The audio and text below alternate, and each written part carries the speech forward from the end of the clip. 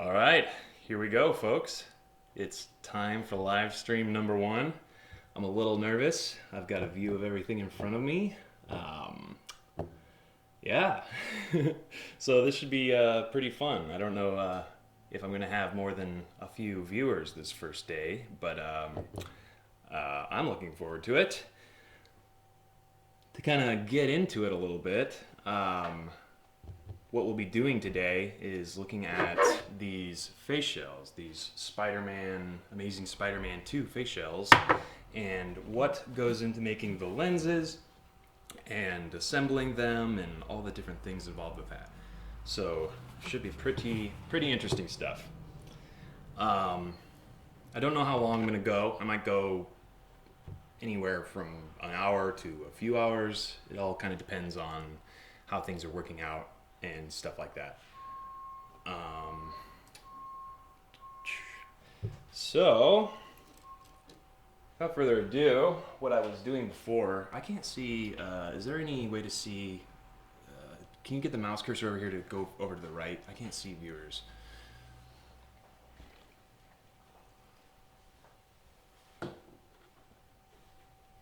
Sorry. Stream number one, so still working this out. All right, there we go. Got 4 viewers. That helps a little bit, so I know that I'm not talking to myself. Okay, so getting back to things.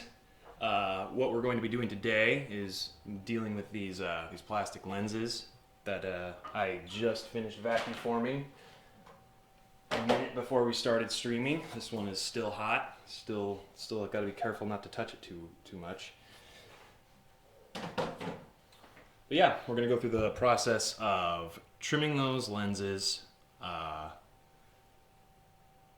Okay, so I just saw my first stream comment. Woo! The Amazing Spider-Man kid just asked if we can make them fogless. Hey, yeah, we can definitely, we're definitely going to be doing that today. We're going to be doing both the plastic rimmed type of lenses, and we're also going to be doing the plastic-free, fog-free mesh. I have a lot of those that I need to do.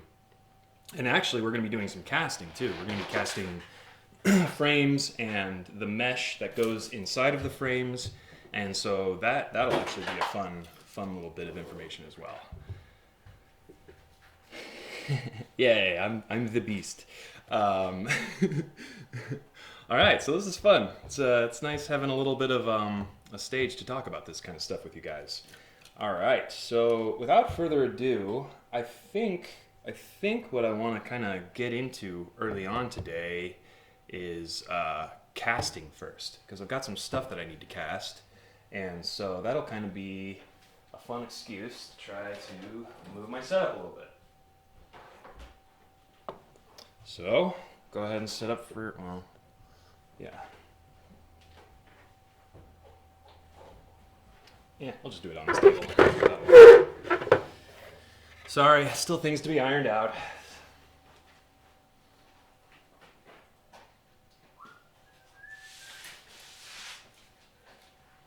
All right. So, what we've got right here are my frame molds. This one right here is Amazing Spider-Man 1. You can tell that it's got the smaller frame style from Amazing Spider-Man. I always cast my frames flat and then just bend them later, depending on what the shape they need to be is. Here, you'll actually see one that's been cast. You can see that it's got the liquid plastic, coming out of the ports. Because actually, I use injection molding. I inject the plastic into my molds, and that way, there's a lot less cleanup. They're a higher quality. Just get an overall better product. So here we go. I'll demold this one. That'll be fun. So silicone is great. That's what this mold is made out of. It's just plain casting silicone. And it's so great because it doesn't stick to practically anything. You can cast anything inside of silicone, and after you're done, it's very unlikely that it'll stick to it, unless you're casting silicone itself. There you go. That's what the frames look like straight out of the mold. Looks like I got a couple of little comments here, so I'll just say really quick. Yeah, amazing Spider-Man kid. This will, I hope, help out with your suit. That's the point of all this. I want to get you guys, get this knowledge into your toolbox so that you can start applying it to your own stuff. I'm sick of, keeping it all secret for whatever stupid reason. And now, Wheatbix just asked, do you do this as a job by selling them, or is it a hobby? It's both. It's mainly a hobby. I do this for fun. It's kind of my favorite thing to do in the world. And I sell the lenses and the frames. That's an advantage when you're using silicone like this, is that it's a little expensive to get into it. This is like maybe $15 worth of silicone. But once you've paid for that, I've made probably hundreds of lens sets out of this mold. So it really lasts for a long time, and it's easy. See, I've already mass produced another set of frames just while you've been watching, essentially. And then there's a little bit of cleanup that you have to do on your mold, which isn't too bad.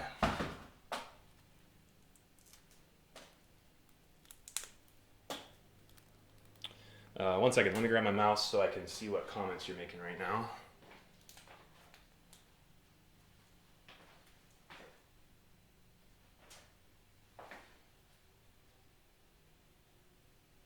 Sorry about that.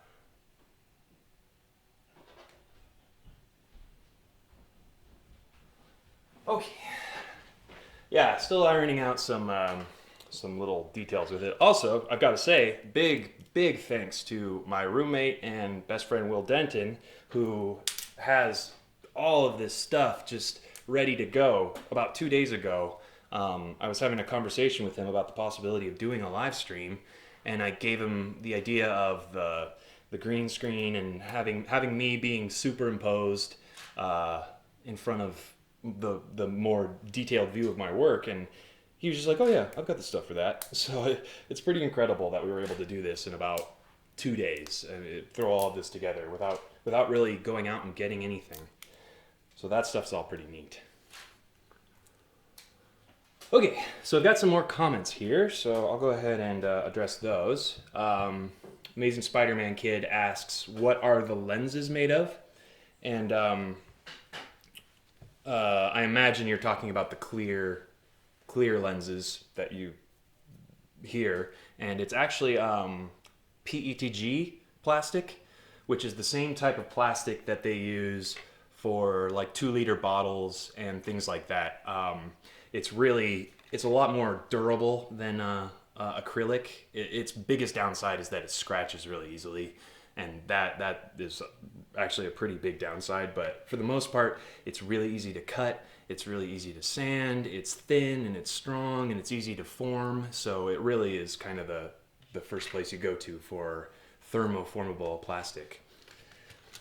And then the next question is Yi Chan. He asks, what silicone and resin do you use? As far as silicone goes, it's a little hard to tell because I've made so many molds that it's not as translucent anymore, but this is actually dragon skin.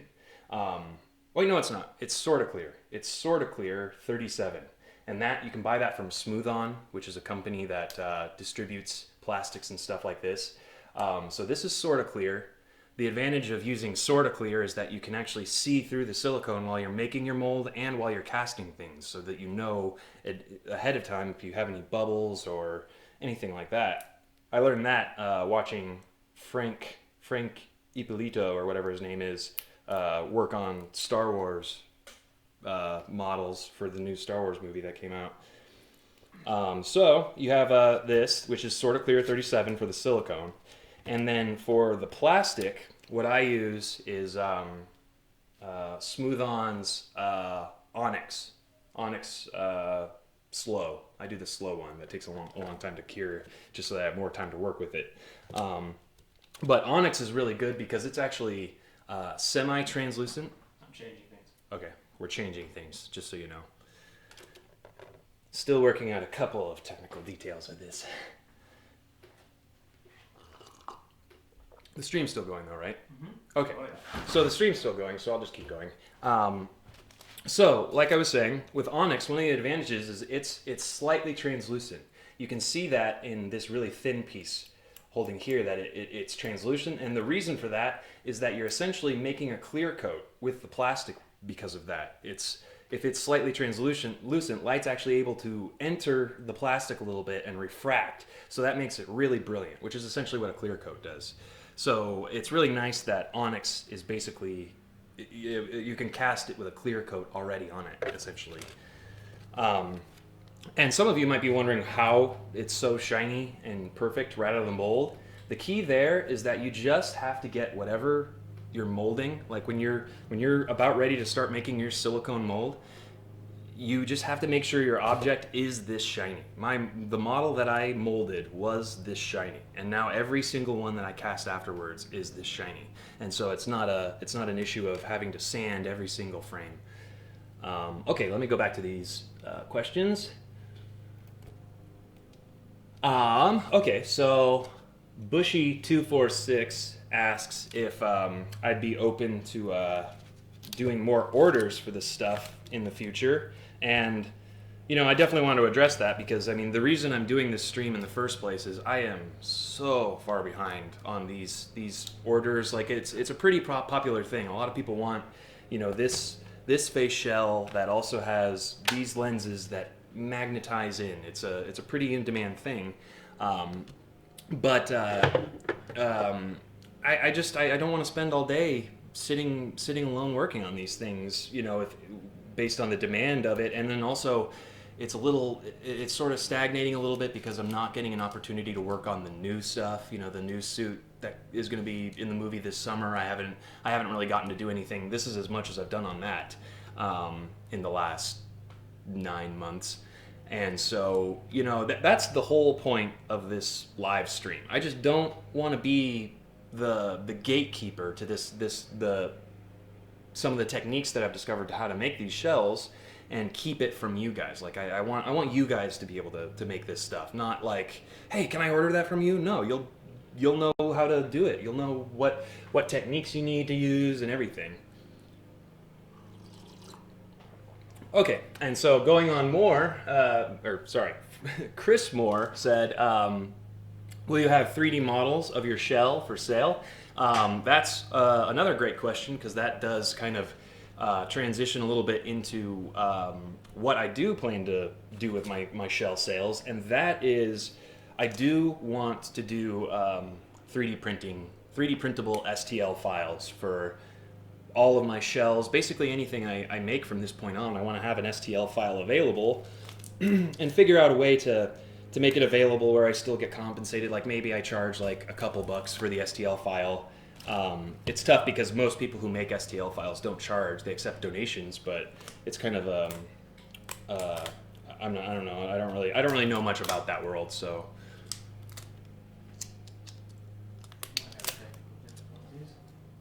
we might have a little bit of technical difficulties. Technical difficulties right there, saying technical difficulties.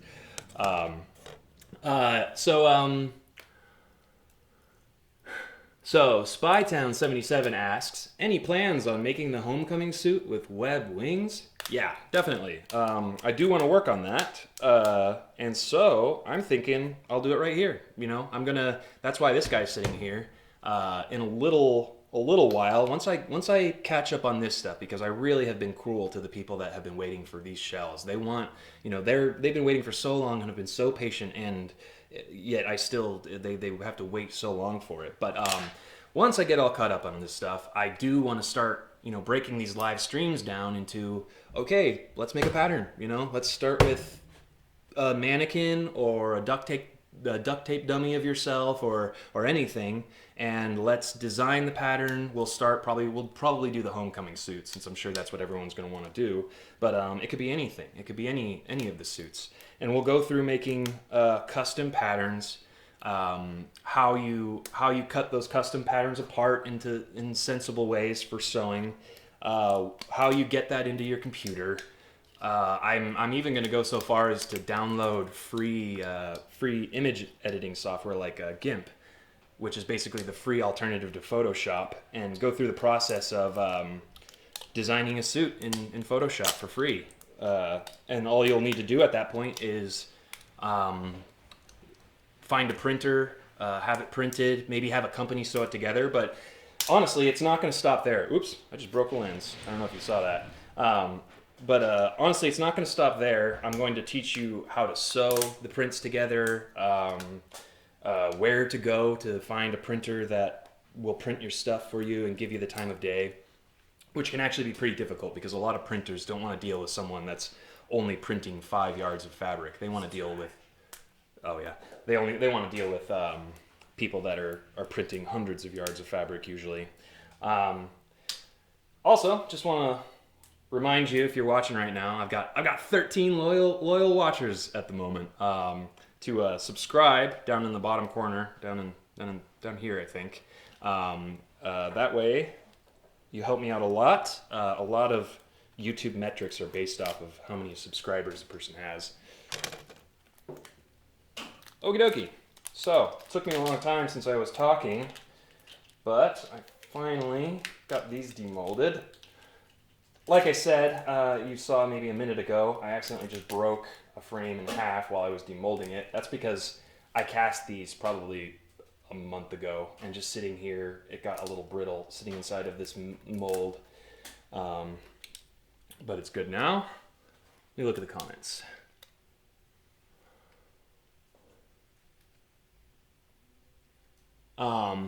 So there are a couple of things here. Let me decide how I'm going to best tackle them. Thanks, Fernando. he just said that his messages weren't coming through, but he likes it. Yeah, Chris. I've looked around. Chris Moore asked. I've been looking around for a 3D printable shell, but the ones available are kind of lacking. Yeah, I've only been doing 3D printing stuff for the last 2 months. I got a 3D printer 2 months ago, but I've already in that time designed a couple of little things. I wish I had something to show you right off the bat. Oh, here's one. Grab this really quick.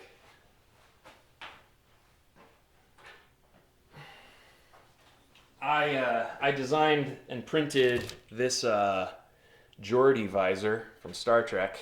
I don't know how well you can see it since this is kind of the little view. I don't have the face rings in it yet, but I designed this in Blender around an actual photogrammetry scanned model of my body. We used photogrammetry to get the shape of my body into Blender so that the 3D printed stuff that I do is actually true to scale to the size of my body. So when I do work on Faceshells and stuff, I'll actually have that type of scaled stuff. And also, while talking about photogrammetry, I'm actually going to scan these shells via photogrammetry just to make sure that the scales and the shapes and everything are pretty true to the shell I've got right now, since it's kind of hard to just duplicate that into a 3D program without some kind of base. How often will you be streaming? Yeah, okay. So another question from Ashimoto. Do you have any idea how often you'll be live streaming? Once a week? Bi-weekly? Well, so far, I like this a lot. It's easy. I mean, all I'm doing is basically, chatting and working. And, that's basically all I like to do. My favorite thing in the world is just to work on little projects like this. So who knows? Maybe I'll do this every day, from 1 to 3 or something like that. Or that might be too much. I might do maybe Monday, Wednesday, Friday, or maybe once a week. It's all very up in the air, and I like it because it's flexible. It can change about all of that.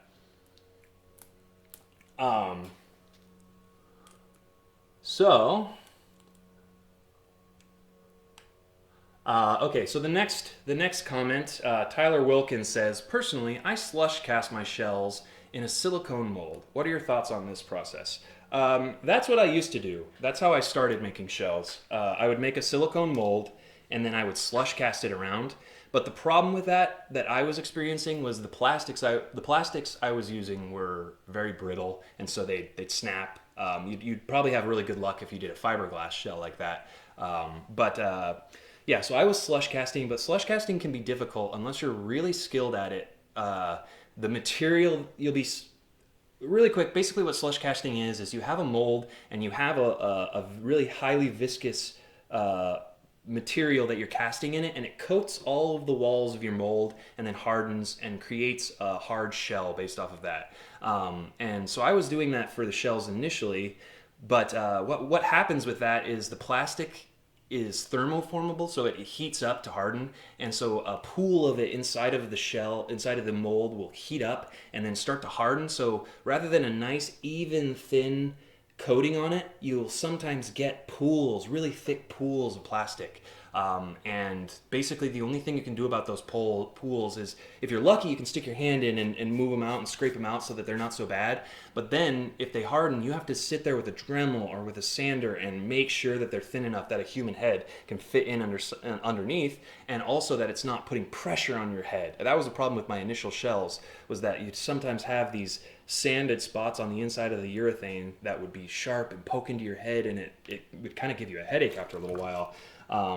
So when I saw, I think it was T-Jack or someone who was doing the vacuforming, that definitely seemed like a good process. I was hesitant to start doing vacuforming at first because I wasn't sure how I was going to be able to do my lens mounting system, because I had a pretty specific way of doing that for my slush cast shells. But now it's fairly easy. It's not quite as easy as it was for the urethane shells to get these calibrated, the lenses calibrated on the outside of the shell, but it works. It's better than, I think the vacuform shells are better than the slush cast shells because of that. Okay, so what's next? So Angel Gonzalez is asking, how did you create the mechanical lensing in the Spider-Man Homecoming when you went to that one con? So, how did I make the mechanical lenses? I know that a lot of people are wondering about that, and I do want to get into that. It's just that right now, let me show you what the current state of my mechanical lens is. It's just been sitting on a shelf since I wore it in WonderCon last year, and I disassembled it. I took all of the lenses out for molding and mass producing and stuff, and then that's where I left off on this project, and I knew I had to get caught up on ASM2 stuff, and here I am. I still am not caught up on ASM2 stuff, so that's what's going on with the mechanical shells. But anyway, you're asking how I do it. I will get more into, I want to do an entire stream, obviously, about the mechanical lenses and the shells. I just want to be a little careful about explaining how to do it just really quick in passing, and then it sounds a little selfish, but sometimes I have problems where people will kind of poach my work a little bit, and I don't know if those watching are familiar with my past work at all, but back in 2012, when the first Amazing Spider-Man movie came out, I made that costume, and one of the internet scammers that I've dealt with over the past, several years actually took the pictures of the suit that I had made for my friend Fernando, who had just commented a few minutes ago, and he took the pictures of Fernando in the suit I made and texted them to Mark Webb, the director, saying, "Look at the suit I just made." And Mark Webb retweeted it. He retweeted it, it's not like it's on him to figure out if he actually made the suit or not. And so it's just, sometimes there are things like that where I've been kind of burned in the past. So that's kind of why I've always kind of kept some of these techniques close to my chest. But now I'm starting to realize that that's just not the right thing to do at all. I need to get it out there. I need to be making these video series. I need to be doing these live streams and, teaching you how to do it. Otherwise, no one's ever going to see it. So yeah, what's next on the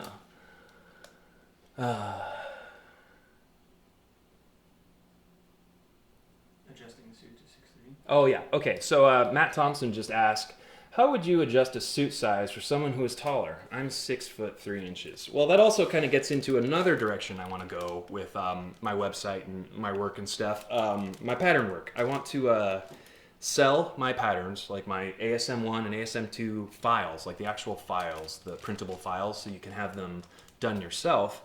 But another advantage of that is I'll be able to do a live stream like this or a tutorial in which we work on resizing prints, like how you go about if you're 7 feet tall, how would you make a print that fits your body? Because it's pretty complicated. You think you just need to resize a print a certain percentage in order to make it fit someone who's taller or shorter, but the reality is a taller person is got about the same size head as a shorter person. Their hands are about the same size.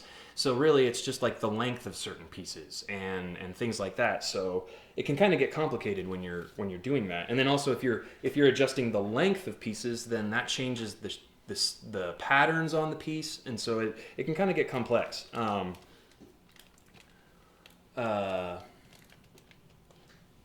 Cool. So yeah, hey Pierce, yeah, we're working on your stuff right now. These are Pierce ordered white lenses or white frames and red frames. Oops.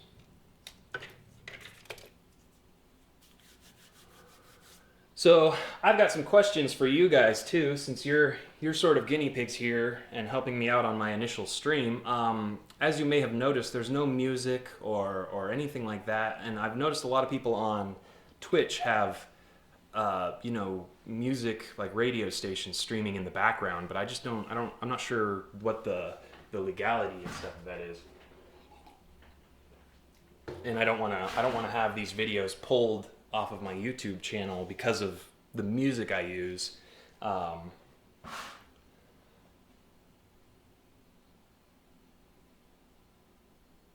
Sorry, reading comments.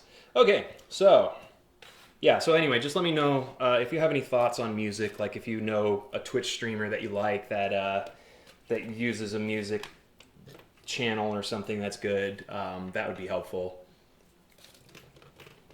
Okay, so without any further ado, I want to go ahead and actually start casting some stuff here, which would be pretty fun.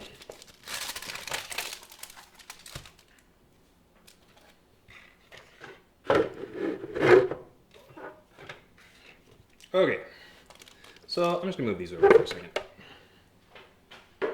I'll leave this one.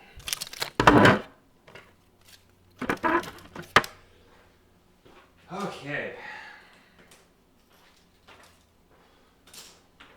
Can you get me down on the comments again?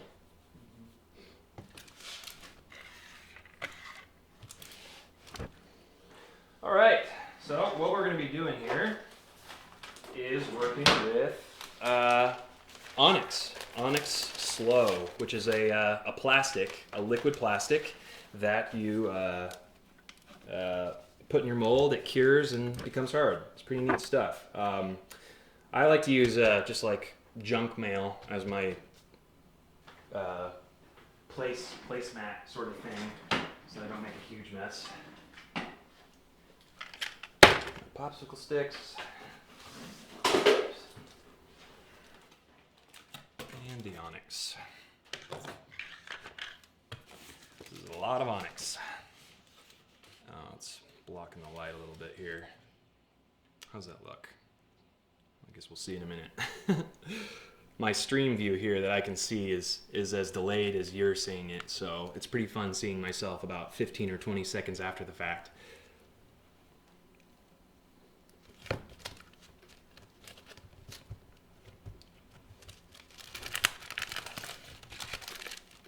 All right.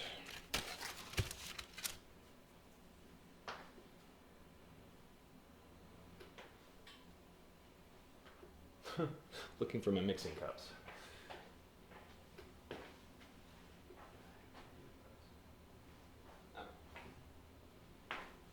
Oh, that's... All right. What's your process to get those as smooth and accurate as possible?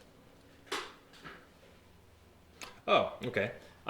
Thanks for the question, Matt. Matt asks, what's your process to get the face shells as movie accurate as possible? Well, the key, Matt, and we're gonna go over this too, because I mean, I want to go through making a bust of your own head with plaster bandages, through casting a plaster bust, to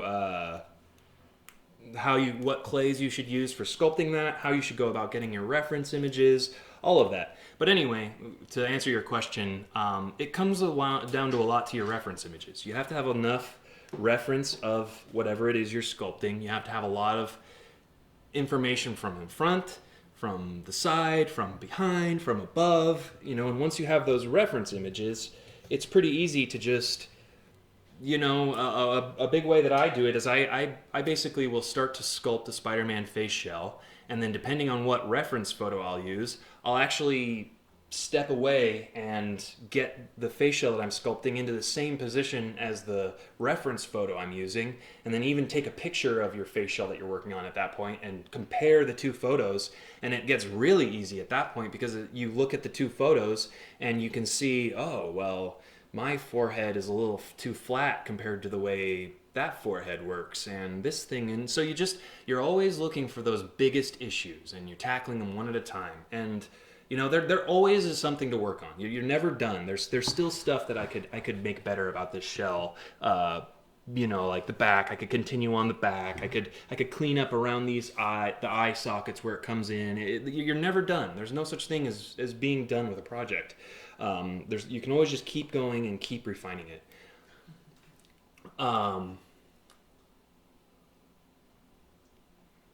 Reading comments right now. So yeah, Sean, I just read Sean Norcross asked again if I'll be selling the 3D files of my shells, and yeah, I do plan on scanning and then having a 3D STL file that it's going to be in multiple parts. It's going to have to be probably down the middle and then in sections. But the advantage of that is it's already going to have the holes drilled, because it's going to be printed with the holes as a part of it. I'll be able to design a hinge into the jaw and actually make the jaw hinged like the actual film shell is. There's really no limit to that kind of stuff that you can do designing it like that. So I'm really excited to actually start selling STL files with a little bit of information on how to finish them off. I think that'll help a lot. Fernando asked when the next sewing video, or he asked when is the amazing sewing video coming? I actually want to do that as a live stream soon, because I think I do need to finish these face shells, but obviously it's going to get pretty boring if I'm just only doing this over and over, every day. It's just this over and over. So my plan right now is, maybe tomorrow I'll bring out the sewing machine and plop it down and just sit and get as much work done on your print as I have to. Because Fernando is asking, just so you know, because I'm sewing together an amazing Spider-Man print he puff painted, one of the prints that I designed for him, and so I'm sewing that together for him so that I can also film it and create a sewing tutorial, just a totally comprehensive how to take your mom's sewing machine and start sewing together your own Spider-Man costumes. Because I think that's really an important skill that a lot of people are lacking in this scene right now.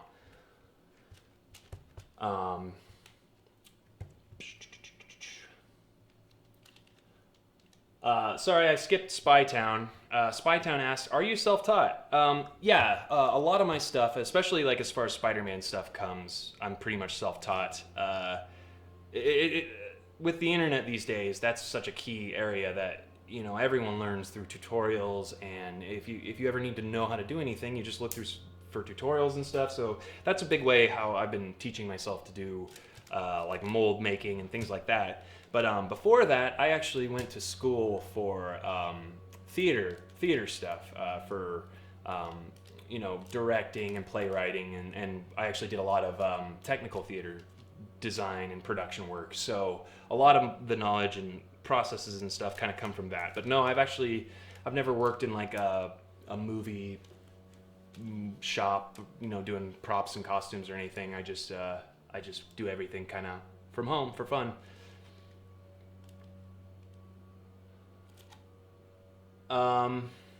More questions. Chris Moore asks, I have lots of questions. Is there a way I could email you? I'll be honest. I mean, most people that know me know that I'm just the worst at answering questions. I haven't looked at Facebook honestly in my Facebook messages. I've been on Facebook obviously, but I haven't looked at my Facebook messages in 6 months. Ever since they started to do that stupid, you need two different phone apps to use Facebook on your phone, but then you need another app to use the Messenger. I can't stand Facebook. So I'm trying to get away from Facebook. If you want to send me questions, there's a contact form at the bottom of my website. That's when you do that, you're just sending me an email, and I swear I'll try to get back to you as soon as I can. But as a lot of people that know me know, it's not malicious. Sometimes I look at messages and think that I've responded, but just don't actually send a response. So if that happens to you, you just have to kind of, gently keep reminding me, send your message again a week later if I don't answer, and I won't be mad at that. If it gets your question answered, then that's pretty much all that matters. Matt Thompson just asked, have you ever thought about pairing up with RPC Studio? No, not really. I mean, I've never really talked to other there are a few people I know. I've talked to Luke Luzo. I know Fernando for a couple of years now. I've met Spidey for Fun, or no, Fun for Spidey. I've met him. So there are a couple other makers that I've known, I've talked to, but that's kind of one of my weaknesses is collaboration. I definitely, I put too much focus on doing everything myself and all of that, but yeah, that's why Will just said that's why I'm here. I don't want to sit working on my own anymore. I want to get all this information out there and get you guys working on projects. Guests. What? You could have guests. Oh yeah. Also, another idea I've been thinking of is some of those people I just mentioned. I might ask them to come over and hang out for a live stream. Fernando, I'll probably ask him if he wants to do it. Ask Luke if he wants to do it. Just come over for an afternoon and hang out. Yeah, and talk about shells and our experience with this kind of stuff. I think that'd be pretty interesting if they're willing to do it.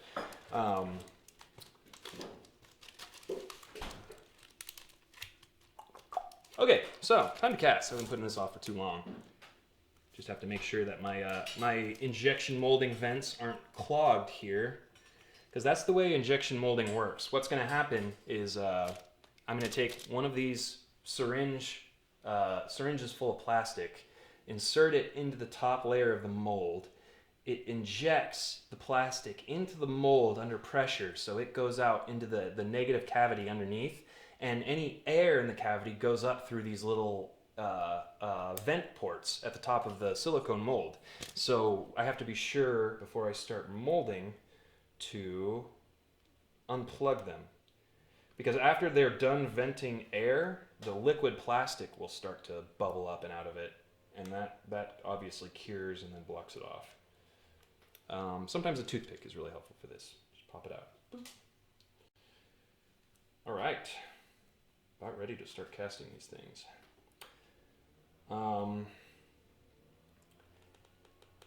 Now you might think that my next step would be putting some mold release on the silicone molds. If you have any experience with silicone molds, you know that you want to put mold release onto a silicone mold because it pretty significantly increases its lifetime, its lifespan.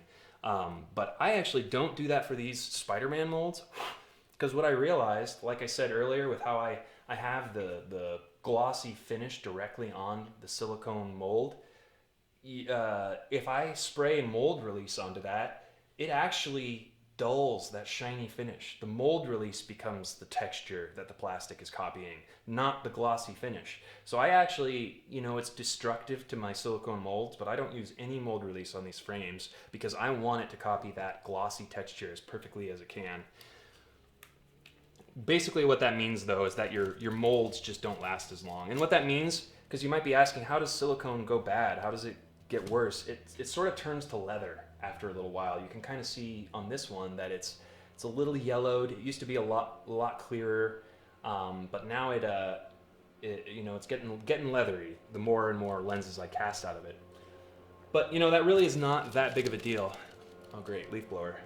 That really is not that big of a deal because you just make a new one. You save the master frames that you made your silicone mold from, and you can always make new silicone molds from that whenever you want. Okay, so this will be fun. Time to measure out some plastic.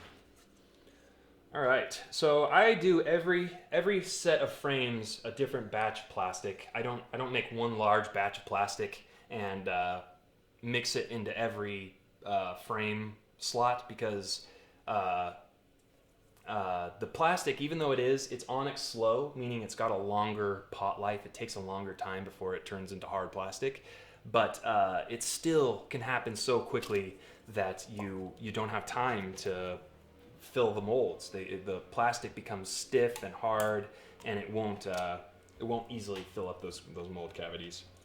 Okay. All right, I don't want to get any of this stuff messy. These plastics can be a little messy, so it's always good to be wearing old clothing, just any clothing you don't care about. Always have your work area really well protected, because if plastic gets on certain like fabrics and carpets and stuff, it's really impossible to get out. So you just have to be careful with it.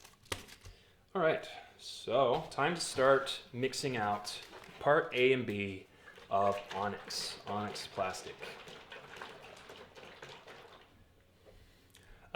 Winter Boy just asked, have you ever screwed up while doing a face shell or lenses?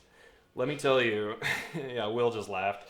Let me tell you, I could bring out a box from my garage full of defective face shells, defective lenses.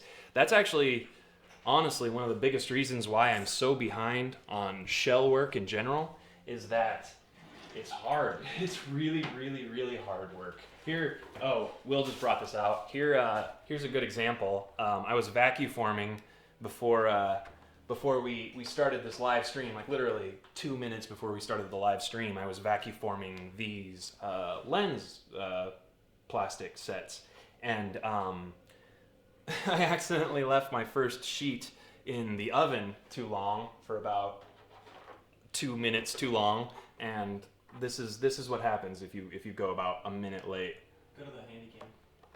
Oh yeah, it's just super droopy. It actually is a pretty cool way if you're making a plastic dome, like a space helmet. Like if this was for a space helmet, I mean, that's like on point. But unfortunately, it's not. Okay, so got a couple questions.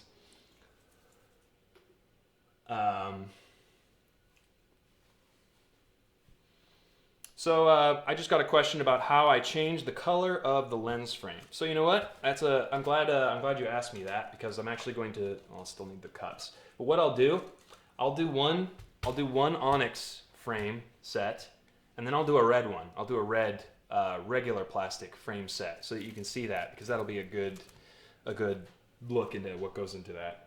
Because it's essentially the exact same process, but instead of onyx, we're just using tinted 65D.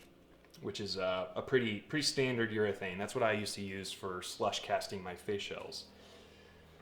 Okay, so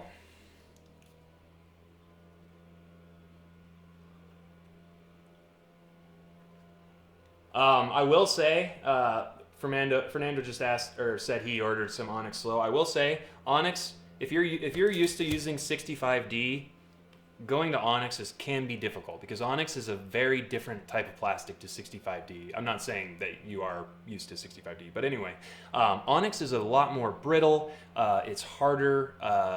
You actually have to be careful with onyx. You can cut yourself on the little, you can see right here, this is a piece of onyx from the mold that I just pulled off. Little areas like this, I could slice my skin open with this edge of the pooled portion right there, just because it's sharp enough, it's hard enough, and it's really brittle. It's like obsidian almost, you know, it's glass. So it looks really cool, but it is a different plastic. I will just say that. It's harder to work with. It's harder to sand and make finish nice. Basically, I wouldn't use onyx unless I knew that my molds were like nice and refined, and I knew that there wasn't going to be a ton of work that needed to be done on the piece after I cast it. But if your molds are like this, if they're all like ready to go and there's not a lot of work to do afterwards, then it's not too difficult. So, what else was there? Matt just asked about Project Chromatophore. That's pretty exciting. That's actually one of the biggest reasons why I'm working on these YouTube channels, because that compared to my Spider-Man, that leaves my Spider-Man work in the dust.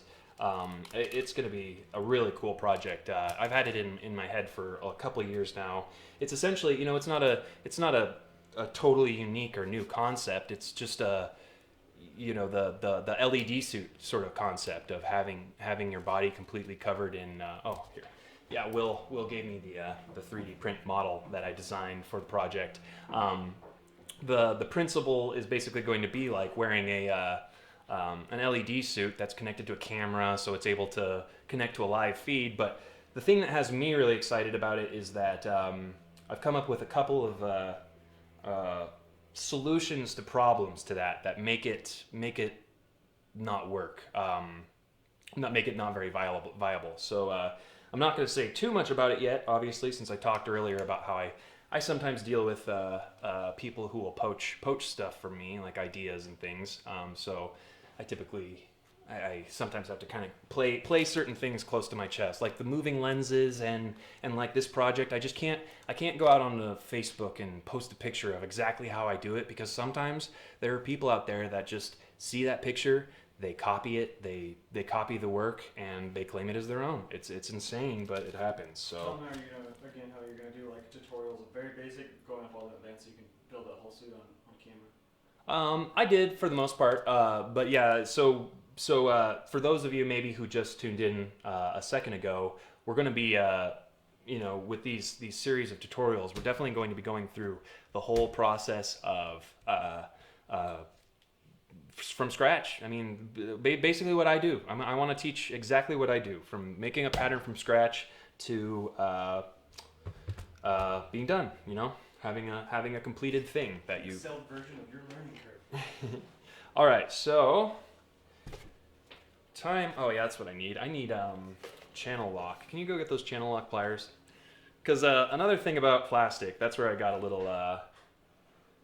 little distracted with this, is that if you don't use your plastics every now and then, it usually happens on the yellow bottle, but if you don't use it, the liquid plastic actually cures a little bit around the rim. So what I like to do, I just take channel locks here, get them open large enough for the top of the bottle, just sink it right in, bite in, and twist it around a little bit to get that crispy stuff off. Another comment about your moving lenses from Winter Boy. Okay, so Winter Boy said, I always wondered, how did you manage to make the eyes open and close on your spine? That was pretty amazing. Yeah, I'll be talking more about that, but I feel fine, discussing it. Basically, that mask was all just cables. I actually had cables that come out of the back of the face shell, go under the back of your mask. They can even go down the back of your costume and then come out your U-zipper, or it can just be coming out of the back of your mask. And then the control comes from the back of the cable coming from the back. So they're actually no batteries, no mechanical components whatsoever. It's all practical and essentially puppetry.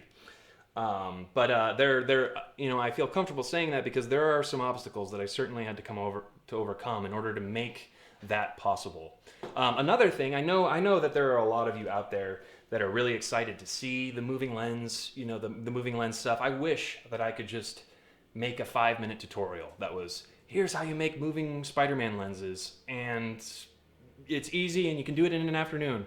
But it's not. It's not easy, and you cannot do it in an afternoon. It's actually one of the most difficult things I've ever done. And so it's hard to think, how will I teach someone to do one of the most difficult things I've ever done? Like, basically, that's why with this series of tutorials, I need to start teaching you how to make a face shell, how to cast it, how to vacuform it, because there are some, you need a vacuformed ABS, pretty thick face shell to make it work. You know, I'll be getting into that more in the future. But right now, back to casting. I'm going to go ahead and pour this plastic. So I basically just eyeball it when I pour my plastic into the little plastic cups. A lot of, like, if you watch a smooth on video, they'll have cups with marks on them that show you exactly how much you know, you should use. And that's, if you want the highest quality plastic possible, you should always, you know, measure it that specifically. But I basically just eyeball it. I just try to fill each cup with an equal amount of material, and then there's always one cup that has a little bit more than the other. Another thing for this, you'll want to have a lot of like paper towels. I tear them into thirds so that they're basically like napkin sized. Just always, or just wear gloves. If you're new to this, just wear gloves, because this stuff's just really annoying to get on your hands. It's hard to scrub off, and it kind of stains your skin a little bit. So I'm not sure how well you can see this, but I've got both of my cups filled with their material. You actually can kind of see the level based on the light inside of the cup. But what I do now is I look and see which one is a little bit higher, which one has a slightly larger amount of material, and then I empty that cup into the other one to ensure that that is the one that is getting the material. First, though, I'm going to get some gloves ready. And my injector here. So I've got my injector here. I bought these. I bought a package of 100 of these for like $15, but you can actually reuse them for this purpose. You just have to crack the plastic off and make sure you don't leave any plastic inside of it when you're done. And you can reuse them a couple times until they get destroyed. So I only really put a glove on my left hand. I'm never too worried about my right hand getting stuff on it, because that's the hand that's holding the injector for me. So without further ado, you add whatever part this is of the onyx. Kind of scoop a majority of it out. The onyx has a pretty viscous consistency to it, probably to aid in slush casting and stuff. So now you begin to mix it really well. If I was just pouring this cup of plastic directly into a mold, what I would want to do is pour it into another cup so that you don't have any of the part A or part B on the bottom sticking to the bottom of the cup, and then when you pour it, it drips down on top and it's not mixed in very well. But since I'm doing the injection molding, I don't really have to worry about that. I'm just going to be sucking up the plastic, and where I'll be sucking it up will be pretty mixed for the most part. Jake Moore, I just stopped in. Is this sort of a poor man's injection mold? Yeah, So Jake just asked if this is a poor man's injection mold. So to those of you stopping in, that's what we're doing right now. We're starting off with frame stuff. So time to cast a shell, or not shell, frames. Go ahead and move this onyx, because I don't think I'll be needing it anymore today. Because onyx, since this is onyx slow, it actually takes about 6 hours to cure, whereas 65D will cure in like 15-20 minutes, and you'll be able to pull it. Okay, so I just filled the syringe with plastic, so I'm tapping it. I can't really do like what doctors do and turn it upside down and, you know, squirt it, because then you get nasty liquid plastic everywhere. So I just try to tap it and make sure that all the bubbles are up as far near the top as possible. So the first step, the main thing, is you find your injection port and you just squeeze. Easy as that. So you see that each of the little ports, air ports, plastic spilled out out of each of those because the air came out and now the mold only has plastic inside of it. So we fill up and get ready for the other one. Same process, just tap it to make sure that all the air bubbles kind of come loose and get up to the very top of the syringe. And then squeeze it, kind of put some light pressure on the mold, and then squeeze it and get pressure in there. And then remember how I said that the bubbles are coming up to the top of the plastic? You don't want to finish fully squeezing it because that's actually the plastic that has bubbles in it. So you want to make sure that you've got just a little bit of plastic when you're done. You're not just squeezing it all the way in. So now what we're going to go ahead and do is just tap this mold above where the plastic is really well. And what this is doing is this is, knocking loose any little air bubbles that are trapped right up against the edge. I talked about it earlier that one advantage of onyx is that it's slightly translucent. So that's what gives it a look like it has its own clear coat. But a problem with that is that because it's slightly translucent, it's difficult to see here, which is good. But you can have bubbles around the rim that aren't even on the surface, but because it's translucent, you see that little amount of bubbles that just never go away. They're always right under the surface, and it's something that no one's gonna see it when you're wearing the costume, but it's pretty annoying when you have it on a shelf and you're looking at it every day and you just see a little flaw that stares you in the face. Winter Boy asked, do you have in mind making the winter homecoming, or making the homecoming suit? Hey, Winter Boy. So I'll just repeat what Will said. Winter Boy asked, do you have in mind making the homecoming suit? I talked about that a few minutes ago. What my plan is I'm going to basically I'm going to make that whole suit through this series of either tutorials or live streams. This right here is the most work that I've done on it so far. You can see a little bit of a more close up view. Still figuring out the camera views and everything here. There's a few things that I need to clean up. Like I think this web is too wide. I think right now my lens is a little too small. It's not going down low enough. So there are a couple things I have to tweak to continue actually working on this, but I haven't worked on it because I wanna do that here in this live stream so that you guys can see that, and you can be a part of it, and then I also have discussed I'm going to be selling files, print files, not actual print, maybe I'll sell prints, but I'll be selling these files. So we'll be working on making a homecoming file together all the way through making the pattern, cutting it up, scanning it into the computer, downloading a free image editing software like GIMP or something, and then how to make your Spider-Man costume off of pattern based off of that, and how to get it printed and everything. And so through that, I'll have made a homecoming suit, but I'll also have taught you how to do it. So that's has me pretty excited for that.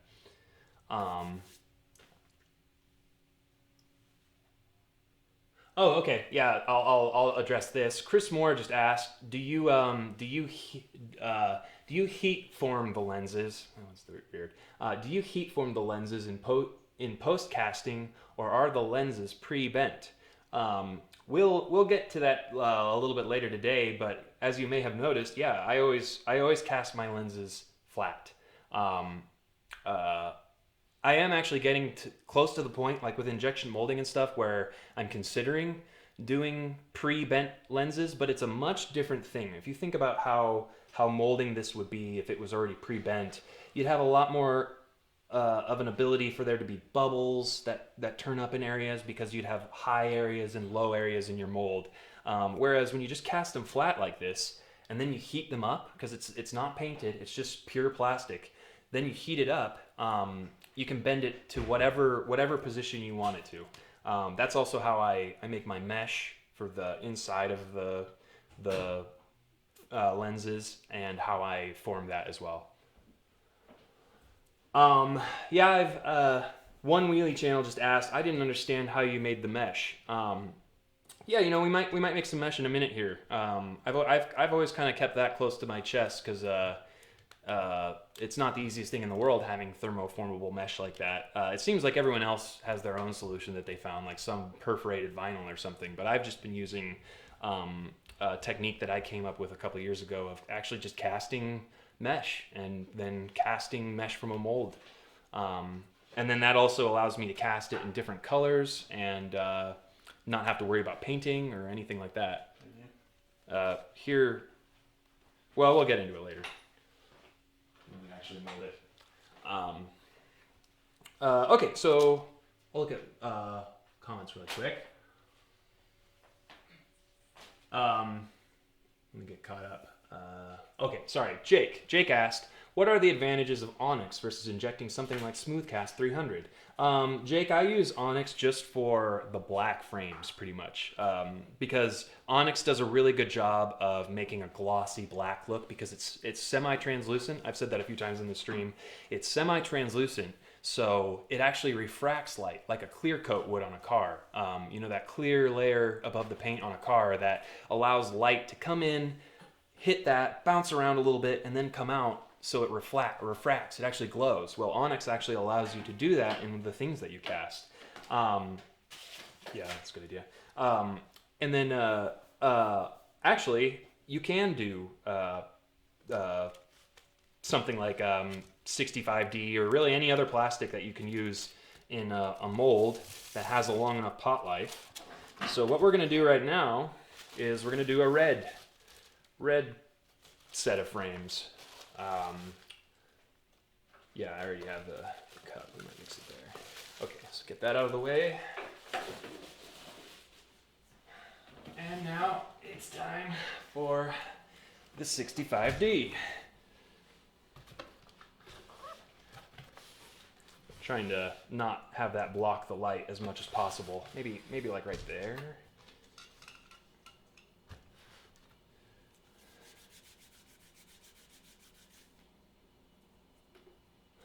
So while I'm doing this, I have another question. Boredom 2009 asks, did you buy or make your vacuum forming machine? And how much did it cost to make or purchase?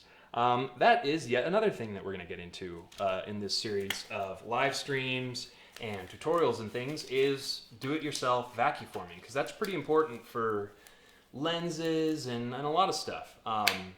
So yeah, I actually just use my oven. I'm sure there are a lot of people out there that probably cringe when they hear that because they think that it probably is bad for you in some way or another. But I use my oven. I'm always really careful not to have like liquid plastic on the walls of it or anything. I heat the plastic up in my oven, and I actually have a really simple vacuform table that I built, which materials with I vacuum included cost about $30 to $40. So basically a full vacuform setup for about $30 to $40 that'll serve you for years. So we're definitely going to get into that. And that even includes the vacuum. I use a bucket head from Home Depot, which is just a small $20 vacuum. It's only like 2 or 3 horsepower, I think, but it's enough. It works. Like I've vacuformed dozens, if not hundreds, of shells with it. And even if it does break down, its motor burns out or something, it costs $20. So it's the easiest thing in the world. As long as you get a good seal on your table. Yeah, exactly. You just have to build your table well and have it sealed and work like a vacuform table should. Okay, so You have a shoe that you prefer? Spytown 77.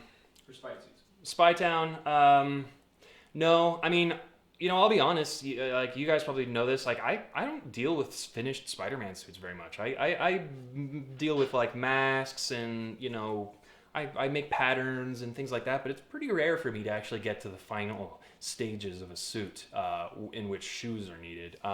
I've used scuba socks as the understructure. I've heard that tuxedo slippers work really well because they have a good like smooth shape, but then they also have the like shoe shape at the bottom, which you need. I actually, for most of my suits, I make my own custom rubber sole on the bottom, and then I put a thick layer of foam that is the same shape as the sole inside of my Spider-Man boot, and then I glue those together really well so it makes the fabric pinch together against the sole really well, and gives you that kind of boot shape, not like a sock on top of a rubber sole. That works pretty well, but it is also difficult to walk around because there isn't a lot of the structure, and so you kind of slip around and slide around on top of the rubber sole, and so that can kind of be a pain in the butt. Yeah, so I've heard that tuxedo slippers are pretty much the way to go for that, or maybe scuba boots if you want to do that. All right, so back to this 65D that I keep getting distracted from. So we're basically doing the exact same thing that we did for injection molding with this mold, but this time we're going to do it with colored plastic. You may notice the ports look a little different. I'm still learning about injection molding and how you go about doing that and making molds suitable for injection molding. I'm sure we'll get into that one of these days. That's why I love this. All I have to do is just do what I do, what I enjoy to do, and talk to you guys about it, and everyone seems to benefit from it. All right.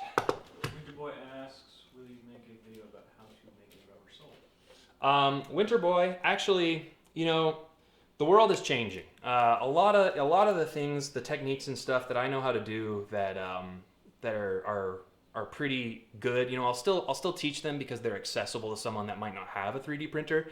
But after getting a 3D printer 2 months ago, I mean, that's how I would make Spider-Man shoes from here on out. I would design the file for whatever shoe you need, and you can buy flexible filaments and stuff. And even if you don't buy flexible filaments, you print a hard plastic rubber shoe sole, then you make a silicone mold of that, and then you make a urethane rubber duplicate of that, and so then boom, you've got your rubber sole. I might even sell shoe files in the near future. Like I've been seeing on the internet all over the place. Everyone is having trouble finding those ASICs from Amazing Spider-Man 1, and I was thinking that'd be a perfect STL file to sell, because the thing that would be perfect about that is the Spider-Man ASICs they're smaller, so it'd be easier to print, and then also the STL file could be structured in such a way that it could be sizes child 6 through men's large 13. You just need to pick which file fits your foot outline and then print that. You wouldn't even need to worry about sizing, really. Okay, so back to casting plastic. I keep getting sidetracked a little bit. So we've cast the yellow portion of the plastic. I lost track a little bit for a second there. But thankfully, the yellow portion of the plastic kind of has a yellow hue to it. I don't know if you can really see it, but it's a little yellowy in color, so you can remember that way. So now mix the other part here. Made quite a bit there, but that's okay. You really, when you're doing these shell or frame cast things, you really only need barely any plastic. You don't need much at all. Okay, so in order to pigment this plastic, what we're going to use is So Strong liquid urethane colorant, which is really easy. It's just a urethane pigment that you put directly into one of the parts of your plastic. These bottles are designed with a drip dropper design so that you can kind of stay consistent with how much coloring you're using in each batch. So I'll probably do about 20 drops. 1, 2, 3, 4, 5, 6, 7, 8, 9, 10, 11, 12, 13, 14, 15, 16, 17, 18, 19, 20. You don't have to be that specific. You can just kind of squirt in a blob, but it keeps the color consistent in case you have to cast another frame or something after the fact. Okay, so I'll go ahead and get this pigment mixed into Point it to the camera so you can see it. yeah, so I'm mixing this pigment into the cup here, so that part B is all mixed up. And now that it's all mixed together, there's actually more in this one, quite a bit more, so I'm not going to pour it all in. Just throw it away. So keep mixing, and I'm actually going to, this time I'm going to pour into another cup, and I'm going to switch popsicle sticks, because there's urethane pigment both in the cup and on the popsicle stick that I don't want to get anywhere near my final mold. So go ahead and move it over to another cup, which gets just, another level of mixing it all together. I actually don't need another popsicle stick. Okay, so same as the old way. You just take the your applicator or your syringe dealy here, fill it up all the way to the top. You shake it and knock it so that there aren't any bubbles down near the tip. This one's a little more translucent. You can see through it a little bit better. And then you find your port and you inject it. All right. So I'll go over and do the other one.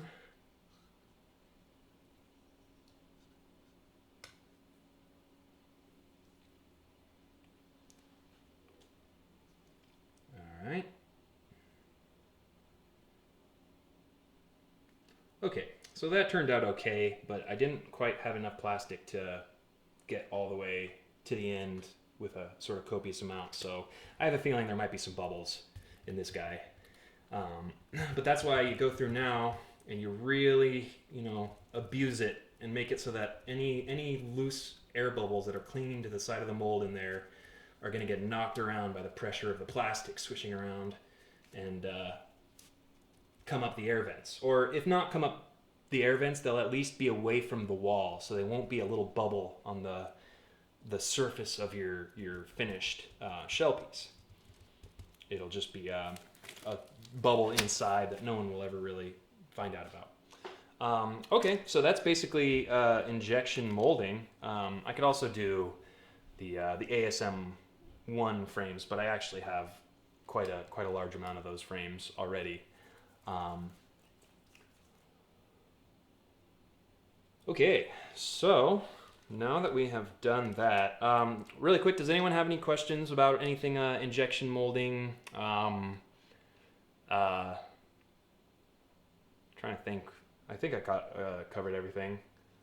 Now I think I might switch over, since I have the 65D out. I'll just go ahead and show you how I cast mesh.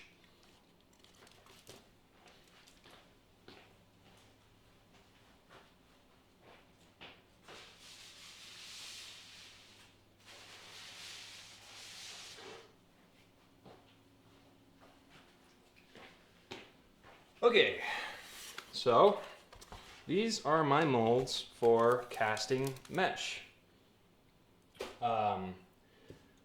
It might be a little difficult to see, but basically all this is the top of the mold when I cast it.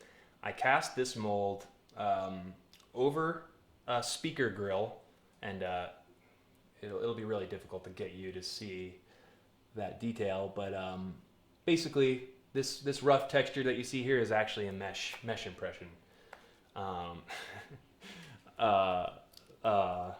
So what I will do is go ahead and mold this. Pretty much what the process for molding this is it's kind of like screen printing. When you screen print, you have to really spread your ink over your screen with a squeegee and really get it in a thin layer evenly all over your screen. That's basically the same concept that we're doing here. We don't want any like really thick globs of plastic on it, or else that defeats the purpose of the mesh, because there is a little bit of cleanup that has to be done to get the mesh functional, but it's not much. It's pretty surprising how well it works. So without further ado, what we'll do is we'll take that. Here are my my squeegees. I get these from Reynolds. They're not really squeegees. They're just plastic applicating things that you know, slide across. Okay, Javier thinks I should dab. I should dab on camera. I don't know what that means. I think that's this, right? That's okay. I did it. All right. So, and this is also this is how you would do a colored mesh. Basically, the exact same principle I just showed you with casting frame. You would be doing that with this mold. All right. Oh, I love Reynolds. Jake just said shout out to Reynolds. Yeah, I've loved Reynolds for like 7 years now. Ever since I first discovered them in Dallas. If your city has a Reynolds in it, there are only so many cities that do. I know that Denver, Dallas, Los Angeles, the places I've lived at least have Reynolds stores. But you should look up, see if your city has Reynolds in it, and that's the best place. They sell so many materials. They sell you know, all the silicones, all the, you know, they sell plaster bandages, they sell clay, you know, all that stuff. Oh, Kristen just asked which Spider-Man incarnation is my favorite. It's funny that you ask. I've been going through all of my old photos lately because my website is brand new. It basically has nothing on it at this point. And so the last few days, I've been going through all of my photos through my whole life of the work that I've done and kind of the influences that kind of have led me in this direction. And one of the things I looked at was 20 years ago, this last year, 1996, my favorite Spider-Man incarnation was the God, it was so much my favorite, I can't even remember it. It's the Ben Reilly one, the one where it's the clone saga, where you have Ben Reilly, you know, having to kind of pick his life back up and piece it together and become Spider-Man. He fights Mysterio. I had the comic. It was the premiere of that storyline. So I had a comic with a holographic foil of him kind of coming at the reader. So it was really cool. I like that a lot. So yeah, I definitely say that's my favorite. My favorite design, everything. But then also, I love the Sam Raimi Spider-Man movies. The Sam Raimi Spider-Man movies are some of the best movies, especially like at least best Spider-Man movie or best superhero movies out there. But I mean, they're just really solid movies. I think they're incredible.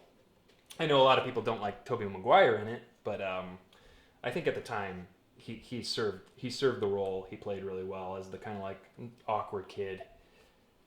I honestly wasn't too big of a fan of Andrew Garfield as Spider-Man. I know that a lot of people will vehemently disagree with that, but I thought he was too cool. I just didn't really like the development around him. He kind of was a jerk. I just didn't really like him. Which, you know, I mean, I'm sure there are incarnations of Peter Parker that's very close. You know, Peter Parker with that sort of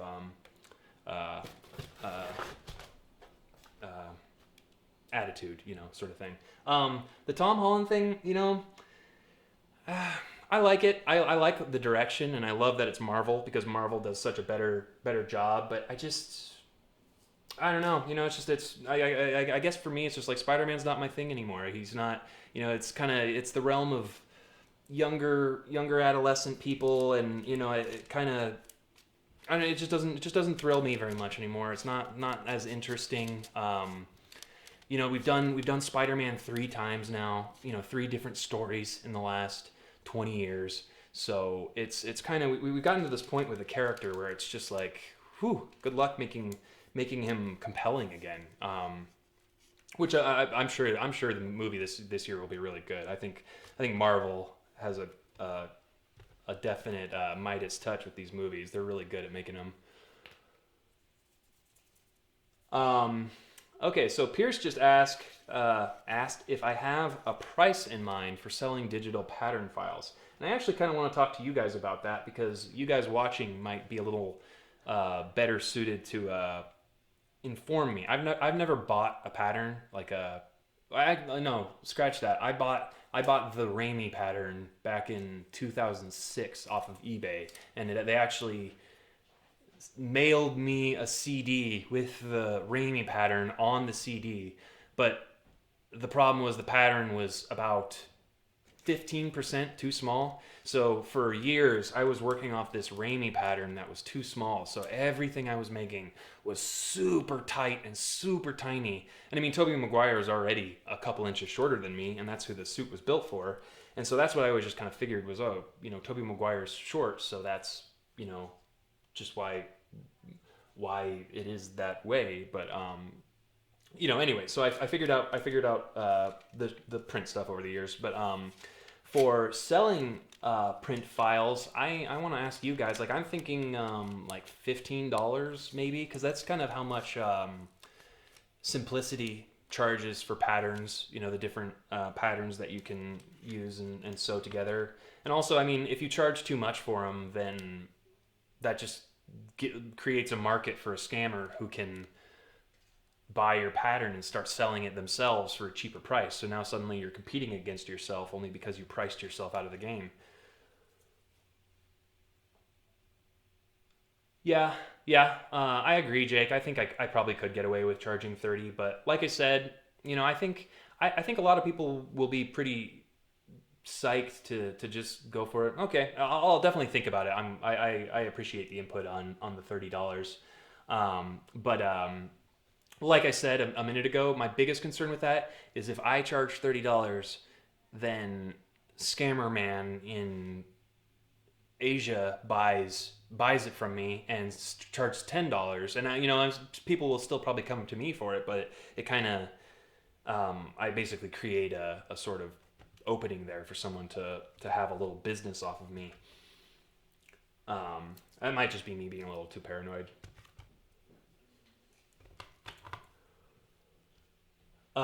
Kristen asks, "What do you think of the Spider-Man PS4 game coming out?" I haven't really looked into it. If it's like those old, uh, like the Spider-Man 2 video game that was on the PlayStation 2, oh, that game was so much fun. Some of the Spider-Man games, the Ultimate Spider-Man game, where you actually get to go around New York and like help the kid get his balloon down. Those were really fun games. But there's a lot of design that goes into a game like that, a huge sandbox game like that. So I understand why companies that are making these Spider-Man games kind of tend more towards like, oh, go from point A to point B, destroy a bunch of big robots, and it kind of just standard video game stuff.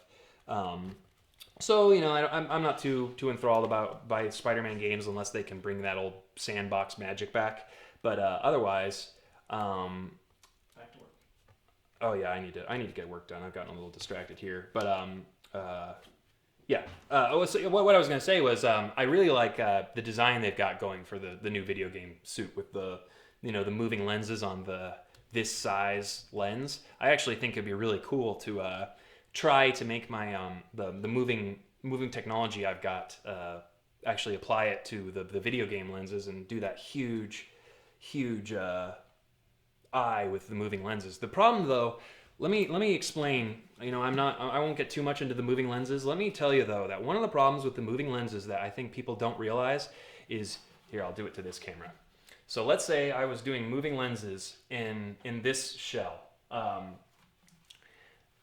The problem is you have a human nose right here. So the layers of the moving lenses have to come up here and cover that much, but then they also have to be able to come down and not bump into your human nose right here.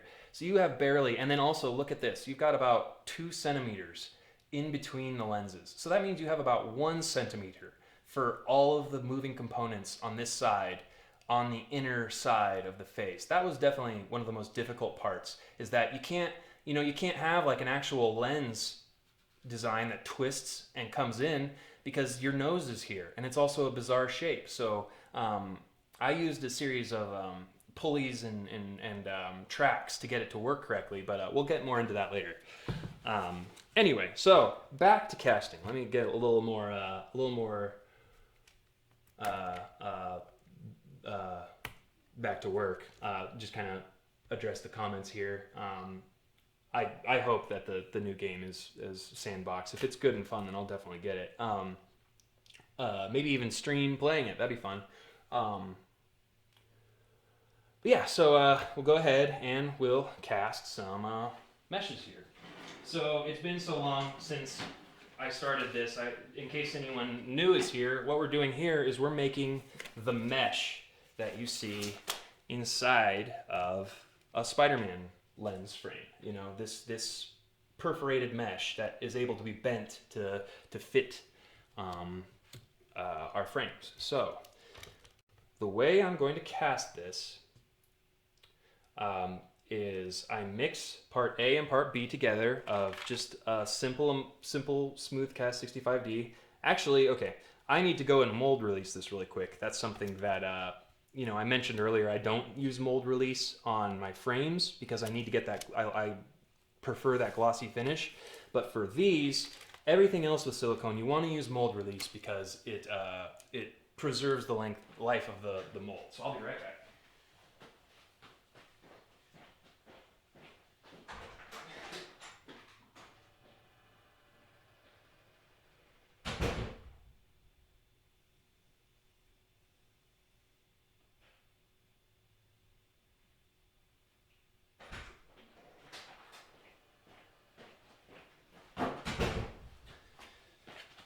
Okay, so I just went out into my garage and I sprayed some mold release onto this.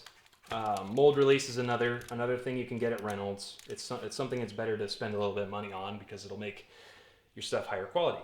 Okay, so time to start mixing my part A and part B together. And then what I'll do is I'll put it on top of the mold. I'll use a scraper like this to make sure it really gets into every nook and cranny, because when you use a scraper like this and you pull quickly and hard, it uses pressure to force your material into all the little nooks and crannies of your mold.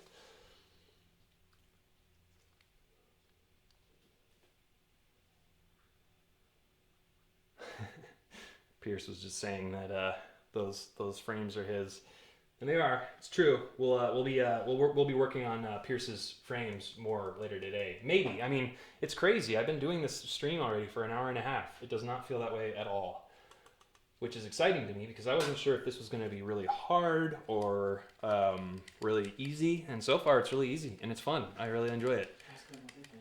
Yeah, Will just said I should ask what you guys think. If you guys have any feedback, I'd really appreciate it. And also with like my website is brand new and it doesn't really have like a method to leave comments or anything, but I'd appreciate feedback on, like, you know, difficulties you have or things like that, so that I can catch them, or things that you think look bad or things like that. Be very helpful. You can send me an email on my website for that. Okay, so I've mixed together my plastic. It's starting to get warm here. 65D acts very quickly. It'll start to react almost immediately. So I pour my plastic on top of my mold there like that. I take my scraper, and I like to go in the direction of the pattern of the mold, so that I'm scraping along the channels of the mold. It's hard to describe without a higher definition view of it, but now that I'm scraping it along, I want it to, basically, the reason I'm doing this is I don't want any little bubbles trapped underneath inside of my mesh texture. I want it to be as, and I just wiped the excess off on the side now, so now that while I scrape, it's picking up the excess and leaving it on the side of this paper plate underneath. So I'm really getting all the excess. It almost seems like I'm getting all of the plastic. I'm not leaving any plastic behind, because the plastic that matters is already in the mold. It's already in there and it's curing. So I'm getting rid of all the other stuff that makes the mold sloppy looking right now. And another length that I go to with it is I'll take a piece of paper towel like this and even get what is on top of the mold, so that there is no pooling, no globs of plastic really at all. So basically looks like I'm trying my best to get all of the plastic off of this thing. And it almost would seem like there's not going to be enough plastic left, but when it's done, it will. Here, I'll grab a finished one really quick and show you what it looks like. Find a good one. Good thing I'm casting these. There we go.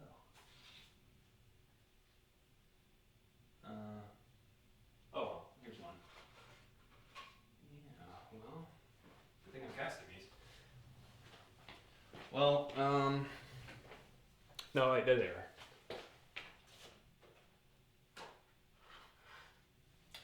Okay, so you can see right here, this is what it looks like once it's done.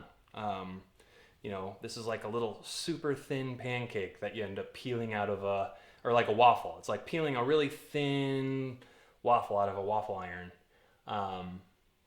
And you can see, maybe not perfectly, that it's not totally clean. You can see through it, but there's still a lot of little hanging brads or whatever they are.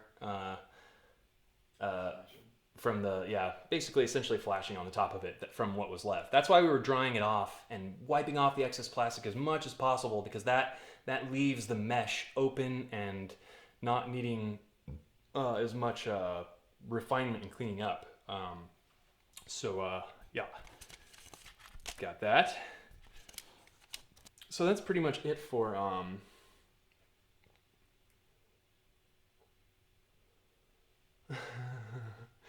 that's pretty much it for casting these mesh doodads. All right. So now it's time, I think, to jump into a little bit of the lens work, actually finishing and refining lenses. I'm basically just stepping through this whole process here. The only thing I've missed at this point is vacuforming the shell, but I'm pretty sure that we'll have a day of that, you know, coming up soon, so that you can actually see the process for vacuum forming that I use. I mean, there's a million ways to do it. All right, so the next thing we're going to do is bring over these plastic lenses that I vacuformed before today. Hang chats, that's funny. Kristen asks, what do you think of Spider-Man 2099 and can you make the suit? I liked Spider-Man 2099. I actually had the comic of that when I was younger too. I'm not crazy about the design of the suit. It looks pretty cool, but I've just, you know, maybe because I got used to it when I was a little kid and I had the comics and stuff. I was just never really into Spider-Man 2099. I was more into the standard Spider-Man. I think I was a little too young for it at that point. Spider-Man 2099 is a little more like compelling and intrigue, if I remember correctly. It's like, I don't know.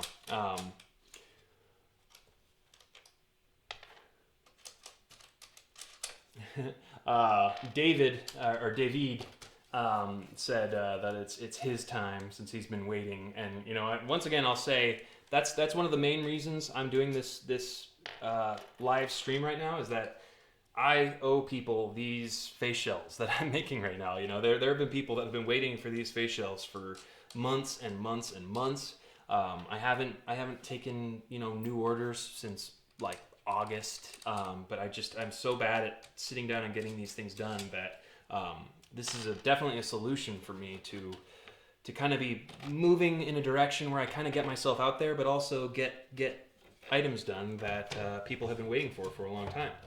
Okay, so this is my vacuform frame. You're probably seeing me disassemble it right here.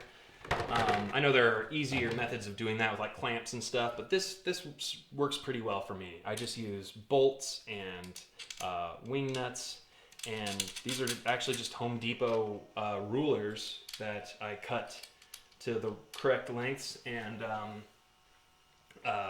this is actually the only vacuform frame I have.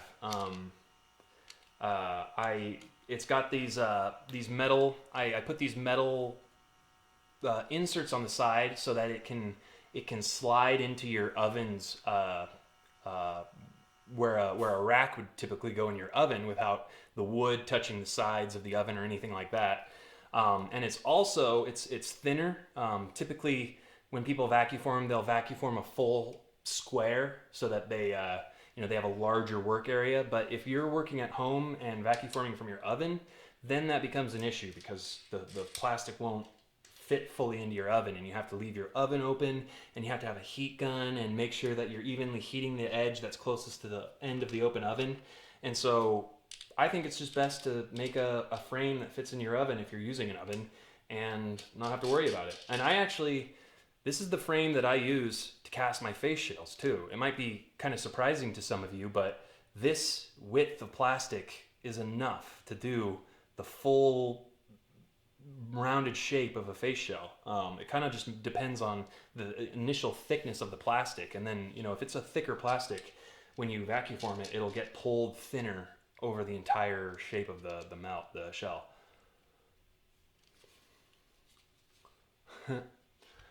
Thanks, David. Jim just asked, am I the only one who liked the Amazing Spider-Man 1 suit? I don't think so, Jim. I think a lot of people like that suit. It's just so far away from the comic books that there are some people that they have such an idea of what Spider-Man is and who he is that them taking so much of a liberty with it, I thought it was cool. It kind of brought him into the 21st century, but I can see where people just are so accustomed to the character the way he's been for the last 70 years that it was just too much. It was way too much. And also the leg stripes were a little too much. There are some things on it that criticisms of it that I can get on board with.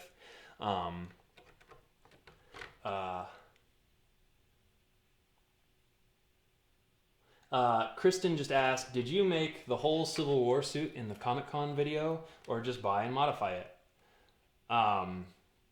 I made that whole suit. That's actually a print I designed for a fan film called A Greater Calling that was done a few years ago by my friend Baron.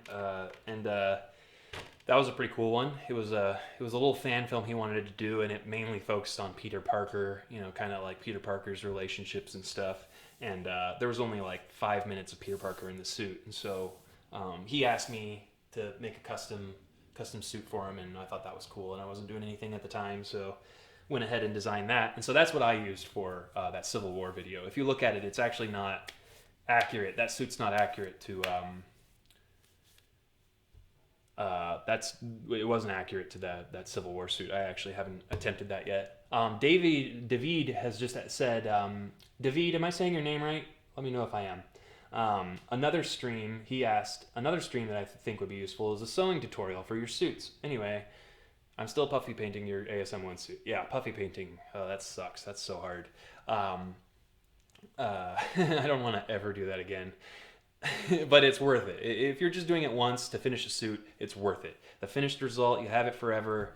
The puff paint might crumble a little bit, but for the most part, it's going to be fine, and it looks good for forever. But it's not fun doing puff paint.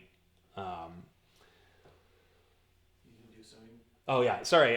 David said that he thinks it would be useful to do a sewing tutorial. And I mentioned earlier that, yeah, I do. I'm going to go through everything. I really like this. I like this format. This is my first day streaming, but I like this format. I kind of get to just work on stuff, and I get to talk to you guys. I get to answer questions in real time, and I've got ads on this thing, so I kind of get a little bit of a compensation from that.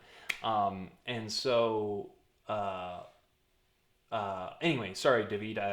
As to your question about sewing tutorials, I'm planning with these live streams to go through the whole process of making your pattern on a mannequin or a duct tape dummy of yourself, designing the pattern based off of whatever you're referencing, like a comic book suit or a movie suit, how to pick it apart in a logical way, how to get it on the computer, how to edit it with a image editing software, how to get it printed, how to sew it all. It's got I want to get all of that information out there so people can do it all themselves. Because then, you know, it'll be amazing what people will bring to the table with just a little bit of information, some little tricks and secrets I've got that'll help a lot. Direct them to your test web shooting video. Oh yeah. Format, see if they like that format. My technical director Will just reminded me to mention my first tutorial that I've got. So if you look, you know, it might be over there on the bar somewhere of my other videos. I've got my first more formal tutorial up on my website, and I want to do more tutorials like that. But the more I do this, you know, this might be a pretty big solution for it because it doesn't require so much editing and so much pre-production. There's still a lot of pre-production to make sure that everything's ready for a live stream, but yeah, I'm looking forward a lot to this whole process.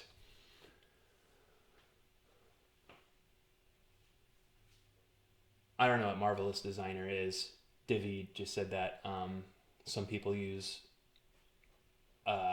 Marvelous Designer, but what I'll do, since I use Photoshop, and Photoshop is a pretty expensive program if you're younger and you don't have access to it. What I want to do is I want to go through with that free Photoshop program. I can't remember what it's called, like GIMP or something, and or GIF or something, and actually I might have to learn how to use the program, but that's actually kind of helpful. It'll teach you how to learn how to use programs. Winter Boy, I'll answer it. Winter Boy just asked, do you still have your Iron Man suit from years ago? And yes, I do.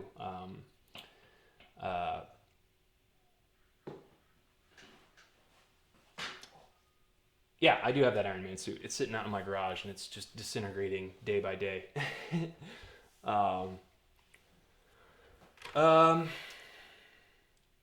So Kristen asks, do you think it's more believable to have Spider-Man Spider-Man lenses silver or white using mesh or cloth? I mean, it's hard because it's interesting that you say believable. I mean, when it comes to Spider-Man and believable, it's kind of tough. It's hard to get Spider-Man into the world of believable. I think that they did the best work that they've done on that in Civil War, making it, you know, he's just a teenager and he got some help from Tony Stark. So no, he's not making the suit at home and he's not developing the web shooter. Well, I guess he did do that in the movie, but that's the most sensible thing that I've seen. But anyway, I like the way the silver lenses look. That was more of a Sam Raimi thing, I think, and then they kind of moved towards the white for the Mark Webb movies. But I like the white. You know, I like that. I think that is just really good to the comic book. I like the one that's on this mask actually.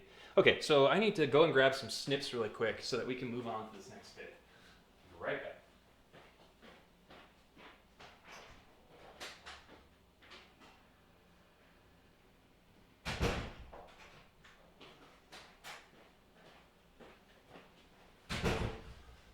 Okay, I'm back, and so I want to get working on this this next portion, which is these frames, and then I'll keep answering questions. So really quick, this a big reason why I use PETG as my plastic for vacuforming and thermoforming is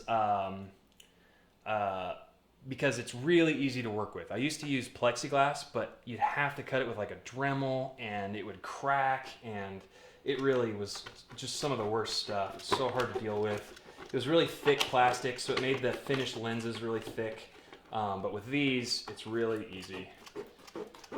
So I start by, separating my sheet of four sets of cast lenses into individual stacks. Now this is what a lot of these streaming days is going to be. Today has been a lot of talking, I think, because it's the first time and I'm pretty new to this. But a lot of what these streaming videos might be is just this: me working and kind of talking to myself a little bit. So we go ahead then cut them up the middle. Sometimes it's easier if you take it from the other direction. All right, so boom. So now what I'm doing is I'm basically making a stack of these lens plastics, after cutting apart these larger sheets that are basically what it looks like right out of the vacuform machine. So, cutting. Did Brad text you yet? No. I wonder if he'll still come over today.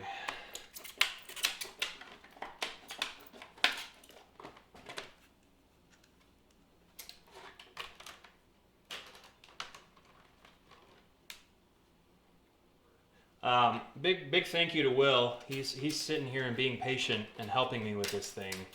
I said earlier, but he was the one who has all of the equipment, all of the cameras. Basically, 2 days ago we were sitting there, kind of discussing the possibility of a live stream, and I turned to him and was like, wouldn't it be cool if there was a green screen view? And I mean, a lot of Twitch streamers do this, where they superimpose themselves above like them playing their game. But for making stuff, I thought this would just be a really neat sort of way to look at it, where you kind of get a view of me and the larger sense of what I'm doing, but then behind me is the more detailed view. But anyway, Will just had all this stuff for that. We basically talked about it for an afternoon, and then had it set up by that night to test to see if it was feasible, and then just had yesterday to decide when to start it, and we just decided on today. So it's really lucky. Lucky and good preparation. Meeting of the two. And thanks to him, he's the one that has been periodically answering some of your questions in the comments and in responding to comments, because that's a little difficult for me right now.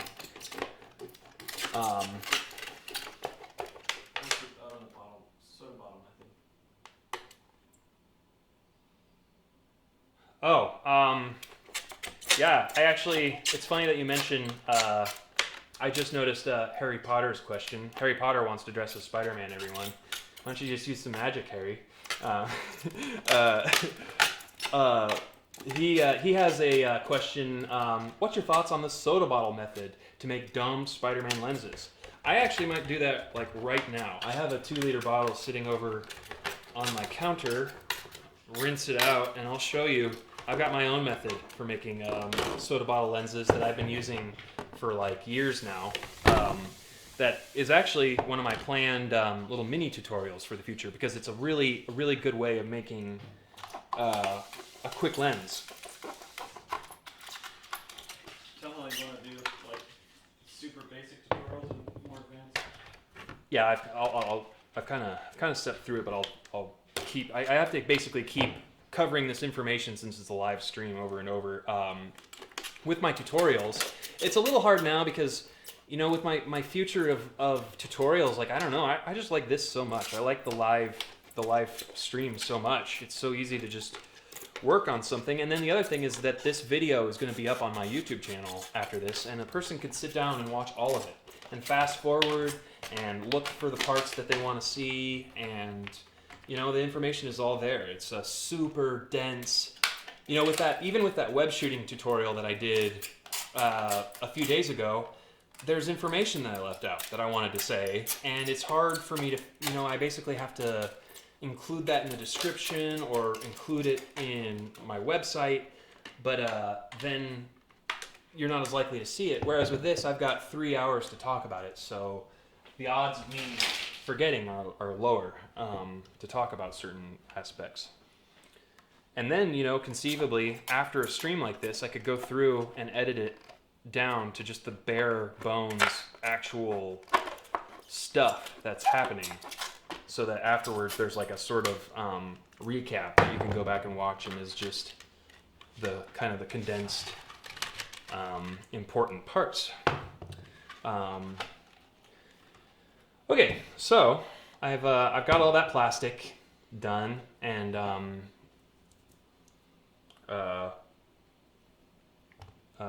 about ready to start outlining the actual outlines of the lenses themselves, so I have a little bit better of an idea of what what the specific shape of the lenses is going to be. But actually, really quick, yeah, I want to do. I rinsed it. Okay, nice. I want to do a quick little thing here because you mentioned that soda bottle Spider-Man thing, and I actually want to play with this and show you guys how easy it is.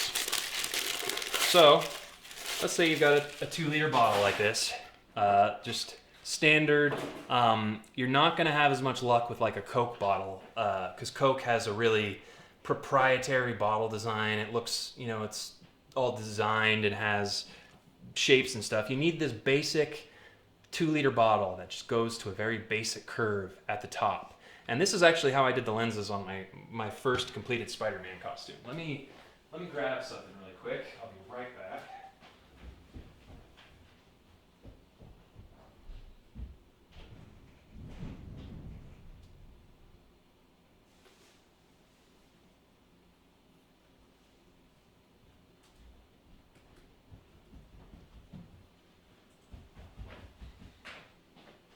Okay, I'm back, and what I've got here is bridal mesh. This was a tip that I was given back in college. You know, I would hang out in the costume shop at I went to college for theater, and so we had a costume shop that was attached for both the theater department and the dance department. So there were ladies there that knew so much about sewing spandex and, you know, everything costume. So a lot of the stuff, you know, a lot of my skills rub off from them. But this was one of the ones that they recommended. Ooh, it defeats the green screen. That's funny. This is one they recommended. When you think white tint is actually really difficult to do because like almost every other color is easier to do than white as far as getting a tint going. So one of the secrets is that you use bridal mesh because that's basically the home of white tint is, you know, brides that wear it over their face and they need to see through it. And so you can actually combine bridal mesh with silver tint, and it creates a really cool white tint, you know. Whereas, you know, if you just do bridal mesh, you can see through it pretty easily. But if you do white bridal mesh plus a silver tint, it reflects the white on top of the silver and also reflects what's in front of it, so it looks like a white tint. It's really hard to see through. It always defeats visibility by a lot. That's always a difficult aspect of white tint, though. So, for this little soda bottle thing I'm going to show you, all I need is a square of this tint, this mesh. And I actually use this type of mesh in my normal lenses, too. It helps as an extra level of blocking people from seeing into your mask.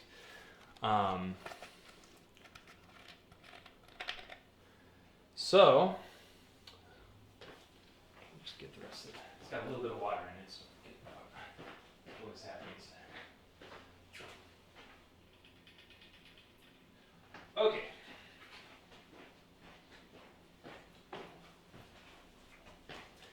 All right, so I think it's interesting that you guys were the ones that mentioned this because I've never even seen anyone else do this.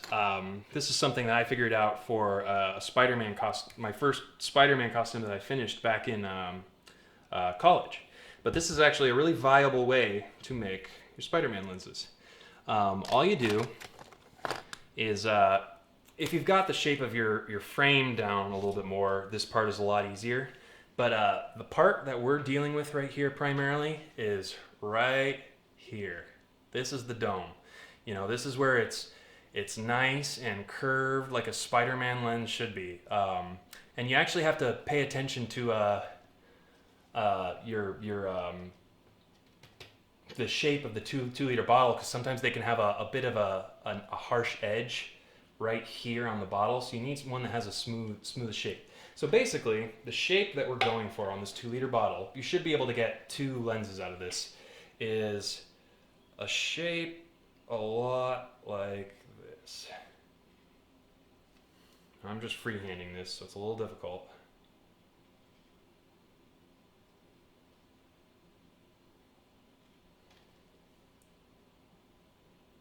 All right.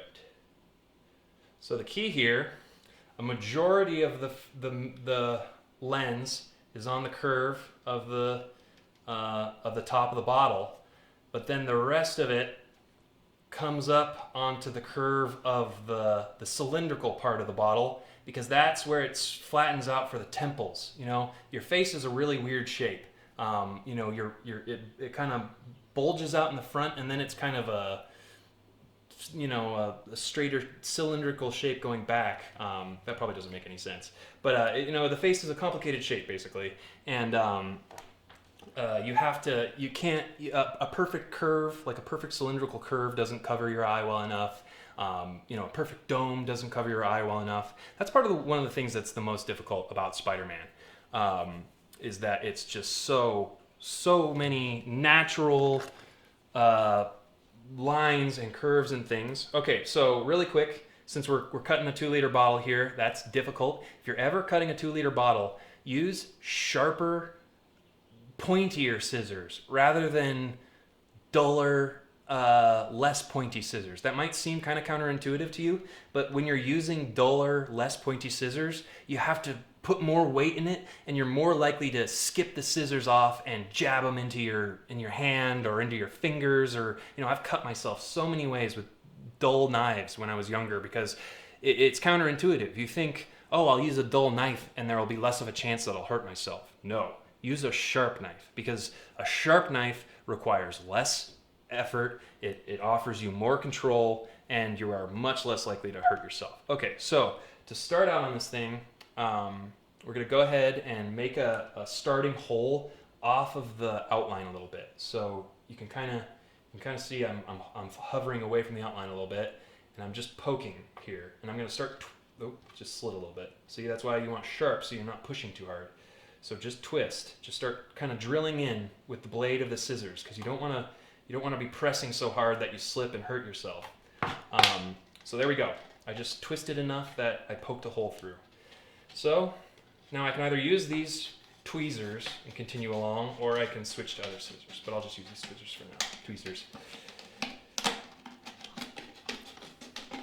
So you want to go outside of your outline, because for, like you saw, I just freehanded that outline. I didn't actually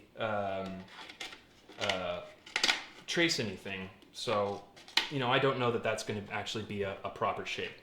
So I've just cut the lens shape out of the 2-liter bottle. So you can actually, if the 2-liter bottle's nice, you can get, you know, your second lens shape. Just place it on the 2-liter bottle and trace the design.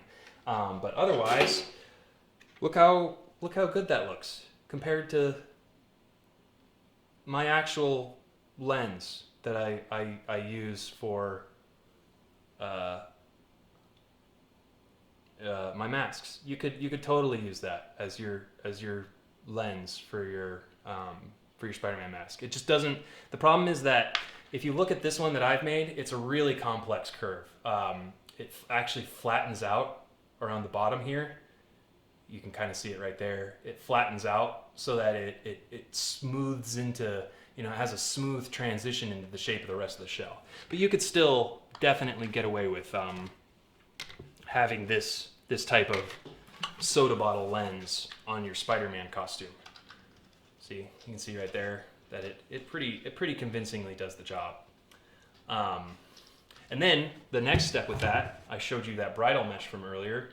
You just have 2 of these sheets of plastic cut out. I'll just use my actual sheet for now. You sandwich them together, and voila, you've just made a white Spider-Man lens. You'll notice that it's not very thick. You can see through it really easily. A lot of that is because there's light coming in from the backside. As soon as there's not light coming in from the backside, it's less visible on the back. But if it is too visible, all you do is add more sheets of your mesh. Just keep layering on, you know, layer of mesh on top of layer of mesh. to until you get the level of opacity that you want. The problem is that with this, and again, this goes back to the problem with white tint in general, is that it's just really hard to see through. When light hits it, it glows. It makes it really hard to see it like conventions and stuff, which is why a lot of people prefer these Spider-Man lenses, if I can find them.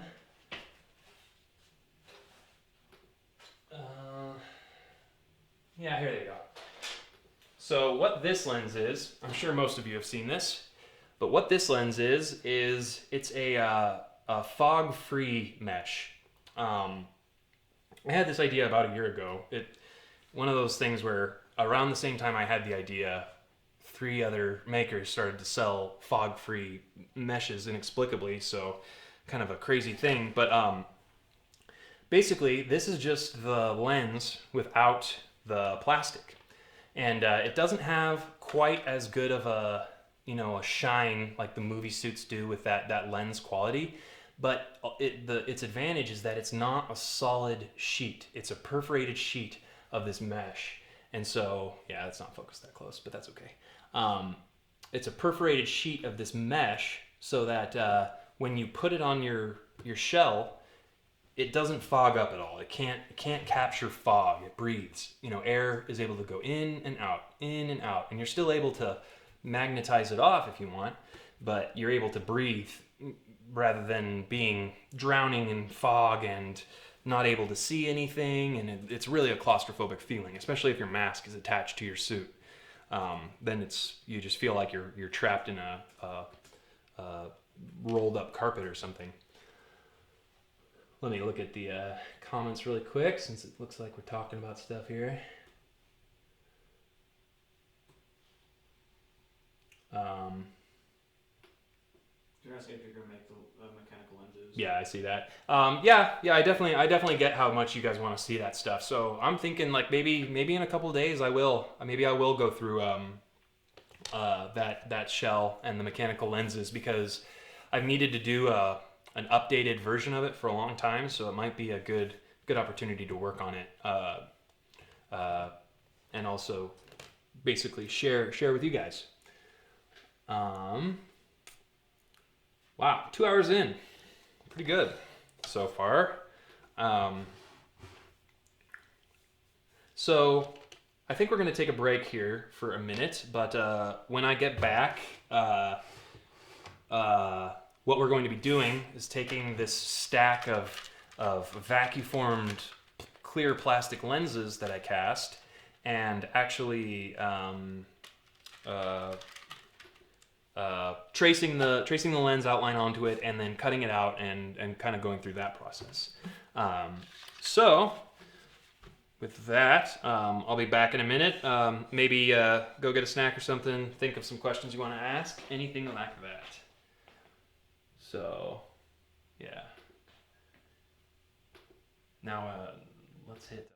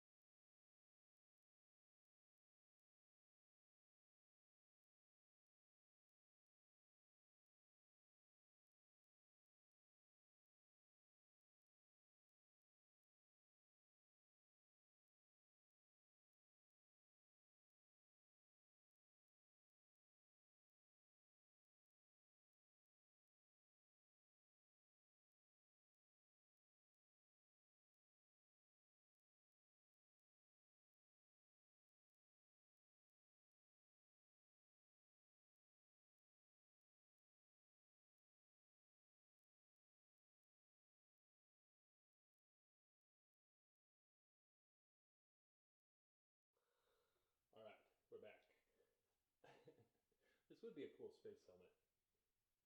My defective vacuformative. All right. So what we're gonna do now that we know the stream's back up, we are going to start outlining the specific shape of the lenses on to the plastic. Really quick, let me look at the comments since I didn't look at those over the break, and I'll see if there's anything that I can answer really quick. Oh, Ash talked about the fog lenses, and I definitely agree. The Faceshells are really bad. The lenses, they get foggy so easily and everything. Another thing I've actually started doing in my shells, because a lot of people prefer the classic look of the lenses to the fog-free look. And so to make the classic lenses still viable, I've actually started making these nose seals out of urethane rubber. And this seal actually goes inside the shell. It connects to the face shell. It runs along underneath the lenses and up about right to where your ears are. So right here on my face is about how this seal looks. Oh, there it goes. Is about how this seal looks when it's inside of your face shell. And what this does is it actually presses against your face. It presses against your face a little bit, and it creates a separation in the shell. So if you picture the inside of a shell, this is basically like a little rubber wall, like goggles that push against your face and make it so that the air that you're breathing inside the shell isn't all just going right up into your eyes, just right directly into your eyes. Because that is one of the biggest issues with the fog in general, is that when you have the shell, there are practically channels next to your nose that direct your breath, and because you have a fabric face mask over the drilled air holes, there really is no way for the air to get out. It can get out through the fabric, but it still doesn't want to. So it's always moving in the shell to wherever it can, and a lot of times that's your lenses, and there's cracks there, so that's where the air is wanting to get out. So with this rubber shell, it basically compartmentalizes the inside of the shell so that your moist breath isn't all going up into your eyes. It's being forced to go through the holes in front of your mouth. And I've had a lot of success with that. I haven't done a ton of long days wearing it, so I don't know if maybe it's annoying after a little while. Maybe someone watching that has tried it out could chime in with their experience with it. But otherwise, it has really helped the fog issue too. Okay, so onward with outlining these lenses. So if I was going to start making 5 sets of lenses right now, and I had this set of vacuformed lens plastic, every set of lenses needs 2 sheets. It needs a top sheet, and then a top sheet of plastic that acts as the outside surface, and then it needs a bottom sheet of plastic that sandwiches the mesh and the stuff inside between the 2 layers of plastic, and it forces them it all to conform into a nice cohesive shape. You can see here that it looks pretty good. The material underneath, it hugs close enough to the plastic that that it doesn't look awkward underneath, but you can still see through. So it all works out really well. So the process for this is typically I'll go through my stack of lens plastic, and sorry, I just saw David's comment. Is the audio good right now? Can someone maybe, if you're having a hard time hearing me right now, go ahead and leave a comment. But back to what I'm doing. What I'll do, since there are 2 sheets of plastic per lens, is I'll go through. Okay, thank you. I'll go through my lenses, and I'll hold them up to a light source or something, and I'll look for little defects like scratches and bubbles and things like that. And if it does, that's a bottom lens. That's a piece of plastic for the bottom of the frame. And if it has any really big defects, like little scratches or bubbles or things like that, I'll actually try to mark it with a Sharpie, so that I know that the defect is there in the future. This one's pretty good. It doesn't really have any scratches or any hairs. It looks a little goopy, but that's the excess mold release on it right now. It still needs to have that cleaned off.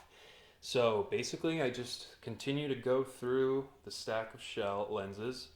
This one's a little rough. It looks like maybe there was some dust on my vacuform buck, and it got that detail. That's one of the problems with vacuforming clear plastics, is that any imperfection, any hair, any scratch on your mold buck translates to a defect in your plastic, like a little shape of a hair or something like that. And so you really have to pay attention to that, because sometimes you won't notice that until you've finished your lens and you've got it all done and you're looking at it from a distance and you see a little bubble or a little shadow from the bubble on your lens material, and it can be really frustrating. So this one's pretty good too. They were pretty successful pulls this morning. Oh wait, that's right. This one had the dust underneath. All right, this one has a little bit dust underneath it too. That one's pretty good. I'm also checking the shape, just making sure that it conformed in every area to the vacuform buck, as opposed to kind of tenting up in some areas because it wasn't hot enough or there wasn't enough pressure on it or something. This one's good. This one looks like it might have a little bit of a bubble. Sometimes air can get trapped. If you're talking about really smooth surfaces and vacuforming, sometimes a bubble of air can get trapped between the plastic being sucked down to the mold, and that creates a little bubble that you see in the plastic, which can be unfortunate. This one's got a little bit of bubbling underneath too.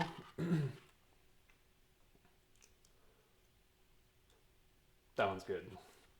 Okay, so it's always good when you have a much larger good pile than bad, because you can just kind of then sort through your good pile and see which ones are really good versus which ones are okay good. And you decide based on that. This one's got a little bit of bubbling going on. Okay, so I've just successfully sorted these vacuformed lenses into the top lens portion and the bottom lens portion. And because of that, I actually don't need to deal with the top portion for a little bit. I'll be working on the bottom right now. So what we'll start out with here is take this vacuformed PETG plastic that I've got here, and I've got, basically this is what the mold looks like that I vacuform onto. This one's solid plastic because I don't actually have to vacuform onto it. Sometimes you have problems vacuforming onto plastics like these, because these plastics will melt themselves at those temperatures. So you'll put your 450 degree sheet of ABS on top of your plastic buck, and it'll start to melt your buck underneath your actual plastic. So it creates this shriveled up, worse version of what you're working on. But for this, we're not molding. It's just a plastic tool that I use for this particular stage. I've actually got some poster tack here, which is just tacky sort of clay that you stick onto things and it stays sticky for the most part. And so what I do is I tack them on pretty well. I push and I sort around, so I make sure that it's sitting in the perfect spot on its buck here. Oh shoot, I just bumped it a little bit. Anyway, I'll do that flat so that I can then work on it. Push it so it's perfectly flat like that. And then it's time to trace. It's nice because you're just using clear plastic, so I just, in a really sketchy manner, will run along it here with the Sharpie above the outline underneath. And it's not going to be perfect. You know, you're going to be, unless you're a really artistic person, you know, you'll maybe get right above your outline, but for the most part, it's kind of just a idea of where the shape of your lens is, and you just keep going all the way along, making sure it's nice and pressed tight so that it's adequately lined up.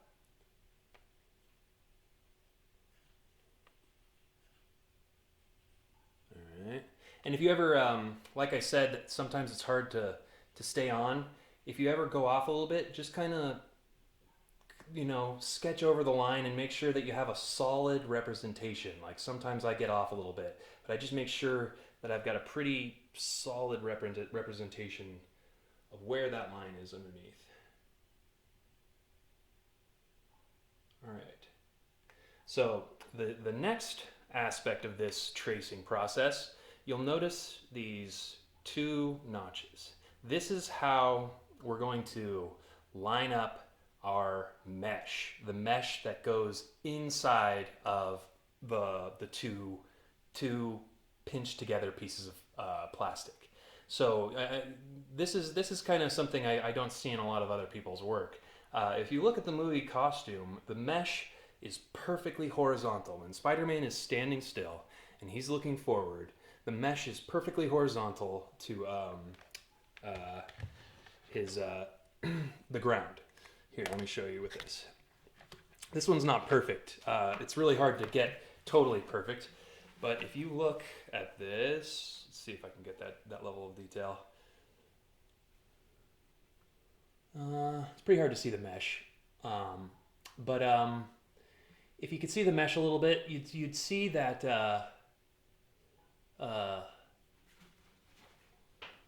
Will, is it okay if I mess with the focus at all, or should I not do that?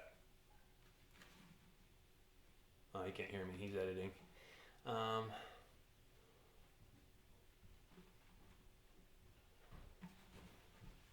He's coming. I'm going to ask him if it's okay if I focus this. You think it'd be okay if I focus this and to get a look at it? Okay. All right. So, just try and get that mesh. Yeah, that's better. So you can see that I tried. The line of the mesh is running parallel to like the ground if Spider-Man is just standing straight up. If you look at this side, I wasn't so successful on this side. But if that happens, all that you need to do is like, so let's say specifically for this one, I know that this mesh is too tilted. I know that the back side is further down than the inside is. And this is actually an adjustment I've already made. I realized from this.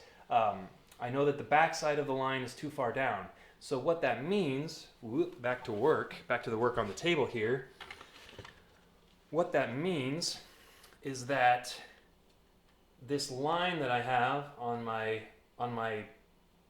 template mold, the back is too low. This back line is too low, so I need to move it up. However far I felt that other mesh was tilted down. So I've actually already done that. So this is actually the readjusted like level line. But that's what that line is for, and that's how you decide how to orient your mesh. And so now, back to tracing this template. I go ahead and on the lens portion, I trace that line. It's not as important on the inside because I know where the corner of the eye is, but I still trace it on both sides. So here you can see basically what the plastic lens looks like.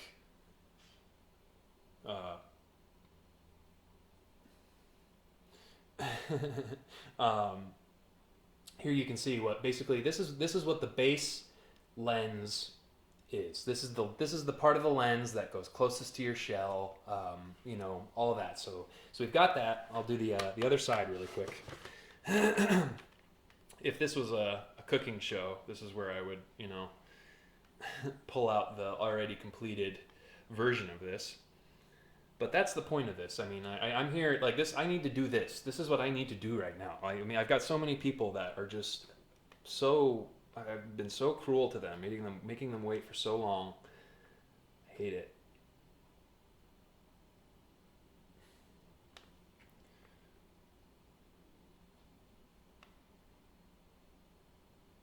Come down a little bit. Yeah, I'm just doing this quick. Will just asked me to come down so that you guys could see what I'm doing, but I'm not going to let you. Rude. It's a beautiful day in Los Angeles. I feel bad for anyone that doesn't live in Los Angeles for just that reason. And that reason alone. Okay, so I just went ahead and marked my lenses on my vacuform little plastic buck. So back to Mr. What are these called? Which ways or something? They're just tin snips, like airline tin snips, but they work, you know, really well. It doesn't take a lot of effort to get through this plastic. By the way, this PETG I believe is 0.04 thickness. I think I'm always wrong about that. It might be 0.02. I'll be more specific in the future. I should have told you that to begin with. I know I wrote it down on my phone because I'm so bad at remembering it. But when you're ordering it online or anything like that, you can really do any thickness though, because the stuff is really easy to vacuform. It turns into a flexible sheet almost instantly once you put it in the oven at 350 degrees. Which can actually be a problem, as I found out this morning. Okay, so I just went ahead and did an initial cut along the inside.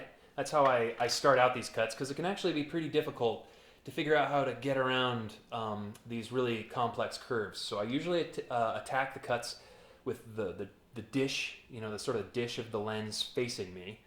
And, you know, I start out from one corner, sort of hard to work on, film these clear things. Start out from that corner and just go along. And I try to leave the Sharpie there a little bit, rather than cutting on the inside of the Sharpie line. So you can see there's a little bit of Sharpie on the edge. It's kind of hard to tell because of the clear, but that's how I went ahead and trimmed that. And so next, I've gone ahead and flipped it back over to, you know, holding it like a bowl. And so I go ahead and, starting at this angle, I start trimming and twist as I trim, and I get that curved cut in there.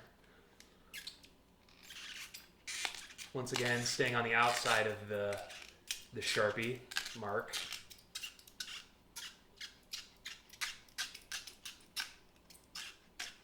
Okay, and that's trash.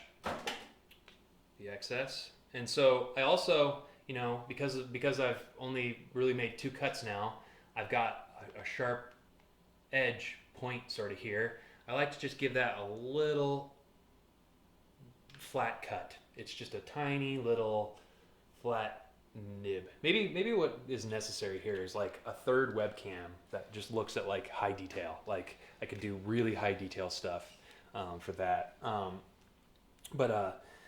Anyway, you just cut that sharp point, because like I said, this is the piece of plastic that is against your mask underneath the lens. So if it has any sharp edges or anything sharp or pointy, it actually might slice your mask a little bit. Okay, so I'm going to do the other side really fast. Basically the same method, but actually, since I like to cut counterclockwise because I'm right-handed, that must be the reason. This time I'm going to start at that point spot. I'm not going to do that curved cut again though, because I'm going to be doing that at the end of the cut. So once again, just little cuts, one at a time. working my way around the edge, staying on the outside of the Sharpie. Unless there's a big area where I accidentally got far off the outline, I can just cut through those. And now that I'm at the end here again, once again, I'm just gonna curve it as I cut, and you get that nice rounded corner up at the top there. And that's hidden by the frame outline. So that curve is not a huge issue. And once again, I've got that point on the inside of the lenses, or lens here. So I need to cut that to smooth it out a little bit. Okay. So the next stage is going to be a little bit of calibration. So this is Pierce's shell. Pierce was on here earlier watching. He had to go, but he's pretty excited that we're working on his shell. We're working on his white lenses. We're working on his red lenses. That's what these are, so we should be hopefully getting these done either today or tomorrow. So the point of this next stage is a little bit of calibration. What I'm doing now is taking these lenses that I've trimmed, and bringing them back to this face shell that I've already formed, and I'm just holding it over place, and I'm making sure that it wants to sink into that groove that I've got cast into the shell. And it's a little difficult for you to see it right now because it's clear materials and it's a shell. Yeah, maybe Will can help me out because this is probably worth checking out. But there's a little amount down here where it's too big. You can kind of see it down there along the bottom, but it's a little too large, and what would end up happening is it's not going to want to pull into the nice groove there because it's a little too large. It can't evenly fit in there because of that slightly larger edge. And so the solution to that is to just look here, and I've got my Sharpie that I left on this edge, is to just trim that edge a slight amount to the point where now it will fit in the shell. So what I do is I start up higher up on the shape of the lens, and I just start trimming a little bit, and I get more and more as I get closer to the area that I want to trim. And I can see, I've done enough of these that I can tell what too much looks like. So I can see how it looks, how there's too much. But you just trim a little bit at a time. You don't want to trim so much that now it's going to be close to the edge of your frame when you're gluing it. You want your frame to overlap enough that it's not a difficult thing for you to do. So now when you look at this again, it's a little difficult still to tell, but it sinks in a lot better this time. The edge gets down into the groove. You can kind of see from that angle. It's definitely, you can tell we've got about 3 millimeters of layers we can add before it gets flat right here. Do you see that? How it indents right here? That means it can build up another 3 millimeters or so, like about up to here, before it's smooth with the shape of the rest of the face shell. So that's pretty important with how your shell and your lenses work together. That's why this is pretty advanced, difficult stuff. That's a reason why there aren't just a million really high quality shells out there. It's a challenging thing, but that's also what draws me to it, because that's what I enjoy about this stuff. I enjoy the puzzles, the figuring out how you do a technique like that, and how you do it cheap and not for a lot of money. So I'm going to calibrate the other side really quick. It looks pretty good. It doesn't look like it needs much trimming. Just a little bit on the back side. All right. So that one's pretty good now.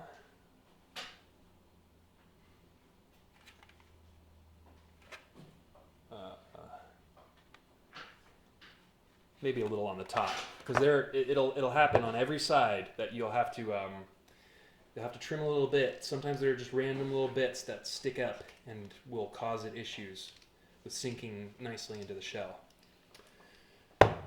Okay, so we've got our two base lens components for Pierce's shell here.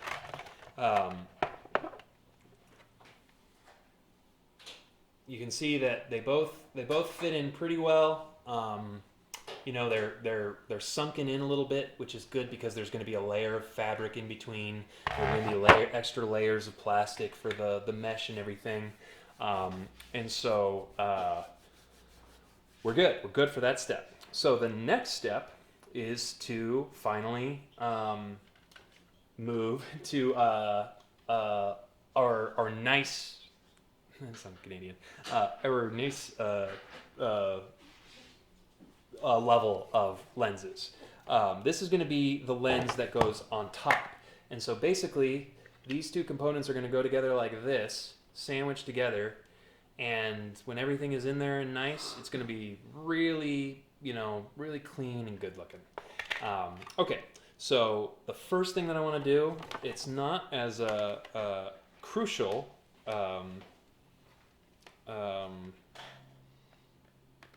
This outline that I'm doing now is not so crucial. It's just to help me find where the outline is going to be when I pair these two lenses together. So I basically have to do my my outline step again on this level of the lens.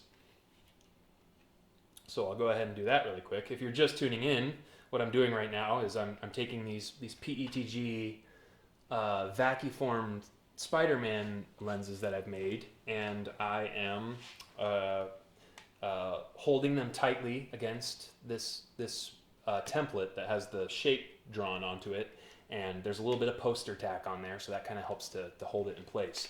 And so what I'm doing here is, since the plastic is clear, I'm just taking a Sharpie and I'm getting the general shape of the lenses. Now this isn't the actual outline that I'm going to be cutting out. I used to do that. I used to just cut out this level of the outline, like two pieces. But I figured out that you get a lot better of a fit if you get this, if you first trace this outline onto the top lens piece, like so. Okay, so I've just traced everything about that top outline onto the plastic.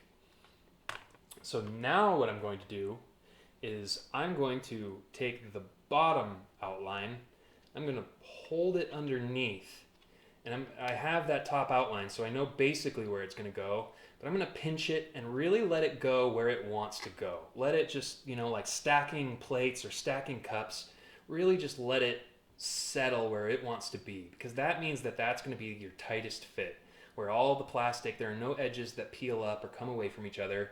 And so what I'm actually going to do for this one is on the back side of the plastic, I did the initial outline up here on the top, and you could even use another color of Sharpie. I should probably be using another color of Sharpie anyway, because it'd probably be easier to see. But anyway, here, I'll go ahead and use a red Sharpie for that. You take a red Sharpie,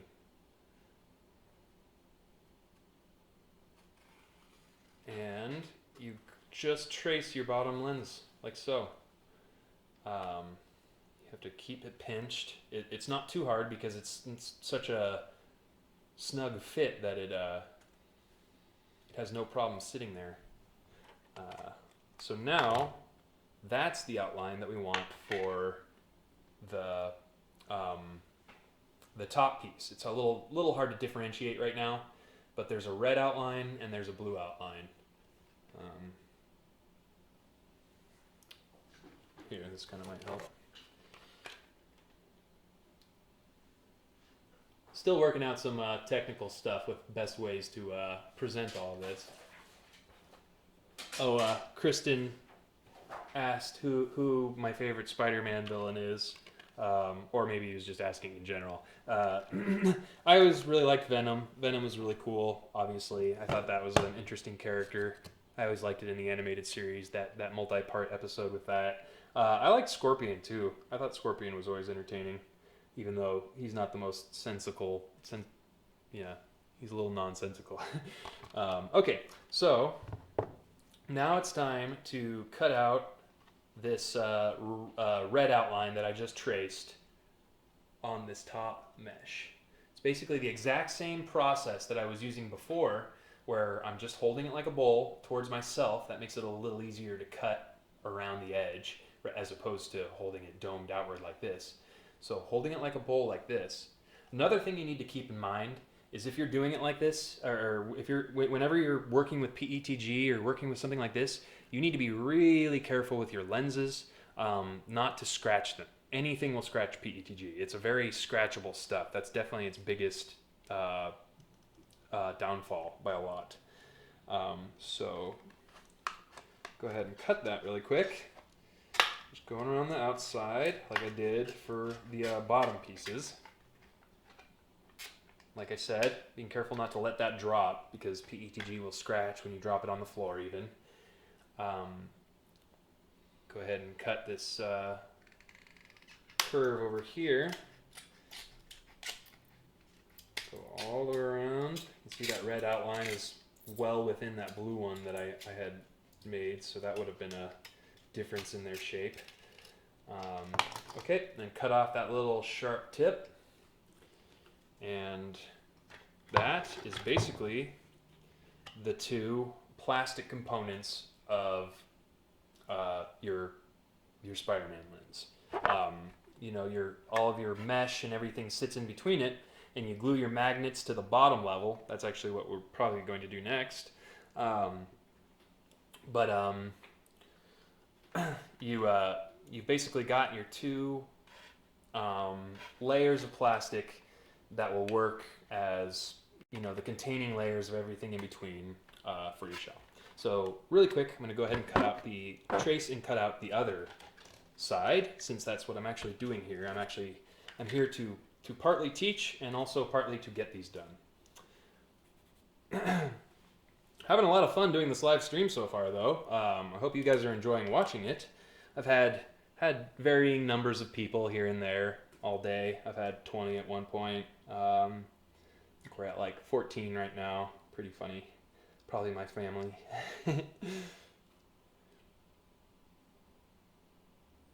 All right, so we're tracing this top outline.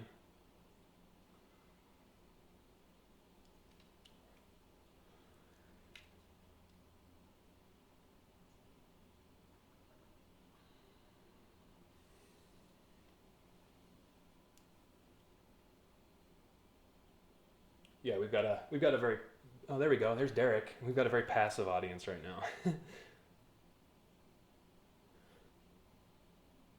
Well, Derek, the goal here is that you'll have the tools to make your own.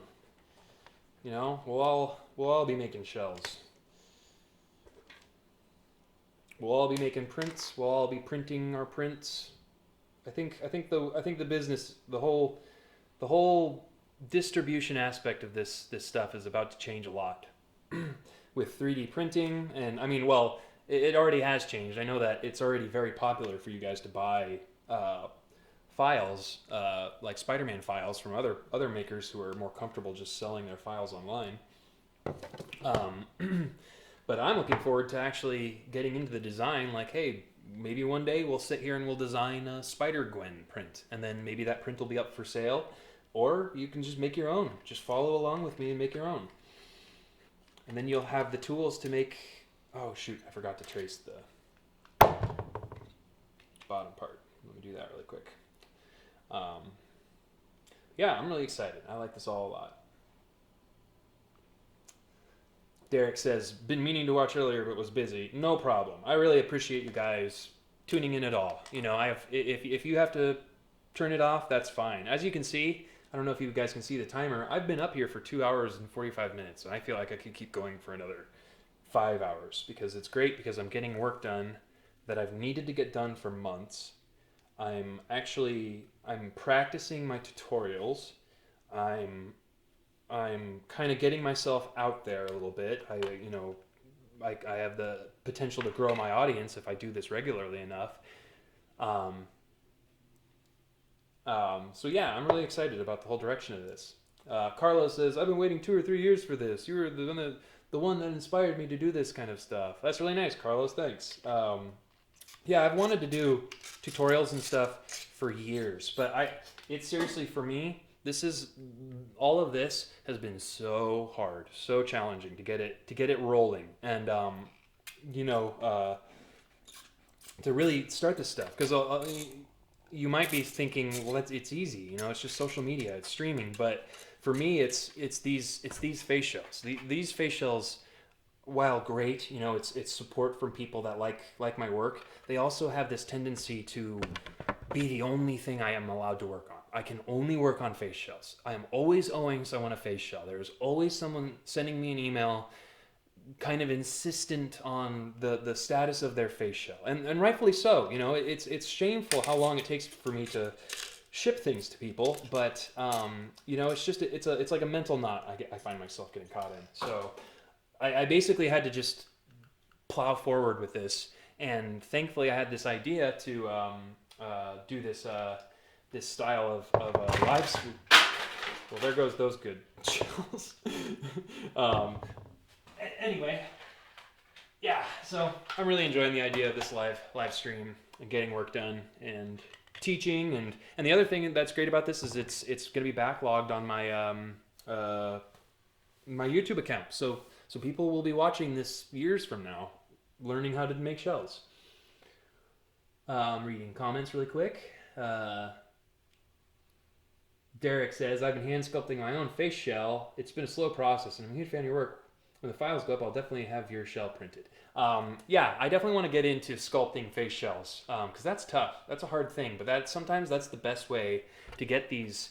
The point of a face shell is that Spider-Man's head looks natural. It looks like a natural shape for a person's head to go in. The shell fits really well on my head, but that's just because that's the head I have to measure and size on. Unfortunately, I have a really oversized head compared to what a standard size head must be.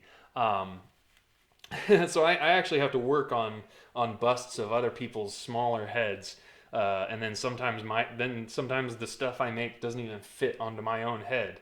But anyway, I'll stop wearing Pierce's shell. Anyway, I do want to go through the sculpting process, because sculpting is really one of the best ways to get all of those natural curves, and I'm going to go in depth of how you get the lens shape on top of the shell shape, and then back to the shell shape without the lens shape. Like, there's a bit of a process there to get this shape without the lenses, but also get the lenses. Like, I'm sure that probably befuddles a couple people out there. So I'm excited to get into that and kind of teach people how to do it. So here we are. I've got back to these frame. Oh wait, I probably missed a couple people's comments while I was looking at those really quick.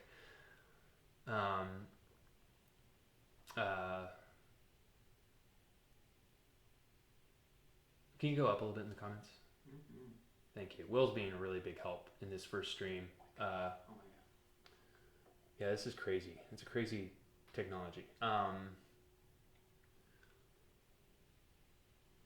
Okay, yeah, it was just, I think that was Marcus that said, that was Marcus's comment that I missed, and he's excited about making shells. Okay, so, and then Gianni just mentioned that, yeah, you guys are just talking about shell and stuff. I'm mentioning the comments because I don't know that it captures the live chat for posterity, so I want it to kind of be there.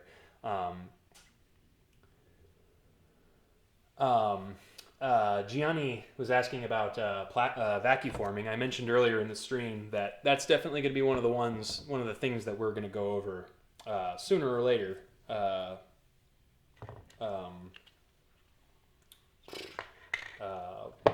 one of these days, you know, I'm going to need to do it a little bit more vacuforming.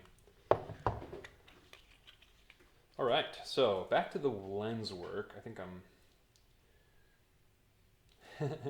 Well, Derek, you'd be surprised. I mean, I'm just working on my stuff. Derek complimented me on the live stream and said that I'm doing a good job. But it's like, this is pretty easy stuff for me because it's just, this is what I do. You know, I just kind of sit around and work on projects like this. And Theater background helps. yeah, the theater background helps. And you know, a lot of times, what you guys are hearing right now is what my roommate Will hears. I'm just kind of like a sound machine. I can kind of just talk about my projects forever. And I've got my hummingbirds flying around right outside the window. I'm considering creating a live webcam stream to them because they're all coming back from Mexico right now. Their migratory trip. You guys probably think that's weird, but I think hummingbirds are great. Okay, so a little more to trim off this top one because we're trying to get these. It's a little hard for me to show this to you because they're clear and it's hard to get the focus on the specific part. But basically, I'm just trimming them. You know, I'm pinching them together and I'm just trimming them in a way that the edges line up really nice.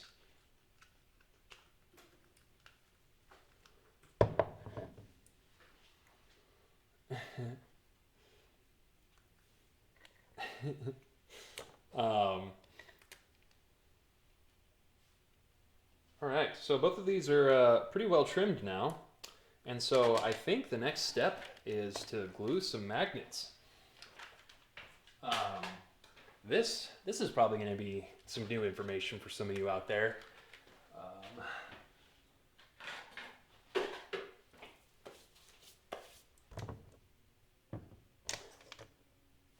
All right, so I get all this arranged and everything. I'll grab my magnets.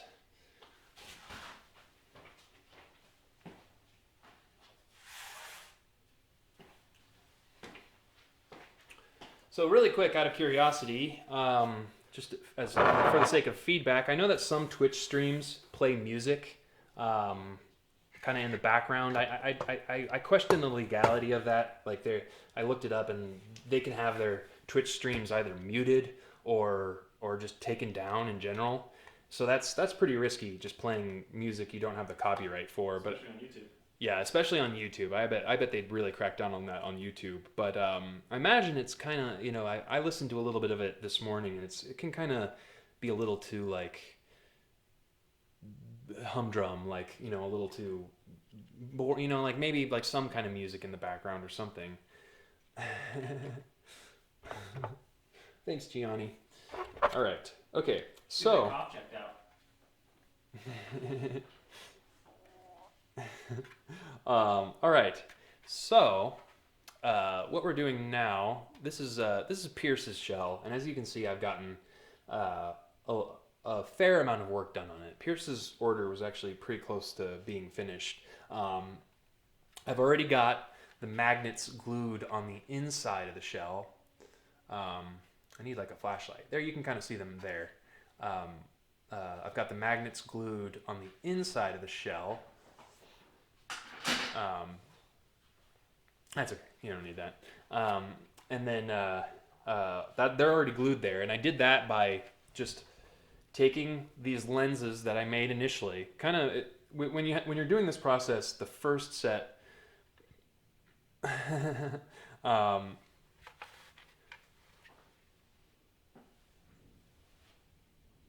Sorry, I'm reading comments right now. If you ever see me get like totally like I go brain dead for a second, it's usually because I'm reading some of the new comments. But anyway, so the first set is usually the hardest, like figuring out where the magnets go on the lens and then where the corresponding magnet slots go on the shell. But once you've got this set of master magnets, lenses and magnets, I actually use this when I'm vacuforming my shells. Yeah, sorry, I have a bad habit of not looking at the camera. Will's reminding me to look more at you guys. I look constantly. We should probably just move the monitor near the camera so that I'm always looking that way. But when I'm vacuforming the shells, what I'll do is, we don't need to worry about it right now. But what I'll do is I'll take this master set of lenses, and so I've got the buck right here. So imagine this is the vacuform buck. This isn't the finished shell. I've got the plastic right here. This is the frame I use for when I vacuform, right here. So I've got my buck, I've got my frame, and I'm vacuforming. I push my plastic down over it. The vacuum kicks in. It makes a seal. It's sucking the plastic down. What I'll do is I'll take these lenses, that I've got, my master lenses, and then stick them on top of that hot plastic on top of the buck, and that presses in the strength of the magnets, because I actually have magnets inside of my vacuform buck that pulls in the lenses, and it creates the perfect indentation for a lens, because a lens made the indentation. So what you're left with is a perfect indentation, and you don't have magnets on the inside, obviously, but once you've trimmed out your eye holes and you have the shell pretty much ready to go, maybe you have your red rubber coat on it already, you take this master set of lenses, and it's not going to stick on like it is right now, but you just put it in place, maybe like put a piece of tape over it or something, and then you take your magnets and you glue them in from the inside, so they're being pulled towards that master lens. So that's what I've already done on this set of this shell. Is I've already put the magnets glued to the inside of the shell. And you want to sand the area where you're gluing the magnets, because you don't want really smooth, glossy surfaces, because glue is not as good at sticking to smooth, glossy surfaces as it is to sanded, rough stuff. Okay, so since we already have the magnets on the inside of the shell, the next stage is magnets on the outside, on these lens portions. Really quick, a good idea is to mark really quick with a Sharpie which portion of which half of the lens set is the bottom lens, so you don't get it confused. So I just write a B on that piece of plastic with a Sharpie. It's really easy to wipe the Sharpie off of the plastic later, so you don't need to worry about the Sharpie being detrimental to the plastic or anything. Okay, so now that we are about ready to do some magnet gluing, I need a few things that I'm going to grab really quick. I need my super glue and I have some little scrap pieces of spandex.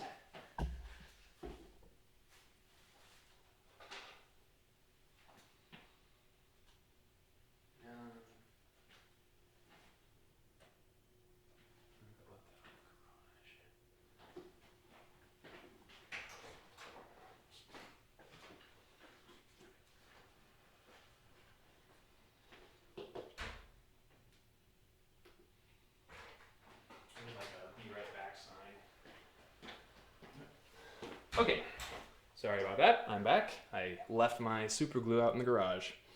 All right, so since it is time to glue some magnets to these lenses, I'll show you what my technique for that is. What I do is I just take this scrap piece of spandex. It's just a scrap piece because it's going to get some super glue on it probably. I take this scrap piece of spandex, then I take one of my sets of magnets. So I've got two different sizes of magnets here. I've got one size for the inside of the... Oh, well, there goes some magnets in the garbage. Oh, come on. There we go. One size for the inside of the lens, which is pretty tiny. It's got a pretty small profile because you don't You don't want a big bulky thing underneath your lens taking up too much space. So what we do is since we already have the magnets on the inside of the shell, all we have to do is stick those magnets into place over this scrap piece of spandex. Like that. And I need to score the surface of these magnets. You should never, especially with metal and stuff, and if you're working with super glue and not an epoxy, you need to score and scratch metal surfaces before you glue onto them, because otherwise the glue has a much harder time sticking to the surface of those smooth metal surfaces. It prefers a scratched, porous type of surface. So what I'll actually do in order to scratch these things is I have this little chunk of wood that has a magnet embedded into it in a little notch, and I have a drill bit, a little tiny drill bit that I got from an extra little bit set I had, because a drill bit, is made of a really hard type of metal that stays sharp even after going into metal and things. So I take the tip of the drill bit, and the magnet is stuck on top of the other magnet in this little notch, and I just really scratch it. And because it's a little notch, the magnet can't really go anywhere but on top of the other magnet, and so just really scratch it until it really digs into the surface. You might even scrape off the metal coating on top of the magnet, but that's good, because then you know that you're creating this really porous surface for it to for the glue to adhere to. And the other good thing about this little magnet scratcher tool is, because there's a magnet in there, I'm always scratching the correct side of the magnet that I'm about to glue. I never ever need to scratch the other side. Whenever I'm gluing magnets, it's always this half that needs to be glued. Whether it's on the bottom inside of the shell or it's on the inside of the lenses, it's always this half getting glued. So this magnet always aligns that half of the magnet for scratching. So I always know that I'm using the same polarity on every shell I make. So if I ever made like a replacement set of lenses for someone, the magnets aren't going to be the wrong direction, and they get it and suddenly they can't wear it because the shell actually is repelling the lenses as opposed to attracting them. All right, a little bit of scratching. One more. This gets pretty quick once you have a nice little tool, and that click noise means you're really scraping it good. All right, so I really gnarled up those halves of the magnets. So now what I do, I'm gluing the bottom half here onto these magnets here. So you can probably see here where I'm getting at. The magnets just loosely make contact with the surface of the plastic. They might not even make perfect contact, but that's okay.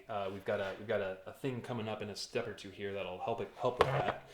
So what we do, it's usually a good idea to clean the bottom side of your lens here to get maybe any of the oils or the oils from your fingers off of the plastic. I use just regular Windex. This is a bottle I've had forever. So I take my little paper towels that I rip up into thirds so I'm not wasting a ton. I just take my lens, I hold it over a trash can or something because you're inevitably going to get too much Windex. Just squirt a little on there.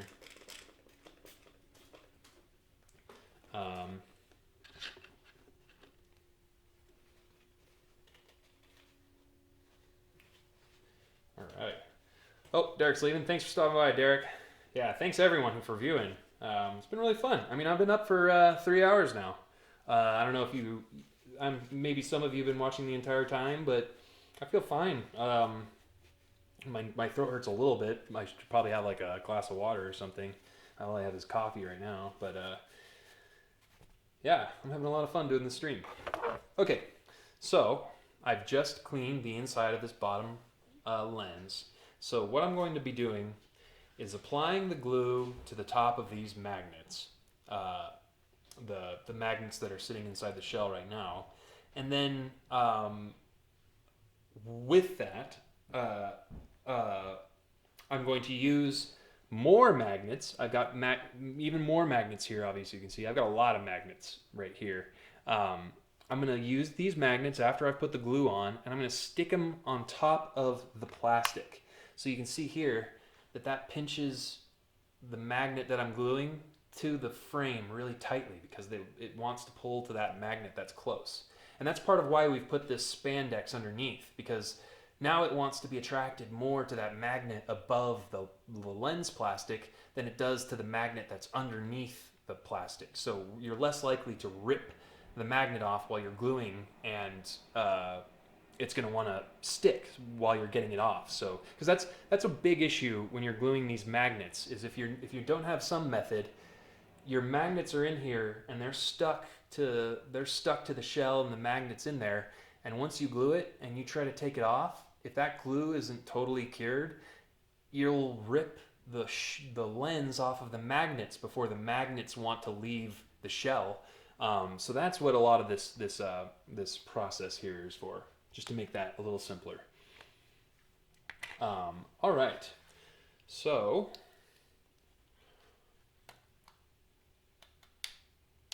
all right. Tyler mentioned he's working on shells. What are you working on right now, Tyler? If you hear me, or anyone, is anyone working on anything? Because all I'm doing is gluing here, just adding a little drop of glue on top of each of these magnets. Or my super glue might be jammed here.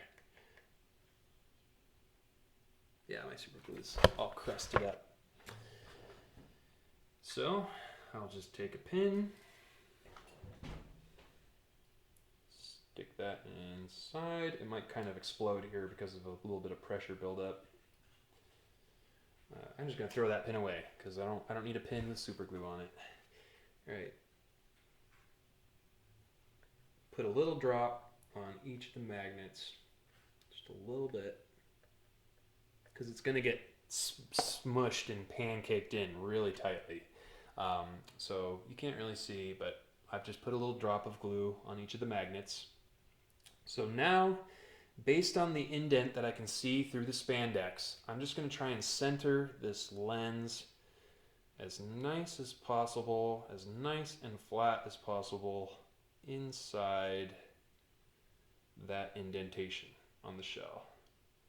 Don't want it like getting too close up against the edge anywhere or anything like that. So it's nice and pressed up inside there now. So what I'll do is I'll take the extra magnets I mentioned earlier. Here's one. They're a little more powerful too. You use a larger, more powerful magnet and it'll pull it harder. So take that, put it on, put that on the back one, and finally this one on the front one. So if you can see, it's a little blurry, if that's okay. I've got magnets on the outside holding the recently glued magnets, and then I've got this spandex in between here that is keeping them from being totally attached to the shell and the magnets. So basically, now that I've done this, that's basically all I have to do for that portion. To take it off, all I do is I take my excess fabric here and I kind of bunch it up all around the edges, because now it's getting pulled. If you pull from this fabric, then it's getting pulled from underneath those magnets. So that's an even stronger force against it wanting to just stick to those magnets underneath. So you just pinch and you pull it off. And because of those magnets on top and because of this fabric, you won't have the problem where sometimes once you pull it off, that magnetic force will even make them move a little bit, and then your alignment has gotten messed up. So you can just take the lens out of that fabric And you don't really need the magnets anymore. Just remember to pull directly away. Don't pull off to the side, because even that can be enough to make them disattach and follow the magnet above. So once again, you're grabbing that magnet above, pulling it directly away, so it has nowhere, the magnet below has nowhere to go but glued to the lens below. So pull it away. So what we are left with is the glued bottom portion of a set of lenses. So this is perfectly centered and the magnets are on it.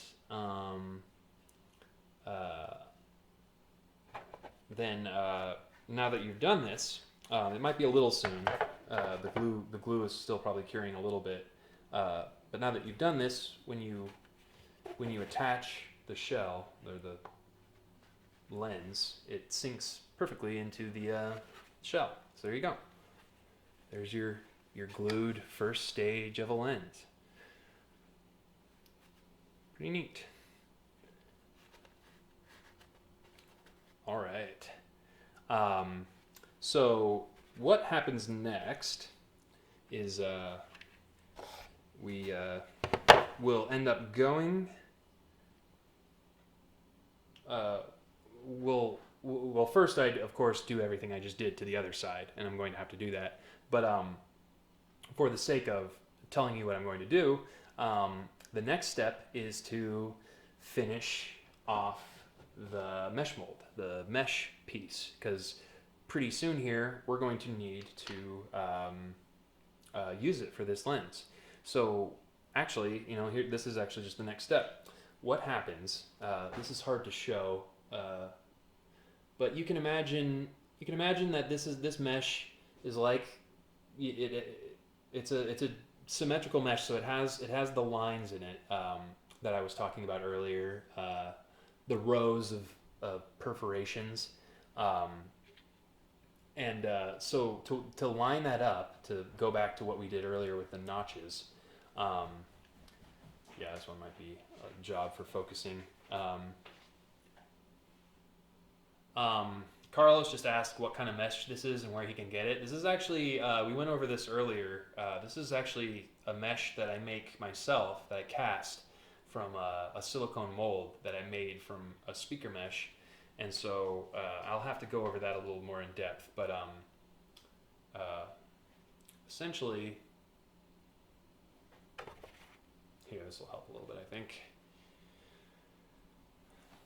So, as you can see here, yeah, it's hard to see that fine mesh, but we've got it here. You can see there are rows of lines here, there are rows of lines here, there are rows of lines here. So what we're going to do to find the, sorry, we're focusing here, trying to get it really well focused on it. Actually, it looks a little bit better in the stream, it looks like. What we do here is you can basically see, you can barely see those lines there, the lines of the holes. So what we're going to do is we're going to try to line the mesh up and line it up so that these two notches, the one at the inner eye and this one on the edge, are lined up with one of those lines of holes, because that's what's going to get us the really nice symmetrical, flat, parallel to the ground mesh look. It's kind of hard to describe what I'm talking about, but essentially just making it so that the mesh holes are all in a really consistent, even direction. So basically, all that means is you get those two notches on your frame, or your lens, your cast lens, lined up with that line of holes. And this is also a point where you need to, basically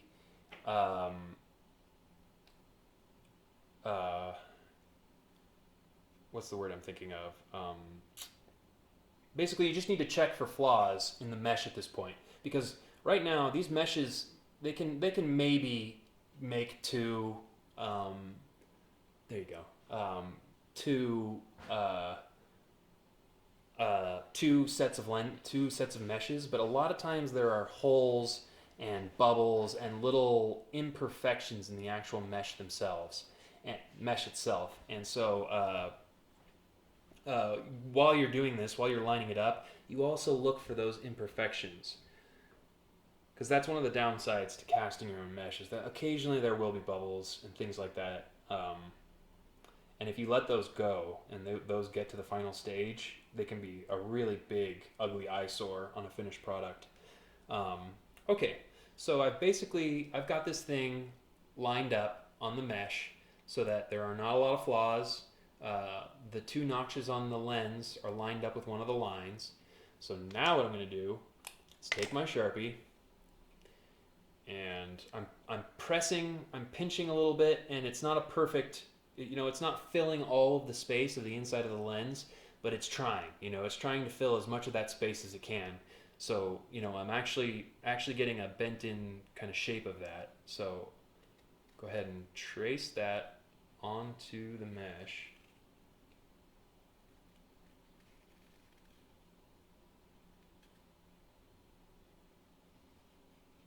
Like so. So now we have this mesh and the outline of the mesh that's going to be going inside of it. So now all you need to do, that's not the cap. What I like to do is I like to turn it over and hold it up to a light source, because the next step with this is going to be sanding. We actually need to sand the back side of this a little bit, not too much, so that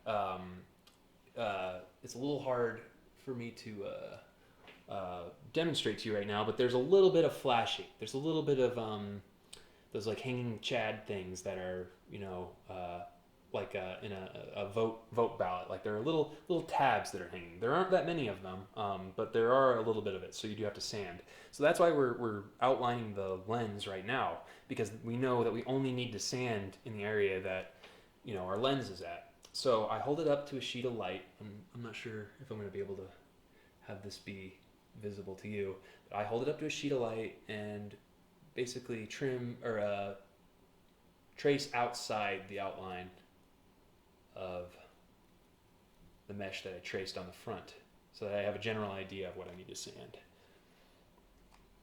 All right, and so then now that I've got that done,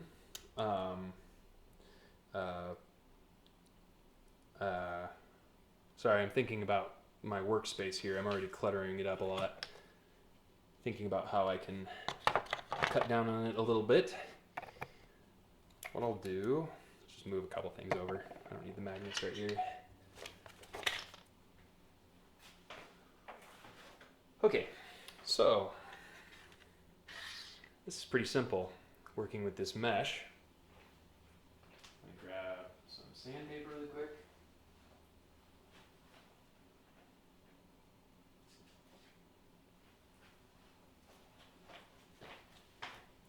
All right, I've got a couple different grits of sandpaper here. I think this one, 320, is pretty much the best. It's a pretty fine sandpaper, but it still has a little bit of a grit to it. It's not all the way up at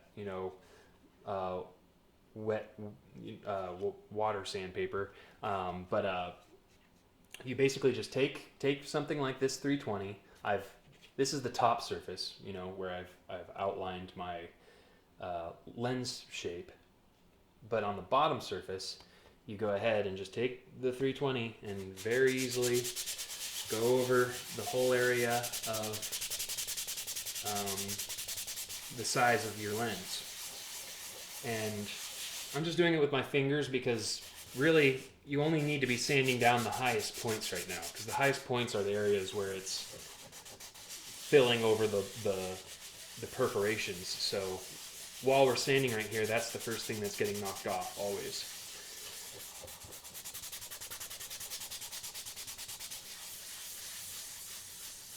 All right. So that's probably pretty good. There will be more to do probably. And then what I like to do is take a toothbrush and scrub it with a toothbrush, and that is the last finishing touch it needs. It's hard to get you to see it, but it's basically already perforated, and even better more cleanly perforated than the area that hasn't been sanded. So pretty easy stuff. Let me go grab that toothbrush really quick so I can do that.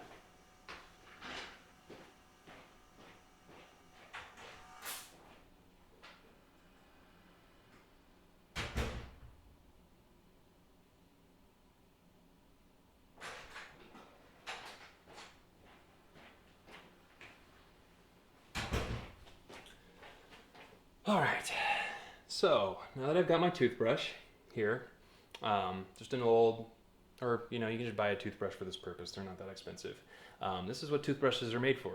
They're made to get into little nooks and crannies and scrub things out. So we're just going through here, and I like to actually kind of poke at it, make the bristles go through the perforations, because what that's doing is it's kind of poking out those little hanging chad portions and really making sure they're coming off, so you don't have anything that covers up the holes on the other side. And so once you've basically gone over the whole thing, just making sure to kind of stab it a little bit with your toothbrush, you won't hurt the mesh at all. Now you scrub it on the other side. I did that over the trash can because this is messy. All of this is creating a lot of dust and stuff, so I'm going to need to figure out a way to not mess up my whole house here working on this. I usually work on this kind of stuff out in my garage where I have a little more control over dust and mess like that. Okay, so that was pretty easy. This one's pretty much clean. You basically just do a visual check while you're doing this, while you're kind of getting towards the end here. You can tell that even just the area that I've sanded and scrubbed with the toothbrush is cleaner than the rest. It's pretty impressive how quickly that happens. So you can see that on this side that hasn't been sanded or brushed, it's got a lot of like hanging chad and like little things covering the perforations. Then on this side, we're pretty clean and consistent already. And that's through a silicone mold, so you can make as many of those as you want. Oh, Degsy just tuned in. Degsy, I've been going for 3.5 hours about. But for those of you watching that just tuned in, like Degsy, the whole thing is like TiVo. You could rewind right now. You could start from the beginning. You wouldn't be able to chat with me, but I've been talking. I've been mentioning what the comments I've been answering, so that you'll actually know what I'm talking about when I talk to those people. So I think it's perfectly fine after the fact. Okay, so it's a pretty good mesh. Next up is to just cut it out. I'll take one of my 8 pairs of scissors here, and just regular scissors will do. It's plastic, but it's so thin that it's not the strongest plastic in the world, which can actually be a downside of it, but oh well. So we're going once again on the outside of the Sharpie line, just in case, just so that you don't accidentally cut inside and lose out too much on material, because you can always trim it down further later, but you can never expand it if you've trimmed too much. Okay, so there we go. We've got a nice little mesh. It's pretty clean. It goes inside of this top piece of clear plastic. Then another piece of mesh goes underneath, a finer piece of mesh that blocks out more, and then finally the last piece of plastic underneath. And we still need to thermoform the mesh. We need to heat it up and form it. But so far it's already turning into a Spider-Man lens for sure. And you could do this and then just not glue on a frame, and you'd already have a Scarlet Spider lens. There's no, you just need to trim all the excess materials around the edge, and then you just would have a flat white lens that would go on top of your mask for something like Scarlet Spider. All right, so it's been about like an hour since I took a break, so I'm gonna go get a glass of water and go to the bathroom. But then I'll be right back. You go do the same.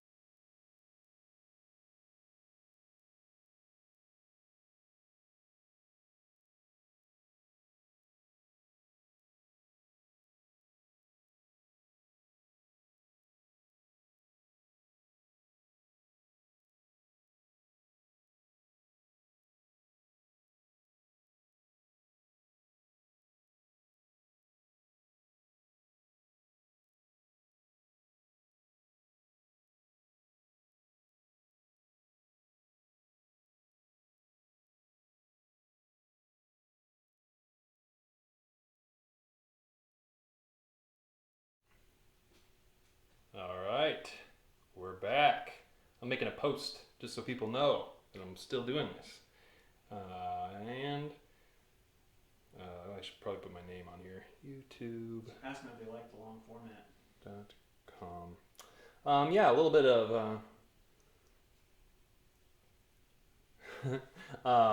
bit of some questions for you guys, like just any feedback. Like, is there anything about the stream that you don't like, or is it too long? Is it too short? Well, I mean, it's not too short, I don't think. But any feedback you have at this point, I'd be grateful to hear it. I'm making a post on social media. I'm not texting, so that everyone knows that I'm still doing it. Follow them on Instagram too. All right, and share. Oh my God! If you look at your phone right now, you'll see that I just shared that. All right, so let's get back to it. Thanks again to Will for jumping in and out and helping today. I'm going to move the shell over for now while we... Oh, actually, that's what we need to do. We need to work on lenses still. Gluing the magnets to the other side there. So what we're going to do, I still have my, yep, this is my Windex paper towel here, so I hold on to that. No need to waste. Go ahead and clean the bottom of the lens in preparation for gluing some magnets down now. All right. So, got that all cleaned. So we're going to follow the same process as we did on the right side, same process on the left. So what that means is spandex, a little scrap piece of spandex right there. I need my magnet plate here. This is me in a nutshell. I just stack things on top of things. That's why my work spaces can become a nightmare very quickly. So let's go ahead and scratch up this other side here. Got the magnet inside of its little snapping groove here, and use this drill bit to just really scratch the surface of this magnet, so that when I glue it to the plastic, there is something for the glue to grab onto. That clicking sound means it's really digging in there. So go ahead and pop that into the front there. Get the second one in here.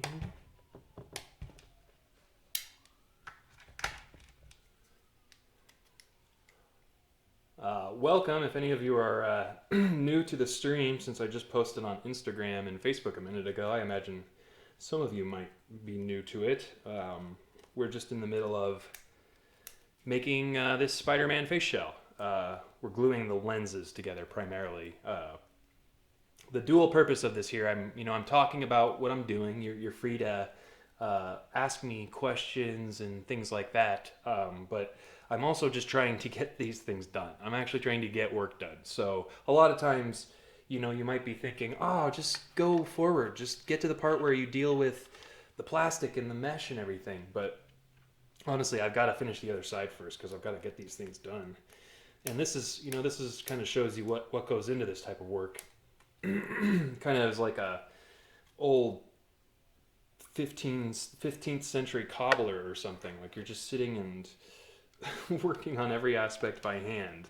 It's like a unheard of thing in the 21st century. Although that's not true. There's tons of stuff like that out there. Tons of artisans. All right. Nice and scratched. I even scratched the surface of the magnet off a little bit there, which is good because that means the glue is really going to get in there and stick to the magnet. Less chance that when someone is wearing this shell out in public and they're holding the lens with their gloved hand, they're bound to drop it once or twice. It's inevitable. You just can't have it so that those magnets just fly off because they're magnets. Sometimes they find the bottom of chairs and things like that, and they can just disappear. That's why I actually include extra magnets for that reason. Okay, so we're going to go ahead and glue this now. Got it all scratched up, the magnets scratched up. Got the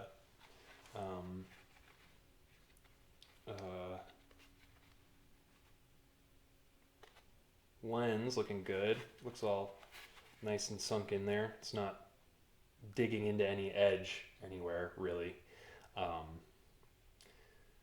All right, so what I'm going to do is take my super glue. It would probably be a much better idea to use an epoxy, something that's going to have a permanent, never-ending bond. But I just use super glue just because I don't want to deal with mixing batches of epoxy when I so frequently use super glue or glue in general. I'd be mixing epoxy constantly, which might be worth it, but I don't know. I'm a little stubborn. Okay, so I've just put a dab of glue. That's all it takes. It's just enough that when the two of these come together, the glue is going to spread out and go all the way to the edges and totally create a nice surface. Set this down. Okie dokie. Always figure out where's the most important point to line it up with first. For this, inside middle here, I think. And it can kind of pivot around there for the other two, but for the most part, it needs to be on the inside middle right there. Okay, so we've got it contacted and everything. It's sitting there like it wants to. So now we take these magnets and we pinch it on top of the plastic. There we go. And then finally this guy. All right, so now it's being held on by these larger, more powerful magnetic connections. So it really doesn't take much time. I think these more powerful magnets really just immediately grab onto it and take over. So you just pull from the spandex, because doing that pulls from under the magnet rather than pulling on the glue connection that you've got between the plastic and the magnet and stressing out that connection so early on. You pull from the fabric and it pulls underneath the magnets, and there's less of that issue. And it also keeps the excess super glue from getting out onto the shell from when you're gluing on these magnets. There are a few reasons to do it. It's really helpful. Okay, so now we take these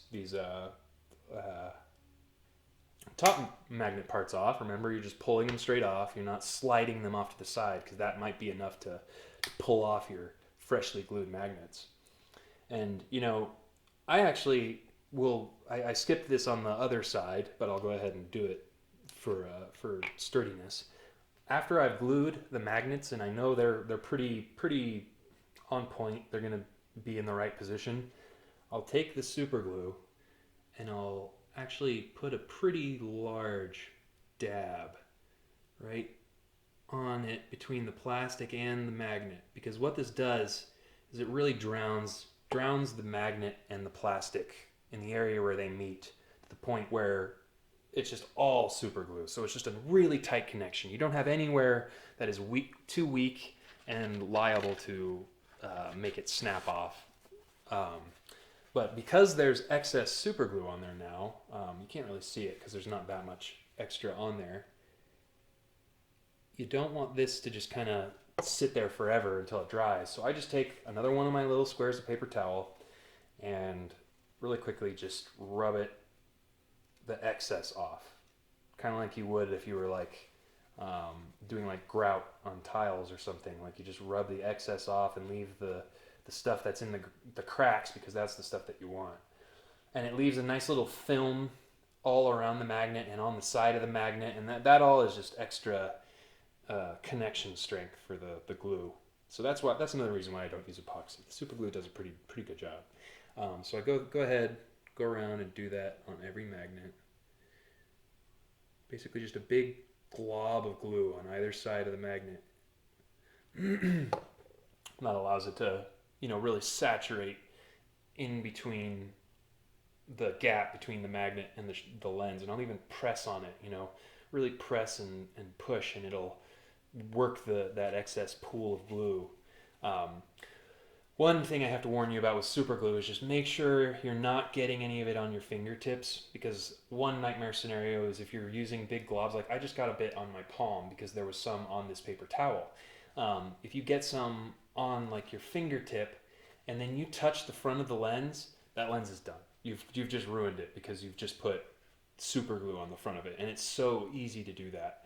So super glue, that's one thing. You really have to just be careful that if it's on your fingers, you just have to have a sixth sense for it. If you feel wetness on your fingers, just rub it and make it dry, and then that's usually enough. You can kind of scrape it off after that. It makes it thin out and dry really quick. Okay.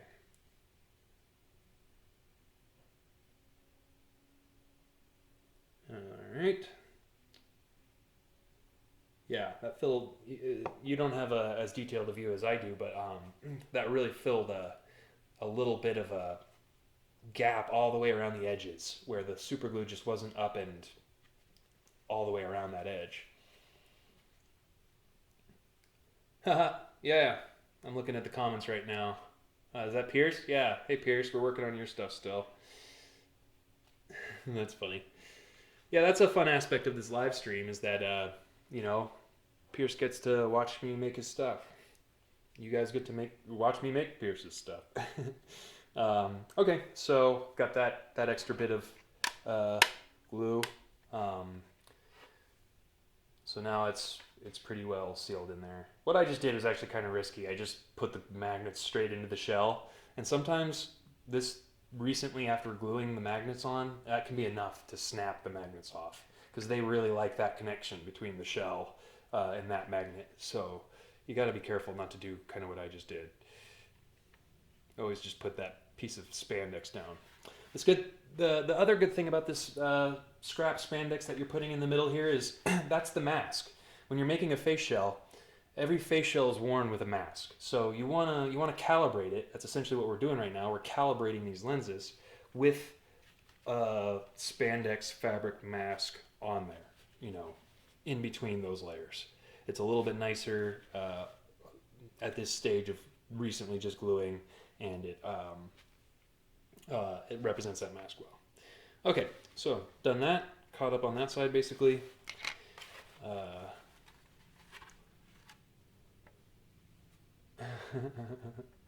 Yeah, check out Pierce's channel. Hey Pierce, where are you located? I know I have your address, but just I don't remember if you're comfortable saying.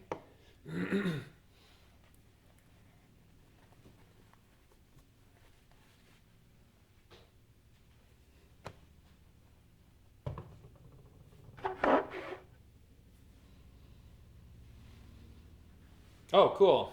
Degsy I just saw Degsy's post that he posted the Spidey Society. That'll be neat. Oh, cool. Canada. That's funny. Your whole country has a smaller population than my state, which is crazy to think about.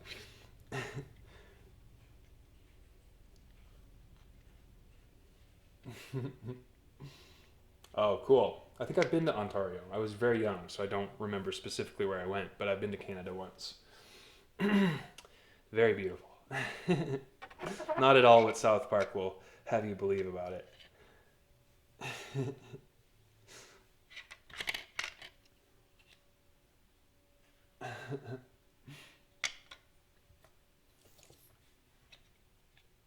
Okay, what am I doing? Getting distracted. That's what. Alright, I need to actually really quickly go back and do what I just did on the other lens because I forgot to do that.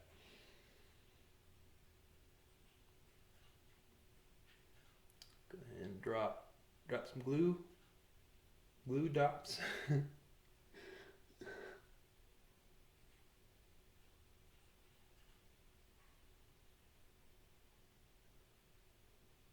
Thanks, Goran. I just saw your comment on the shape of the shell.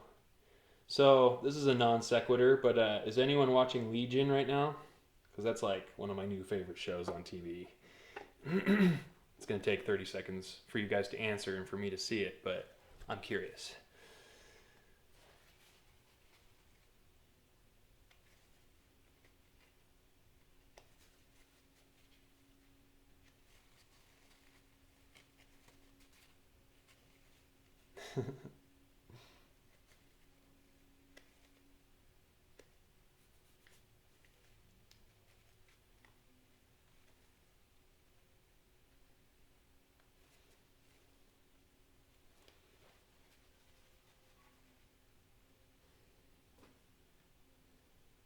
Okay, cool.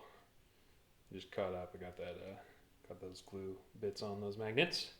So now I need to do the mesh for the other side. I'll do that really fast.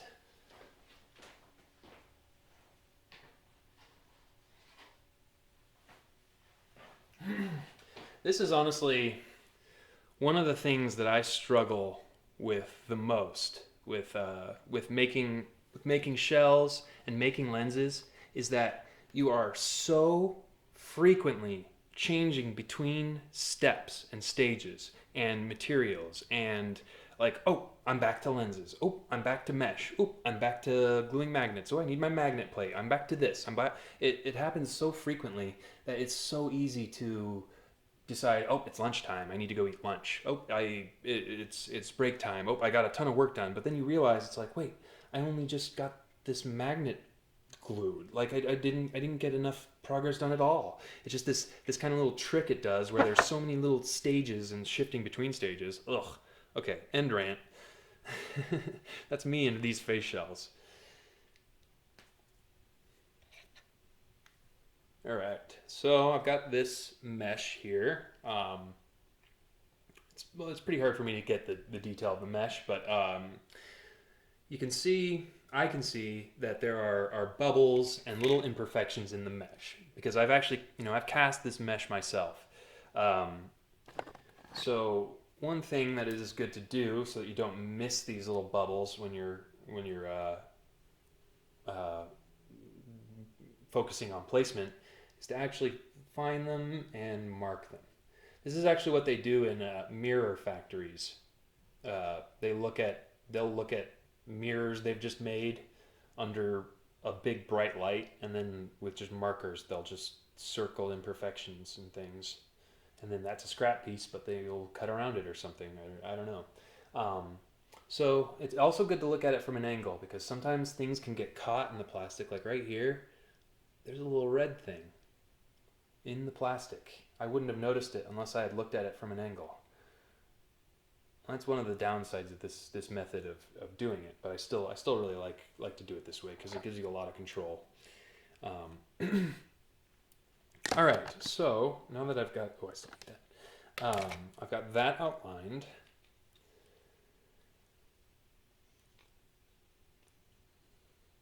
And I've got it, I mentioned this earlier, but some of you might not have seen that. What I'm doing right here, there are notches on either side of this lens. And what those are for is to line up the direction of the mesh. Mesh has rows and, crisscrossing rows. And so those notches are to line up the rows in a nice symmetrical, if both lenses are notched like this, then it creates a nice continuing line that's horizontal with the ground. So that's a good way to catch that and include that detail. So right now I'm finding the lens on the mesh, lining the notches up with the lines behind it, and I've got one, it looks like. Yep, I've got it all lined up. So now what I do is I go through and make sure that isn't there aren't any defects like right in the center. Like I can actually see a little bit of a bubble right there, so I'd be better off finding a new spot.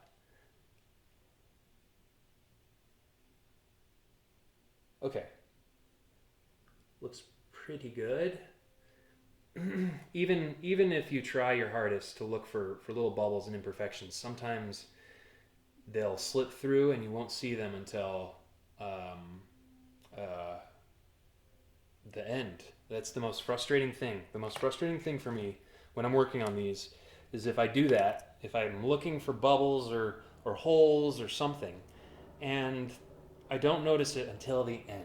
When I've finished the frickin' lens, when I've got this, I've put 4 to 6 hours into making this, and it's all for nothing because there's a little imperfection in it. It drives me insane, literally. Like it drives me crazy. So that's why I'm glad to be teaching you guys to do it yourself. I just can't be. I can't do it all. I can't do each shell anymore. It's just not what I want to do with my time, I guess. But if you're new to the stream, I know that some of you want to get, I see you guys commenting that you like the shape of the shell, and I know that some of you are concerned that no matter what level of tutorial you receive, you might never be able to.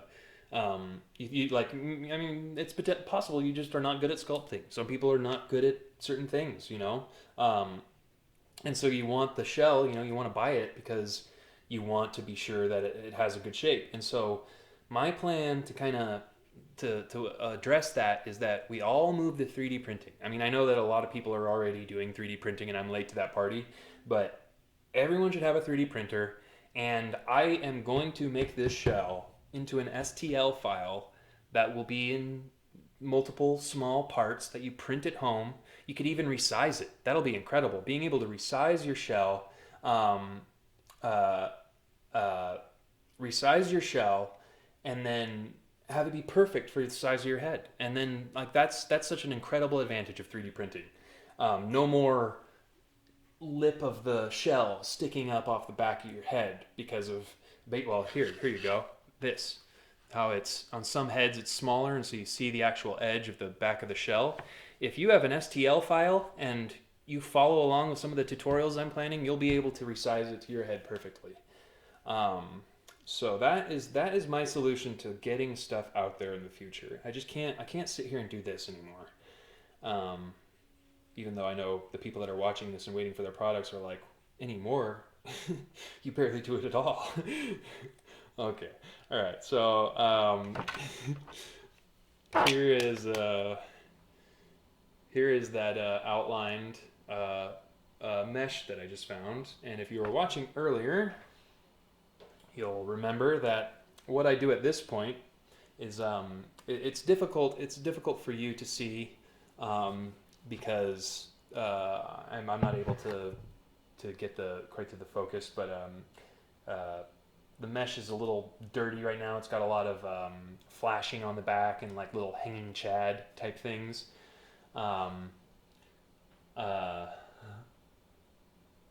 So what you do is, I skipped a step. After you draw the outline of your lens on your mesh, I like to flip it around, hold it up to the light. This red Sharpie sucks. I can't see it. Oh, I'll do it good enough. Figure it out. Okay, so draw the outline.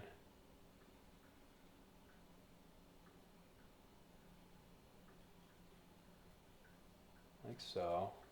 So you can see it on that side. This Sharpie's really bad. It's almost dead. Yeah, just toss it. So you take your like 320 grit, what I'm at right now, and this is the back side. This is the front. This is the nice side that we like. And so we take the back side here, facing up, and just sand inside of that outline.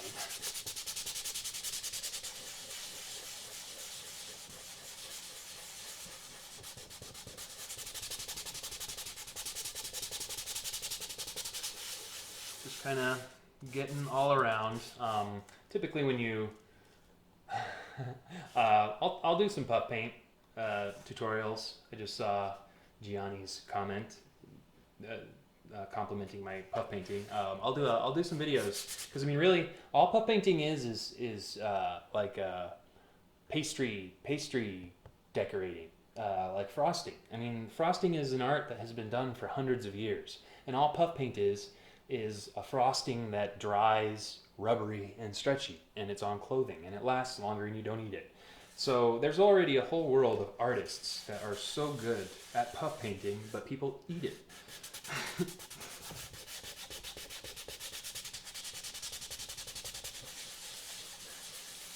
All right, so I'm sanding on the back of this mesh here, and you know, I don't have to use like a flat surface or anything, because really all I care about is hitting the highest surfaces here, the little edges where you know, the hanging chad parts are connected and the flashing is connected. And then another thing I can do is I take my toothbrush again, and I start from the front. Let me get some of this dust off. My house is going to be really dusty after today. I usually do this kind of really sanding, dusty kind of stuff out in the garage. And also a reason for that is like you really don't want to breathe this kind of dust. It's not good. It's like pretty much carcinogenic.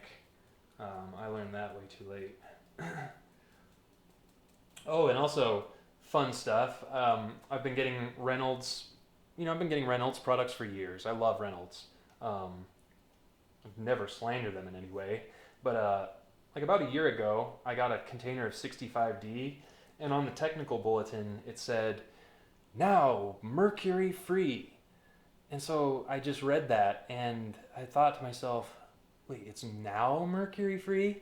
So this liquid plastic I've been using for years, kind of just like, I know it's a chemical and everything, but it has liquid mercury in it. I'm sure it's probably not bad, or otherwise there'd be more precautions necessary to use it, but it kind of reminds me of like the Mad Hatters that used to use mercury for felting in like hats, and would just touch mercury every day, and it would absorb into their body, and they'd go insane.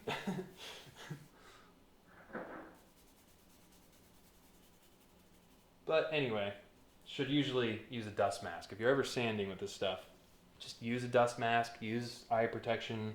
It's no reason to risk your health at all. Okay, so got this one pretty well cleaned up. I've scrubbed off all of the little, for the most part, all of the flashing that's hanging on the back here. So now if you look at this thing, you'll see that the area that has the outline is much more visible and nicer and neater. There is one little bit though. There's one little filled in hole that is a defect in the actual mold itself, where one of the little nubs fell off. I've known about that for a very long time, but it's just something that occasionally, if your lens is over it, you have to deal with it. What I do is these push pins, like that one, these little push pins are basically the perfect diameter for this mesh that I use, and I just kind of lightly push in and demolish that little imperfection in the mesh, and then poke the pin in, and you got to kind of scrape what you poked off the back, because otherwise it'll just kind of fill back in over time, and also when it gets pressed down. So that basically poked that out and got rid of it, and I can't even really tell where it was. Okay, so all right, yeah, I could kind of tell.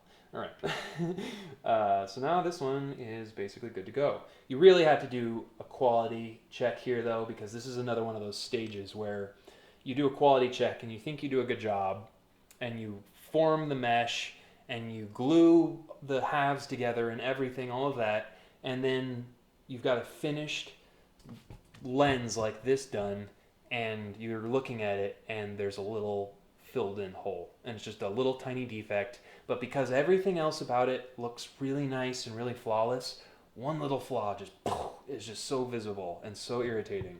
It's part of why this is stressful work. It can be stressful, because it's, there's a level of quality that people expect.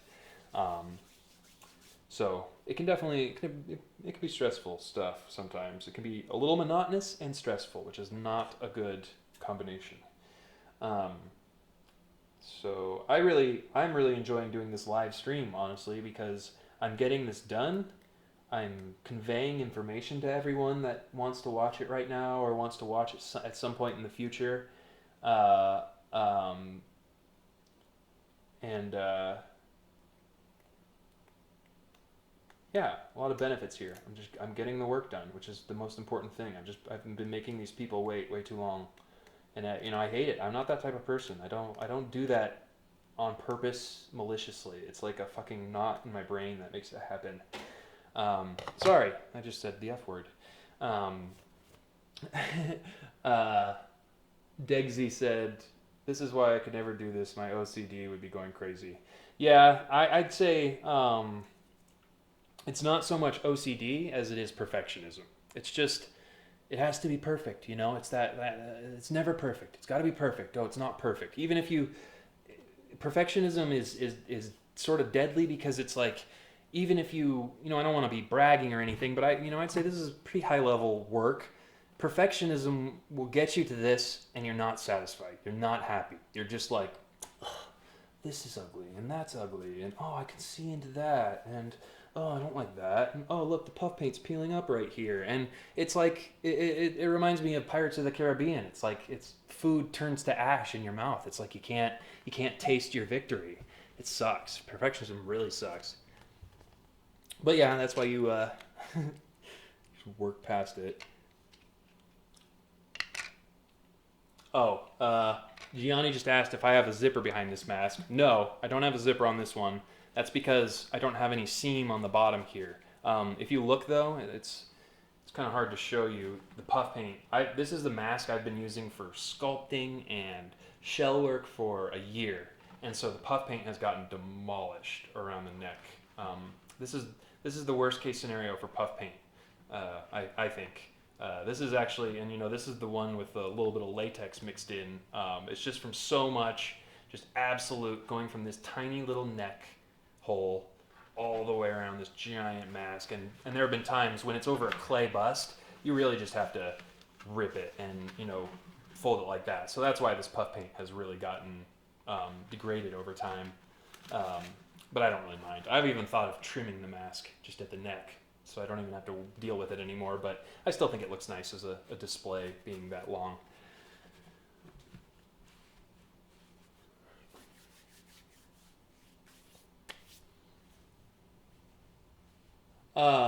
So really quick to address 3D printing stuff,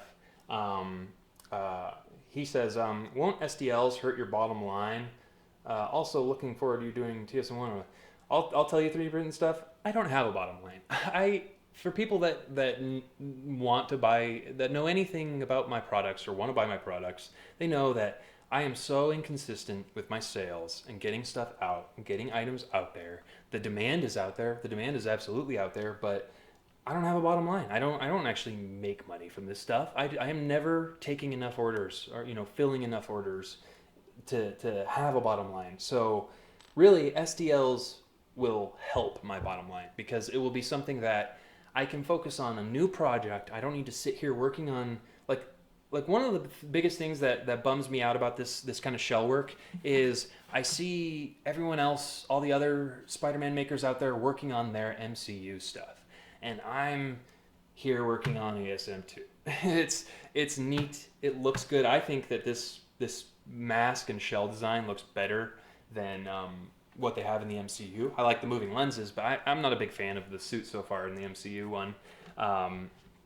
But they get to work on that stuff, because they're able to stay consistent with products, and if they sell stuff, they can stay consistent with it. I just have no ability to do that, and so that's why making STLs for me, I'll be able to live stream designing the STL for this Spider-Man file. I end the stream, and you're able to buy it and start printing it immediately. To me, that is incredible. That's the 21st century. Like what a world. It's incredible. And also, I've got some exciting stuff planned with the Vive. We've got a Vive set up here and going, and I want to get into designing in the Vive, and also I might start streaming gaming, a lot like what you're seeing right now. Like basically, it would be a separate channel for streaming Vive gaming, where I'd be wearing the headset exactly like this setup, and this would be my play space right here. I'd be in my play space playing with the Vive, and the game would be what you see back on the green screen, and you'd be seeing what I see. But yeah, sorry, that was a little bit of a non sequitur. Saul Gonzalez just said, 4-hour stream is surprising. Honestly, I love this. I'm enjoying it a lot. I was unsure at the beginning of this stream if I was gonna be able to do it like an hour. And when I first started, it was pretty stressful because I wasn't quite sure what to do. But now it's just kind of like work on stuff / address your comments, and why not just go as long as I need to work, because this is how long a work session is for me. So it's nice to be working on this stuff, to finally get this stuff done, to actually work on it, but to get it out there, to be promoting my social media sort of brand. So this really is a good solution, I think. And also, big shout out to Jim Denton. I haven't mentioned him, but he was the first one. He has a Twitch handle, Decoy Drone, on Twitch, where he does a lot of Star Citizen, like Let's Play types things, where he has a lot of Star Citizen really cool stuff, and his is set up in a kind of similar way. Like he went all out and had like a green screen and filming for that in front of Twitch, and so that was kind of the start of like the introduction to that. Like, whoa, you can do that? That's neat. And so it kind of just really makes sense for this format. So I think time to keep working. Now that I've got these meshes all done, it's time to form them, I'd say. All right, let me just get everything straightened. We're all done with magnets for now.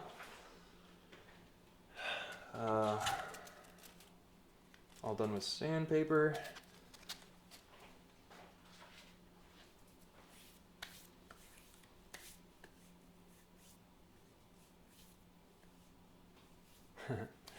Yeah, Degsy just said that it's nice to have people, kind of be there while working, and I agree. It's nice to just kind of, like right now, there's about 23 people watching, and that's about as high as it's been all day. I think there was like 24, 25 at one point, and then I think the lowest was 11 like an hour ago, and that's awesome. That's perfect, and it's not like it's you either watch it right now or you don't, you've missed it. This whole stream, this whole 4 hours is going to be available on my YouTube channel. The whole thing. Anyone in the future is going to be able to watch this whole thing. Just the whole time, snapshot of this day. So I'm really excited about that. I love it a lot. And the other thing is, once I get caught up, I'm going to be able to start working on the projects that interest me. The things that, like, I talked about it a little bit this earlier this afternoon, but I've got a project that I'm calling chromatophore right now. And what a chromatophore is a pigment changing cell in a animal or a plant, and that's what like makes cuttlefish change color and stuff. And so the reason that my project is named that is it's a really cool project that I've shared a little bit of footage of. It's on my my website and on my Instagram. A solution I've kind of come to that looks better than the typical LED suit that you think of, a suit with just LEDs all over it that shines like the day. This is actually a suit that will have like true darks without any glowing, and then go to full color. So I'm really excited to just move on to new projects already. So let's get caught up here. Time to form some mesh. So what that means is it is time for Mr. Heat Gun here.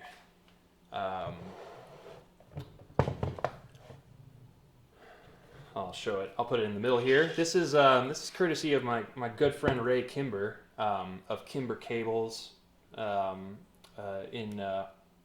Utah.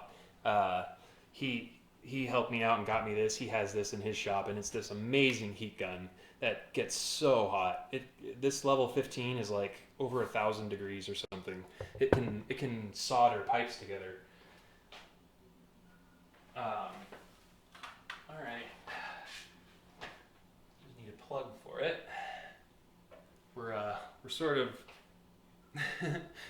at max capacity of plugs right now, as you can imagine, with lights and cameras and stuff. There we go. That works.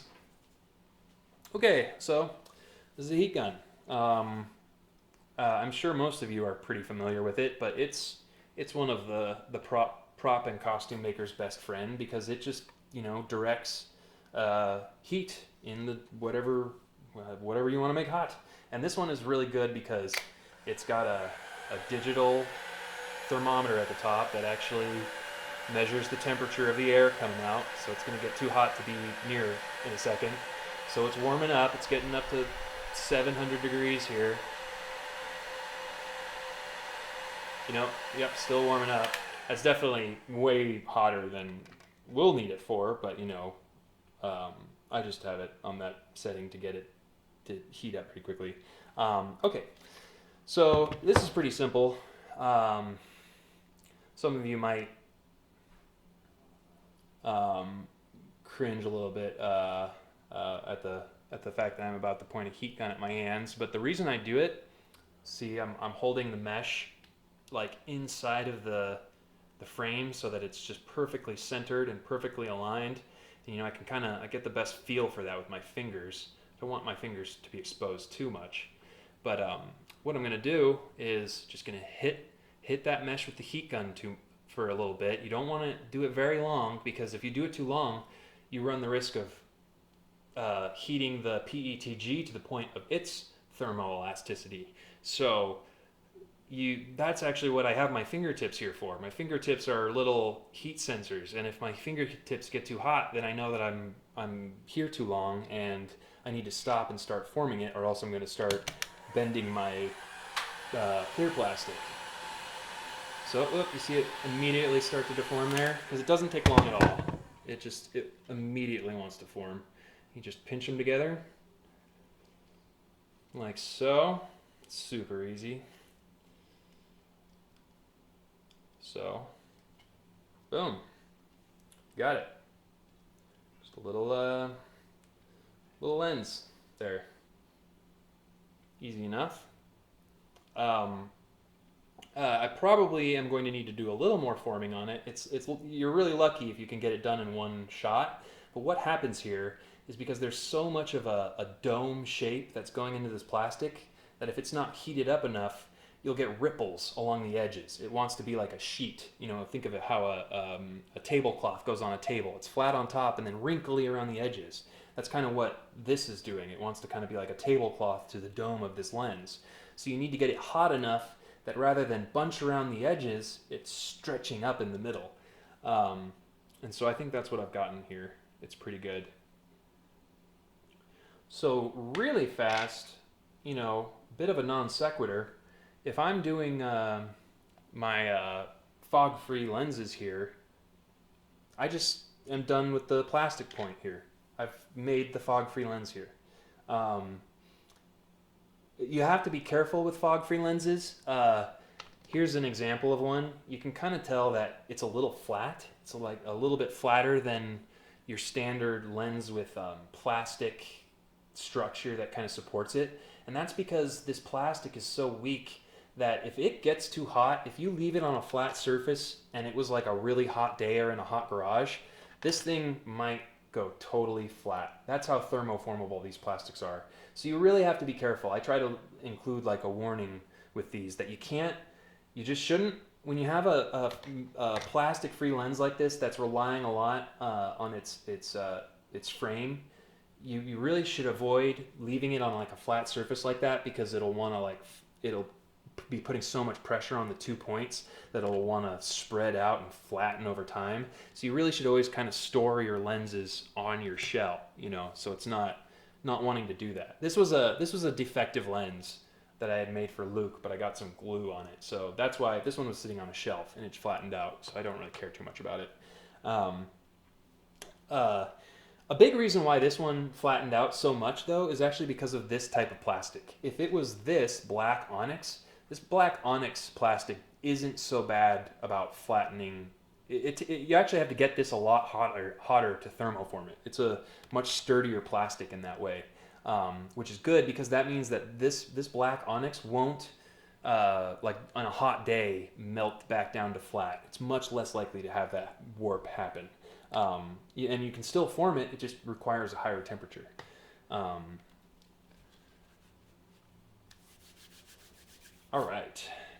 Does anyone have any questions or anything right now? Like any comments or anything you want to do before I go ahead and move on to this other one? Let it go.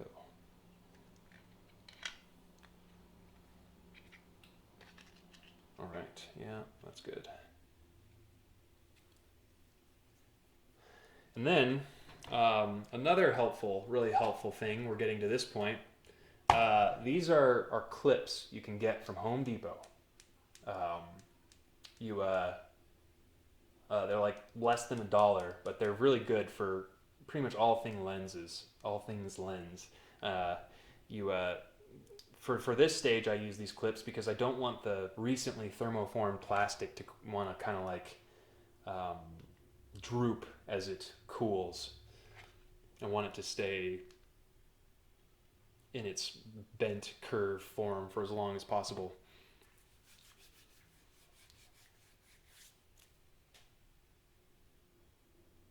Okay, yeah, Pierce doesn't have any fog-free lenses, so we're only going to be doing regular lenses. He has the red, black, and white lenses, so we're going to be doing all three of those. Well, probably not I have to do those other two after the fact, but whatever, might as well stream it.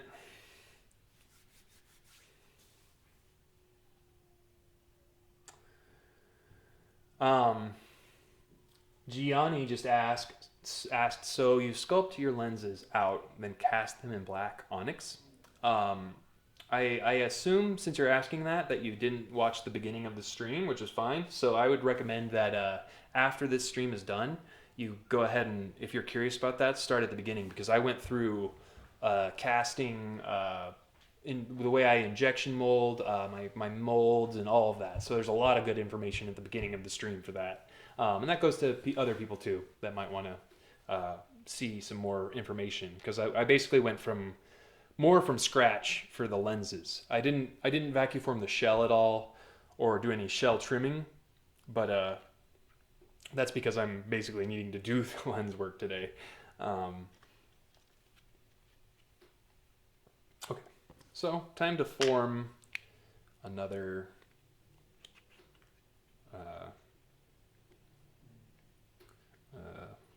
mesh.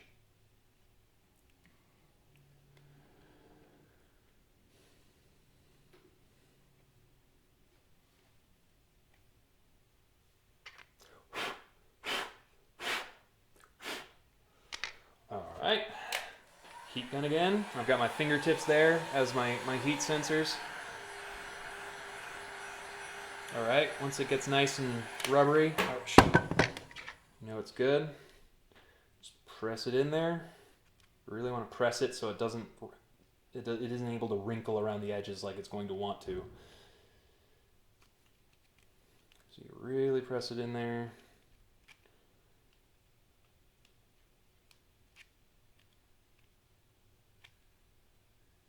All right, so once again, I'm just going to take these Home Depot clips here, do one like right there, one like right there, and one like right there.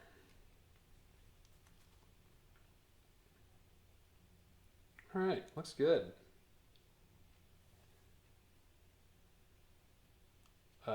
Yeah, all right. So now that I have these steps together, let's slow off a little bit.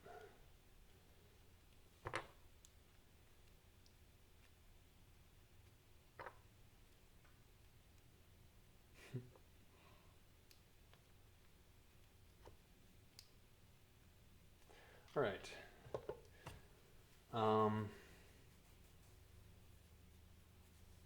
Now I need to deal with the mesh that goes even further down below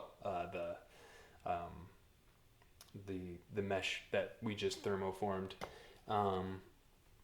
You know what? I'm gonna go ahead and take a minute here and clear a little bit of stuff off of my desk and get a drink, and then I'll be right back. You can take a break too if you want. It'll be about a minute and a half. Thanks a lot.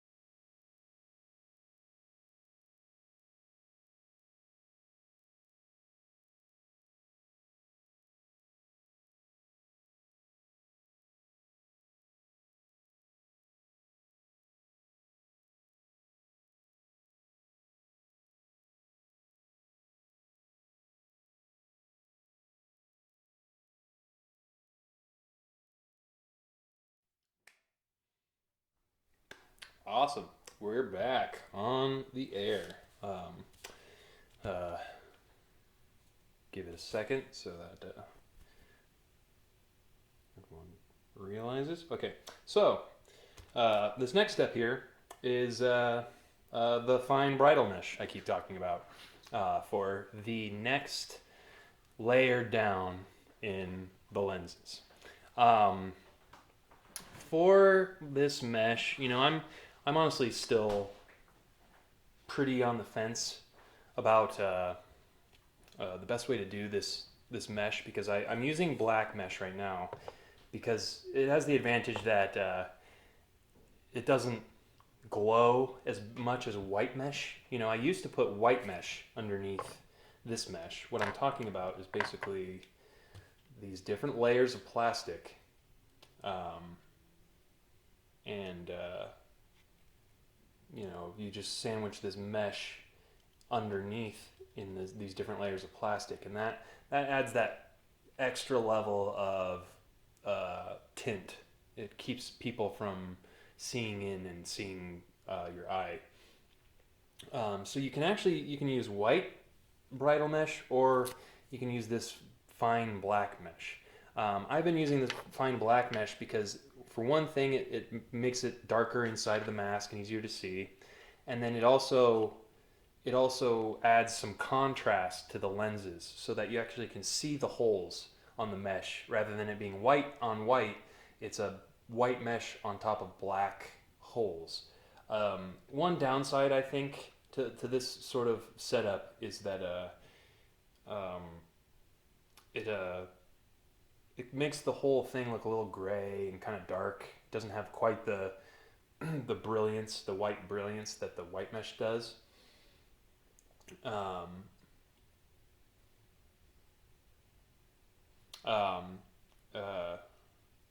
Yeah, so we'll work here with the black mesh, and we'll go through how to trim that to the proper size. It's pretty easy. I mean, it's self-explanatory at this point. You could just put it underneath and trim, but that gets a little difficult because sometimes little stringy portions of the mesh will come out because it's all very loosely woven. So what we'll actually do is a little technique I like to do called stapling it.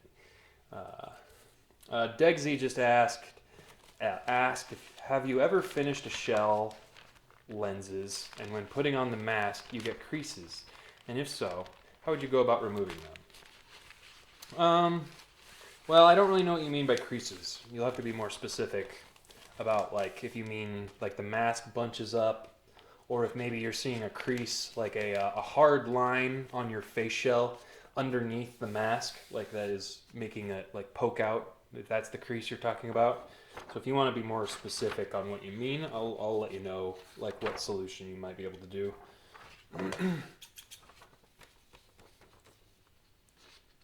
So right now, as you can see, I'm just cutting these outlines of this mesh for getting the right size. You know, I apologize because, I mean, I'd say this is kind of the doldrums of the project. This is the most boring it gets.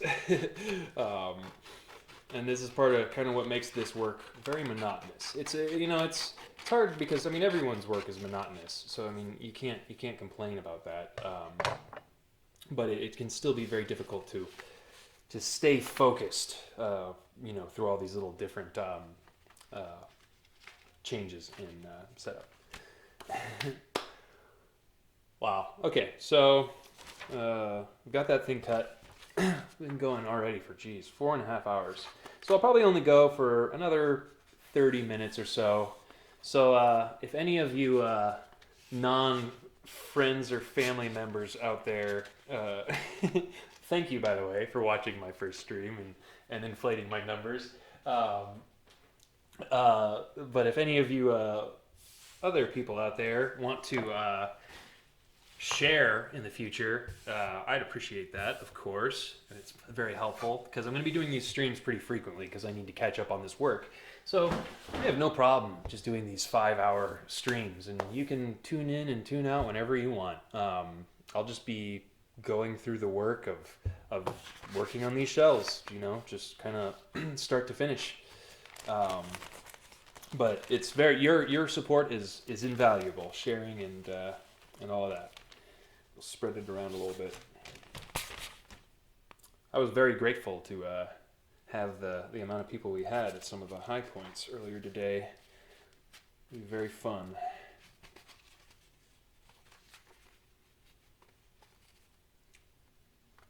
Okay, so now that I've got this mesh on this piece of paper, the purpose of that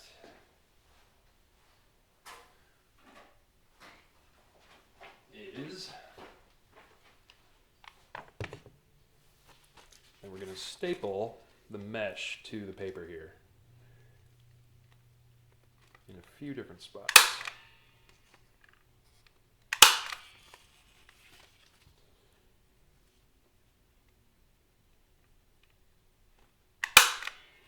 Okay, so what this is doing is it's just making it easier to cut out the shapes, because this mesh can be really difficult to work with and cut. It likes to change shape and come unraveled and all of that while you're cutting it. So it can really be difficult to deal with. And so I just like to do this, just to know that I'm getting nice, clean cut edges. Here we go.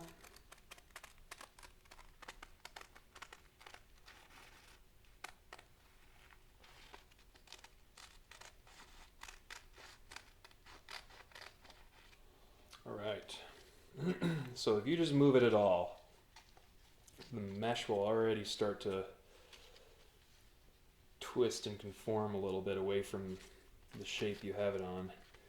All right.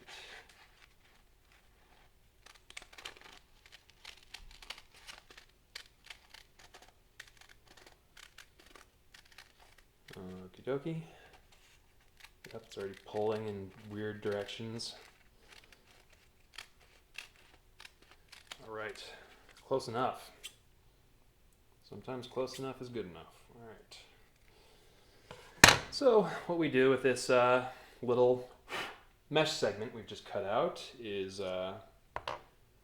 we insert it essentially underneath that mesh, plastic mesh we've got. And that's pretty much it. I'm going to be doing a lot of cleanup on it around the edges.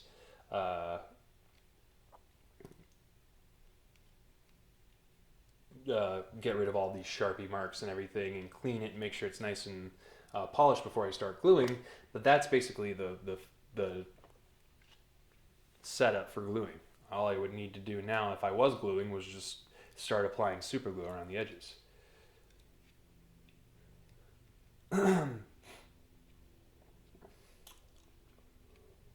Oh, I just now saw your comment, Degsy. Well, he specified that the creases he's talking about are with the mask bunching up.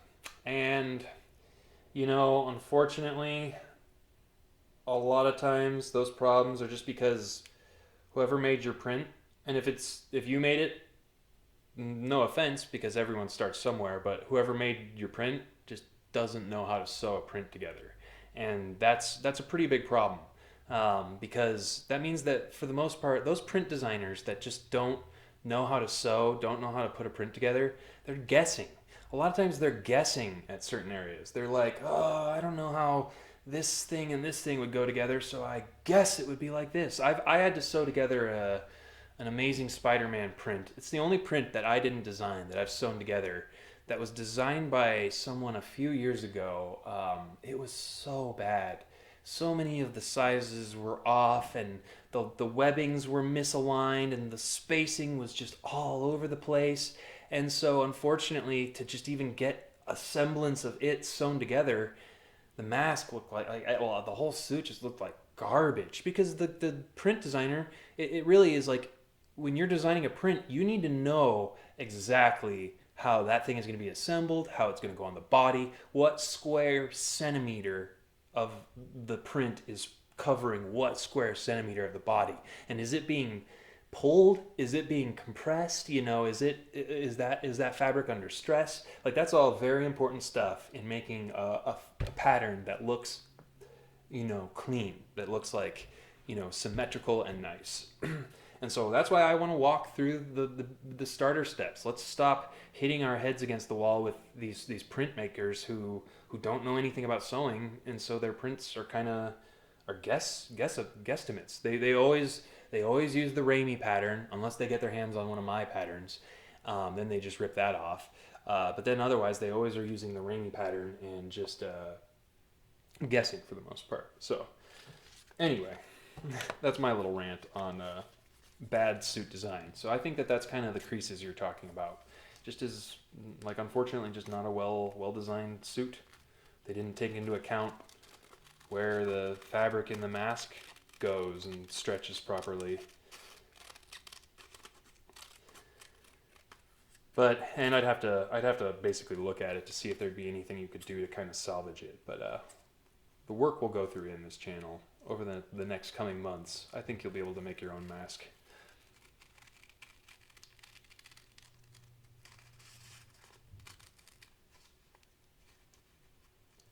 Okay.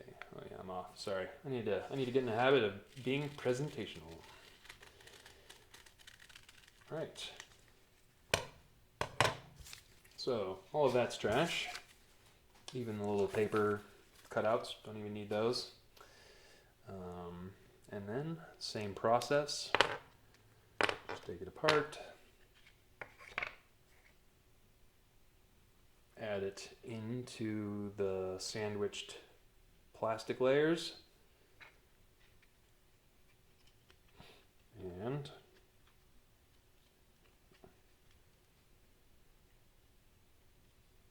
there you go. So once again, the next step is going to be cleaning the lenses off and prepping for gluing.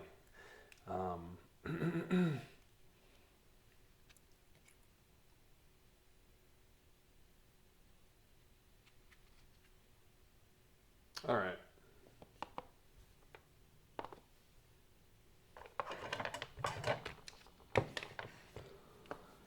So yeah, next up is cleaning. We're at about 4 hours and 40 minutes, which is just crazy to me. I'll probably go for another like 20 minutes for today's stream, just to end it on a nice like 5-hour button. But I can really do this all day. I mean, this is great because I'm actually, it forces me to sit and focus and work on these projects that I need to get done for people. And if you want to watch, you can watch if you want. A lot of it's going to be duplicate, unfortunately. That's why I'm thinking I'm probably going to spice it up with random days where I'll be working on these shelves, but then occasionally I'll be doing like sewing. I'll do a day where I'll just sew. All I'll do is sew a print together. I have a print for Fernando that I'm working on right now, an ASM1 print, which will be really interesting for sewing. But yeah, so it'll be really interesting getting all of that together.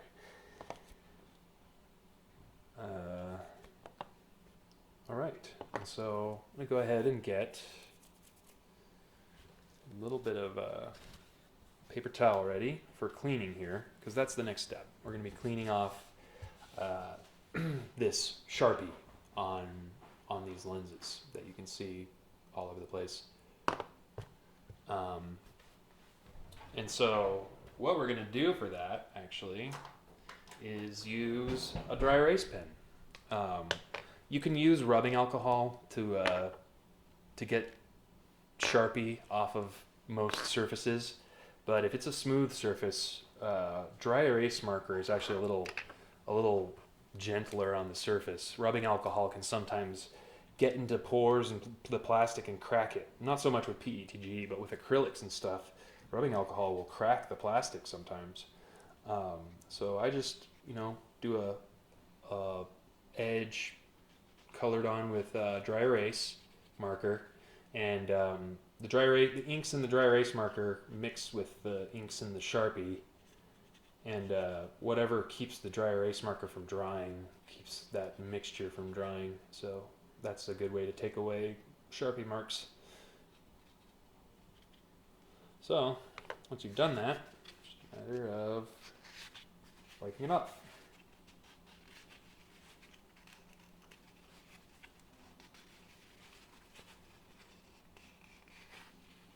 Boom, nice and clean. Can't even see it anymore. There's a little bit of Sharpie on the other side from when I marked the outline. So I'm going to go ahead and wash that off.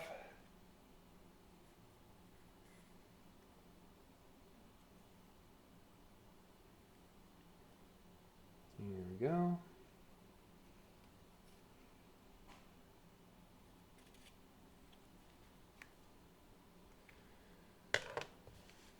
All right.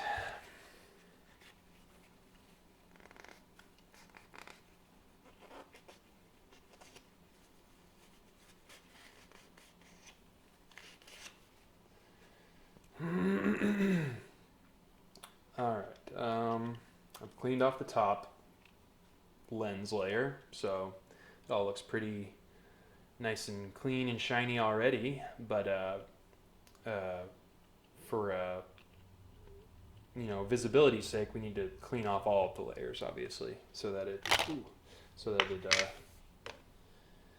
doesn't get in the way or isn't visible. So basically, just go ahead and same process, just cleaning off the marker on the right side. There we go.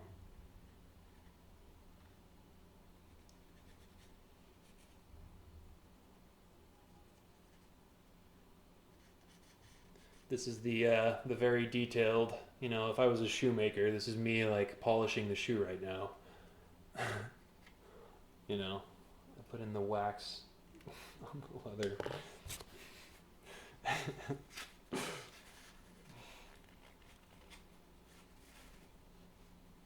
All right.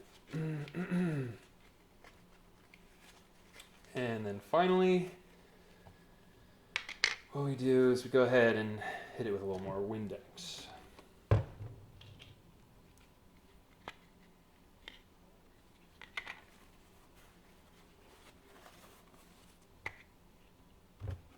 The outside of the lens and the inside of the bottom layer aren't as important because I can clean them later. We're just really focusing on the inner layer here because that once it's glued, we won't be able to get in here and clean that out. Okay, so getting nice and shiny. Go ahead and clean the top layer of this bottom lens.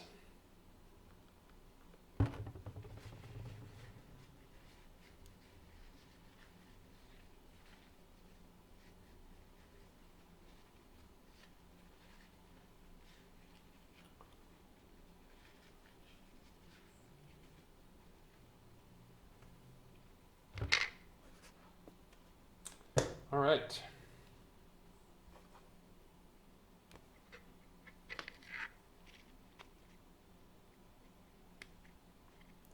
So now we have basically a finished ready to glue lens. Just have to make sure on this back side here, you can see that the black mesh wants to move all over the place sometimes. Here we go.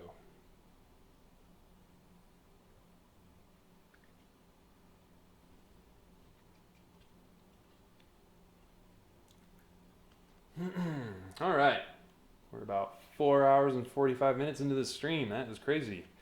So once again, when I end this thing in a little while, if you enjoyed what you watched, if you're into this kind of making stuff, feel free to share it on like communities where you think people might want to see this. Because I don't want to, I don't want to go too nuts. If I do this pretty frequently, I don't want to go too nuts sharing on social media, like on my Facebook and stuff. People are going to get so sick of that, seeing constant, self-promotion like that.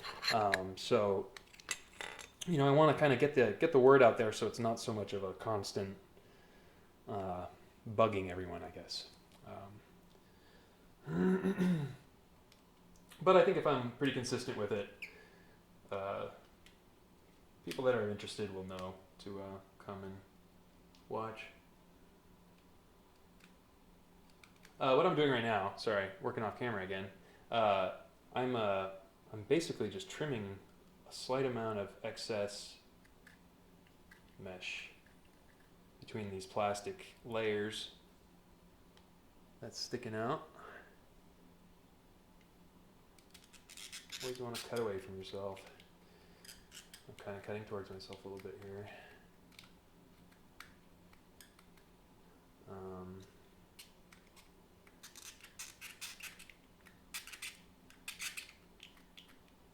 right, beautiful.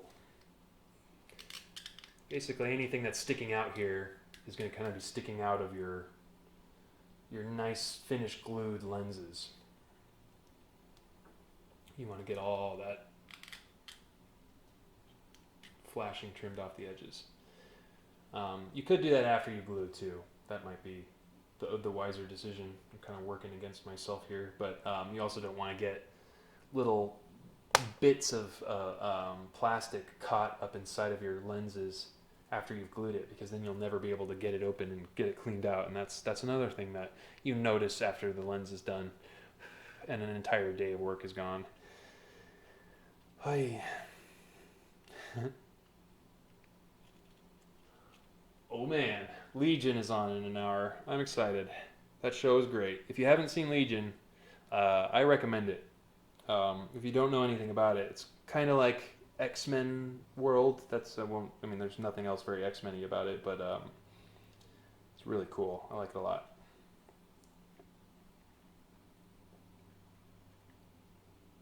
All right. So that lens is basically ready to glue. All I would have to do is add these little clamps.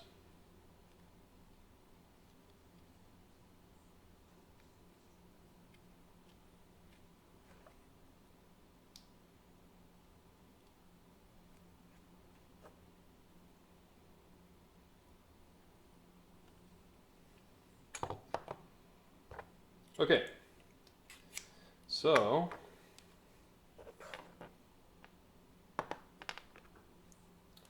I'm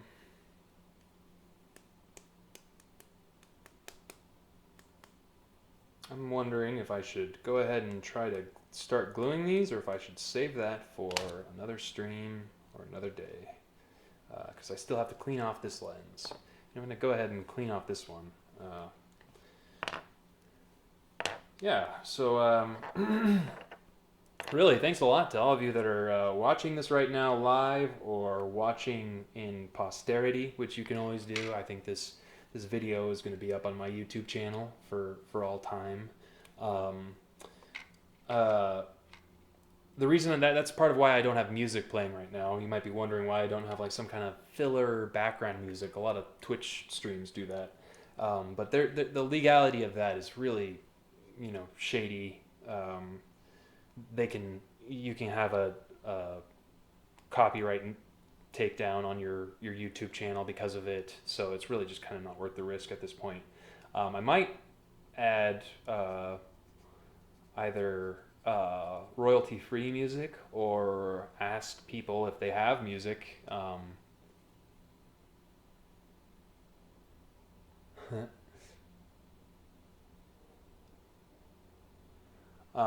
But yeah, see if anyone might want to contribute some kind of little bit of background music, as long as it, kind of fits the tone and isn't too distracting and stuff.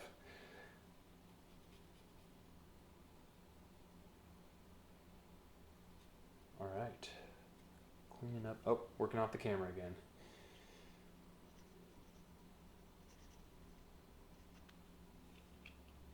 Okie dokie. Now we clean that off, like the first one.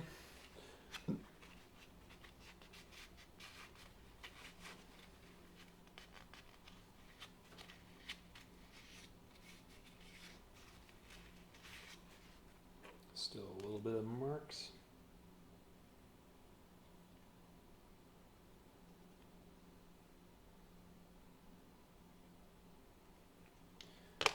Then we clean that one off.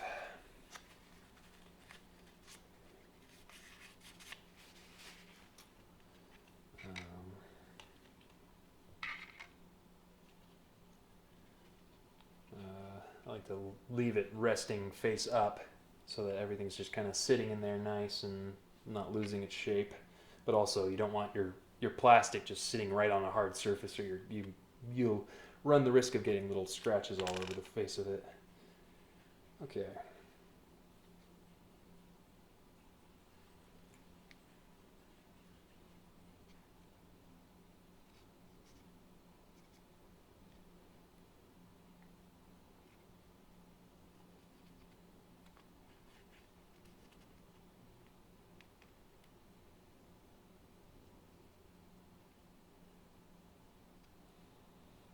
All right.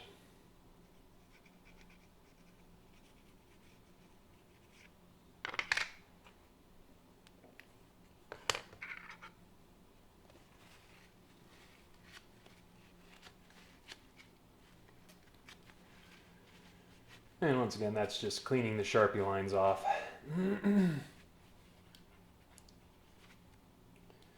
Yeah, I'm gonna have to do different things in these streams, or else I'm just gonna be doing the same thing over and over. This is basically shell work. Basically gotten a bulk of it at this point, because a majority of it is the lens work.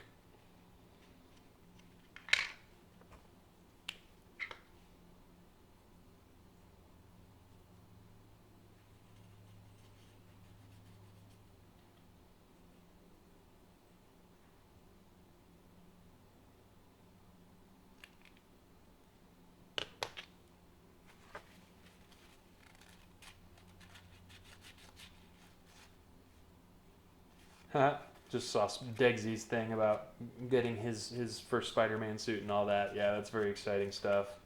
Yeah, when I was a little kid, I always wanted a Spider-Man mask really bad. I think that's part of why I ended up making one and working on it. Yeah, fun stuff. Yeah, I'm currently in the process right now of my website's pretty new. I only started it about a month ago, but I'm filling it. I'm going through all of my photos of my previous work. You know, stuff I worked on. You know, long time ago. My first Boba Fett costume in 7th grade. All that, and I'm putting it on my website, all with really in-depth kind of little bits of commentary. I'm even putting some stuff that I've never posted anywhere else, like on Facebook or anything. Just straight from my phone from several years ago. Yeah, so my website's going to be a pretty neat place to go and look at old projects like that. And then I'll start, once I get it all caught up, I'll just start posting newer projects in it, and it'll just kind of be a comprehensive timeline of my work to date. Oh, working off camera again. Alright, so I still need to do the Windex on those, but I have the Sharpie cleaned off. Using a new piece of paper towel here. I go through a lot of paper towel when I make these lenses. That's why I tear the narrow sheets into thirds. So, it's tiny little napkin-sized pieces so that they last longer. A little bit of Windex on the inner side of the top piece.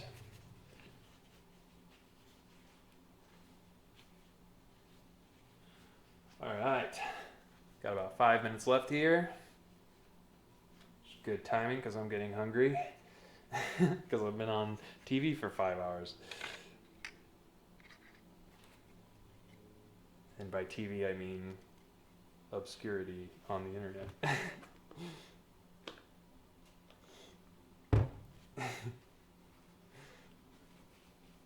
But yeah, I mentioned it earlier. I'm pretty excited for the future of this sort of live streaming stuff. I've got some Vive stuff planned coming up, and developing in the Vive and using programs, because that thing is incredible. It's amazing what you can do in that. And so I'm thinking my setup is going to be a lot like what I've got here, where you've got me down in the little corner here, and then what it would be is I'd be wearing the Vive headset, and then you'd be seeing what I'd be seeing, so on the larger screen, and then you'd see me moving around and ducking and shooting and stuff, and then what is being played in the background. And I think that would be a pretty fun way to do it. So might do that soon.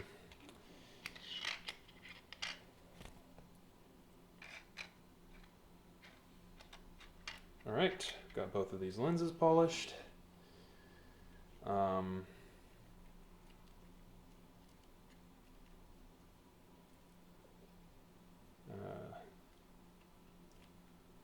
Got to make sure to get this mesh nice and centered. I don't know if you guys can hear it, but it's the twilight hour here in Los Angeles, and so the hummingbirds right outside my window are going nuts. They really like to feed right before it gets dark, and they go into their torpor state. So they're really noisy right about now. Okay, so it was a pretty good day of work. Basically, went from all the way from a big old sheet of these. So yeah, if you've just recently tuned into the stream, I'm stopping in the next couple of minutes. But basically, today we went from a big old sheet of these, cut them up. You know, we went through how you align them. You know, how you cast the lenses and frames and everything like that. And even got up to the point of almost gluing it. It also kind of shows you. I mean, it was definitely distracted work. Because I was talking and explaining a lot of stuff, but it goes to show you that, you know, in 4.5 hours, I only got a set of lenses done. I mean, that's quite a lot of work. That's quite a lot of labor that goes into it, and I've got dozens of these things still left to make. So that's a big part of why I'm here. You know, I need to get it done, and the stream is kind of just a really good excuse to do it. So thanks a lot for watching. If you would be so kind as to share on any kind of like Spider-Man forums or any like costume making forums, if you thought this was informative or anything like that. And then also, I've got my Patreon page. If you know what Patreon is, that's the site that lets you go on and support people who do things like this. So if you are interested, go ahead and check that out. Otherwise. Thank you so much for checking out my first stream. It was a lot of fun. I really enjoyed it. Shout out to all you cool people who sat around and chatted with me this afternoon while I made Spider-Man lenses. There might be there might be another stream as soon as tomorrow. So I'll definitely be like posting and you know, doing updates when I do. So thanks a lot. I'm going to go ahead and turn it off.